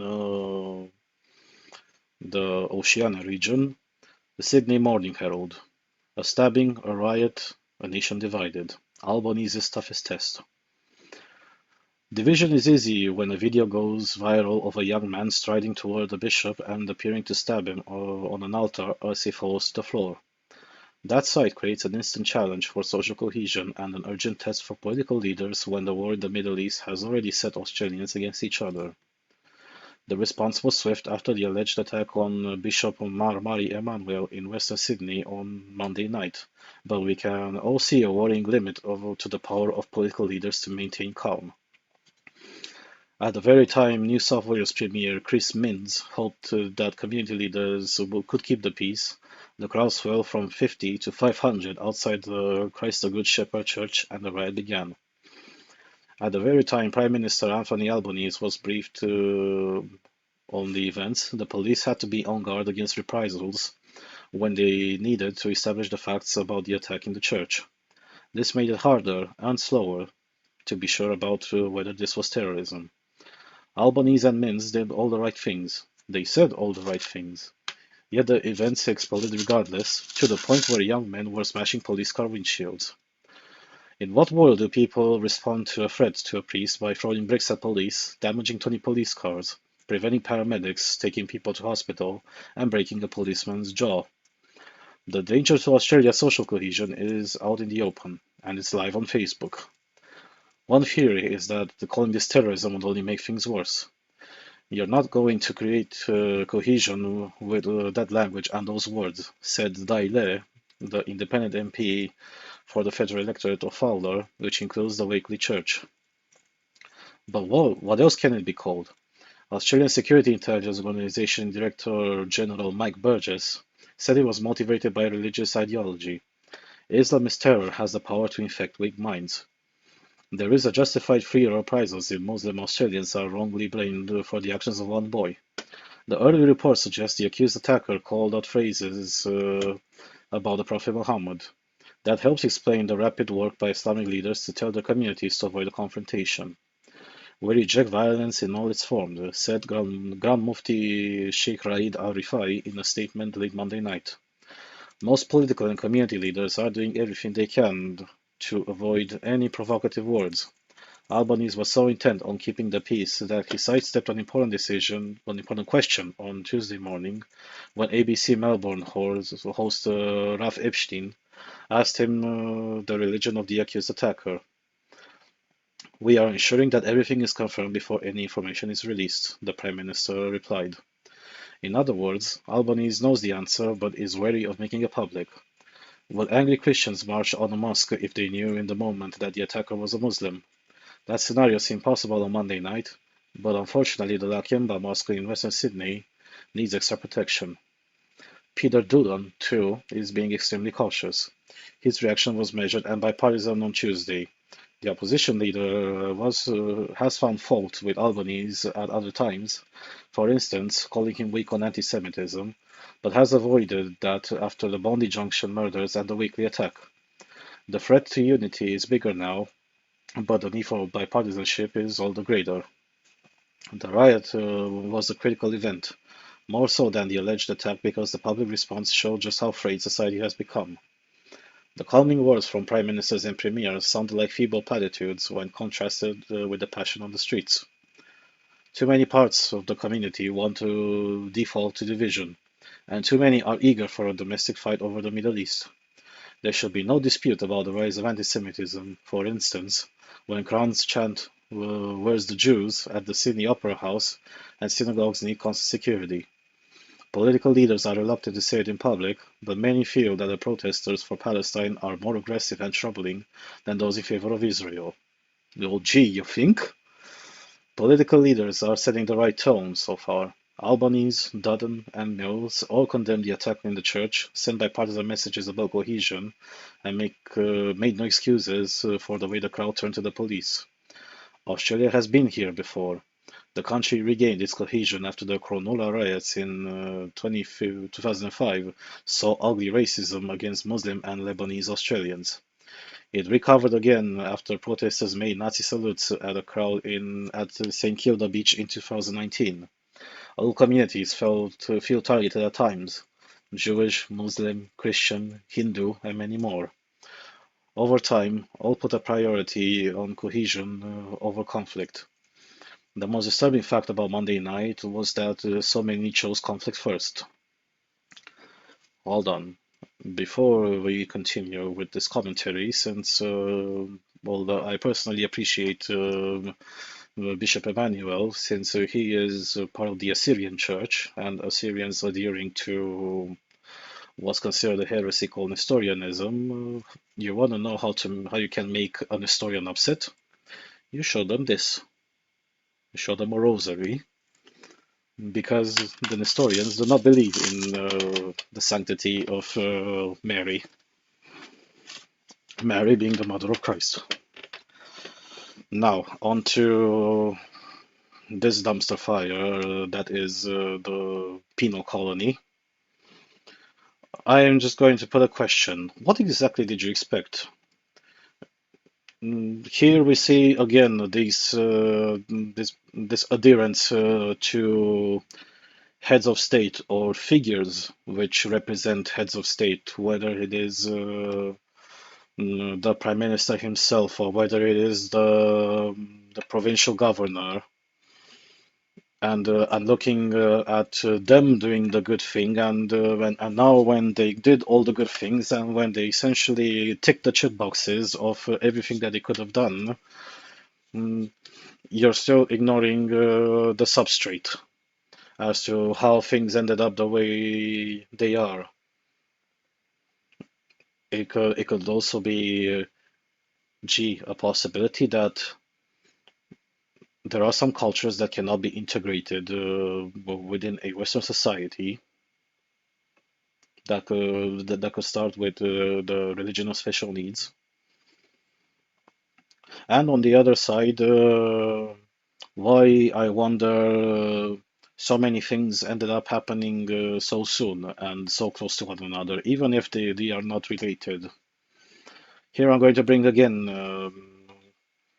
this kind reminder about how draconian the measures related to the pandemic were in Australia, but Australia in particular, since here we talk about Australia. And while and overall, uh, everybody radicalizes in one way or another. When you chase them on the street, you put them into you put them into what could they really be called, concentration camps. You don't let them get out of the country because they may spread the cough. You don't let them in the country, even if they are your own citizens, because they may spread the cough. Mm, you issue gigantic fines, and you essentially condemn them to poverty, into oblivion, because they may spread the cough. You go and arrest a guy on the beach because he is alone, because he may spread the cough. I don't know to whom, to the fish or to the seagulls. The issue is not exactly with the leaders, and definitely the issue is not with the people. The issue is with the way that country is governed. And these examples with the riots in 2005, which were tied to the war in Lebanon back then, when the Lebanese and Israelis had a go against each other. And this example with the St. Kilda beach, I'm personally not familiar with. I'm pretty.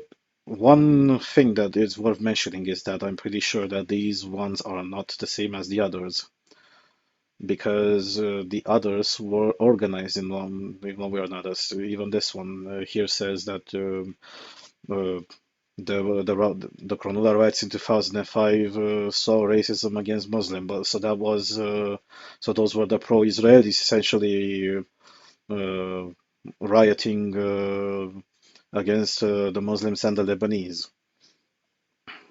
But those were, if I remember correctly, just like a few hundreds of people. There was no, it was definitely nothing like the the G-Man riots from 2019 and 2020, with the fiery but mostly peaceful. And the example with the Nazi salutes, that's again another localized phenomenon. In these two cases, these happened suddenly. The riot did not begin in the case of the stabbing of Bishop Emmanuel. The riots did not start because maybe because somehow the Assyrian bishop started chanting "Death to Anglo-Saxons, death to Australia" or something like that. The riots began because you had a Muslim guy which was apparently very upset about the fact that the bishop dared to show the reality of Islam as a religion to the greater populace, and especially to his parish. Even he admitted to that once he was already put on the ground. There are recordings of that present on the internet, so you don't have to believe me about this. You can just find them yourself. When he was put on the ground and people shoved smartphones in his face, asking him why exactly did he do it, he admitted it himself that he was very upset because the bishop started talking bad things about the prophet and about Islam. So you don't have to hear it from me. You can hear it from his own mouth. And the amateurish way of the attack as well, since he used since I think he used a pen, I think to try to stab Bishop Emmanuel. He tried to use some sort of a switch knife whose switch did not get triggered, um, which is why even if Bishop Emmanuel wasn't in a great state health-wise, he is expected to do quite a speedy recovery, even though so in few instances he got stabbed in the eye. The riots began because of that guy having the sheer audacity to go in someone else's religious temple and to have a go at the main leader in that religious temple for harboring an opinion which he did not like. That's where the riots began, and definitely those Assyrian Christians would not have went at all to torch in return a mosque or something like that. And giving that shitty example with whoever went to the Sydney Opera and started asking, "Where's the Jews? Where's the Jews?" Come on, do I really have to explain to this that Australians are the IRL nation of shit posters? Come on, it's the country where each other calls each other the C word, and all people of all ages, well, with the exception of brainwashed urbanites who ended up getting radicalized by American propaganda, mm, they're perfectly fine with calling themselves each other like that.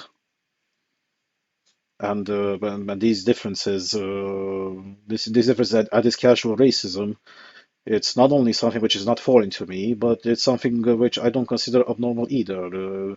It wasn't exactly because they went there asking for where are the Jewish people at in order to in order to gather them up and hang them off the bridge, which is close by the way. It's a country which surprisingly has a lot of casual racism, which I think is healthy for a society.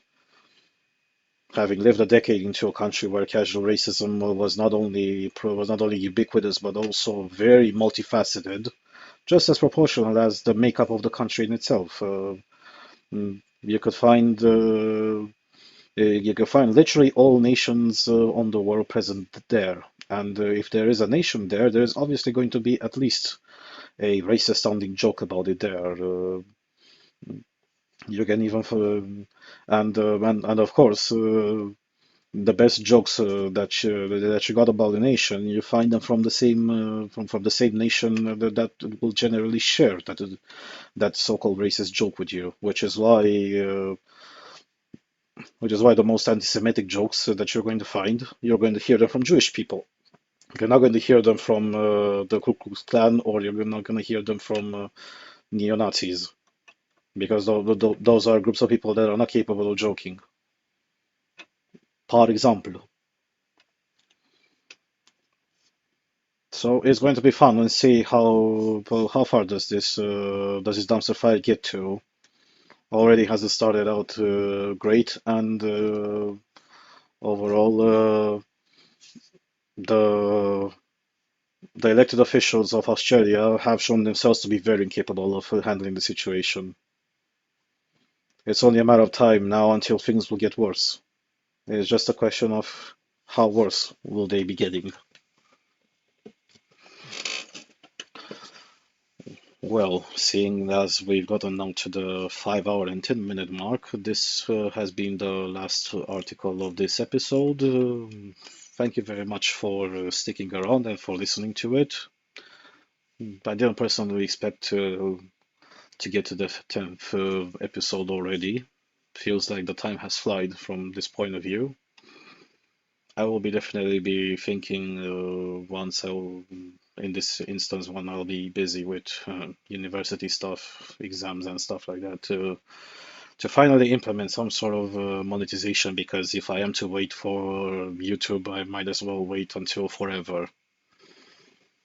And some of you people have expressed an interest in that. I know that some of you have donated, and thank you very much, and I appreciate it. In general, there will most likely be another podcast in about 2 weeks from now on, after I am done with the exam session, and I'll be having a thought in one way or another how exactly will I do things once I will be away from the UK. Depends on what situation from a technological point of view I will be in.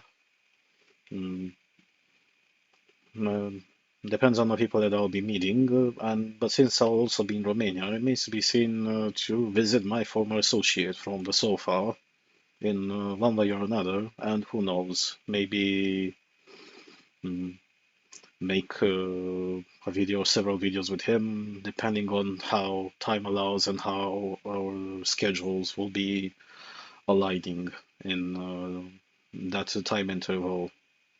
Still,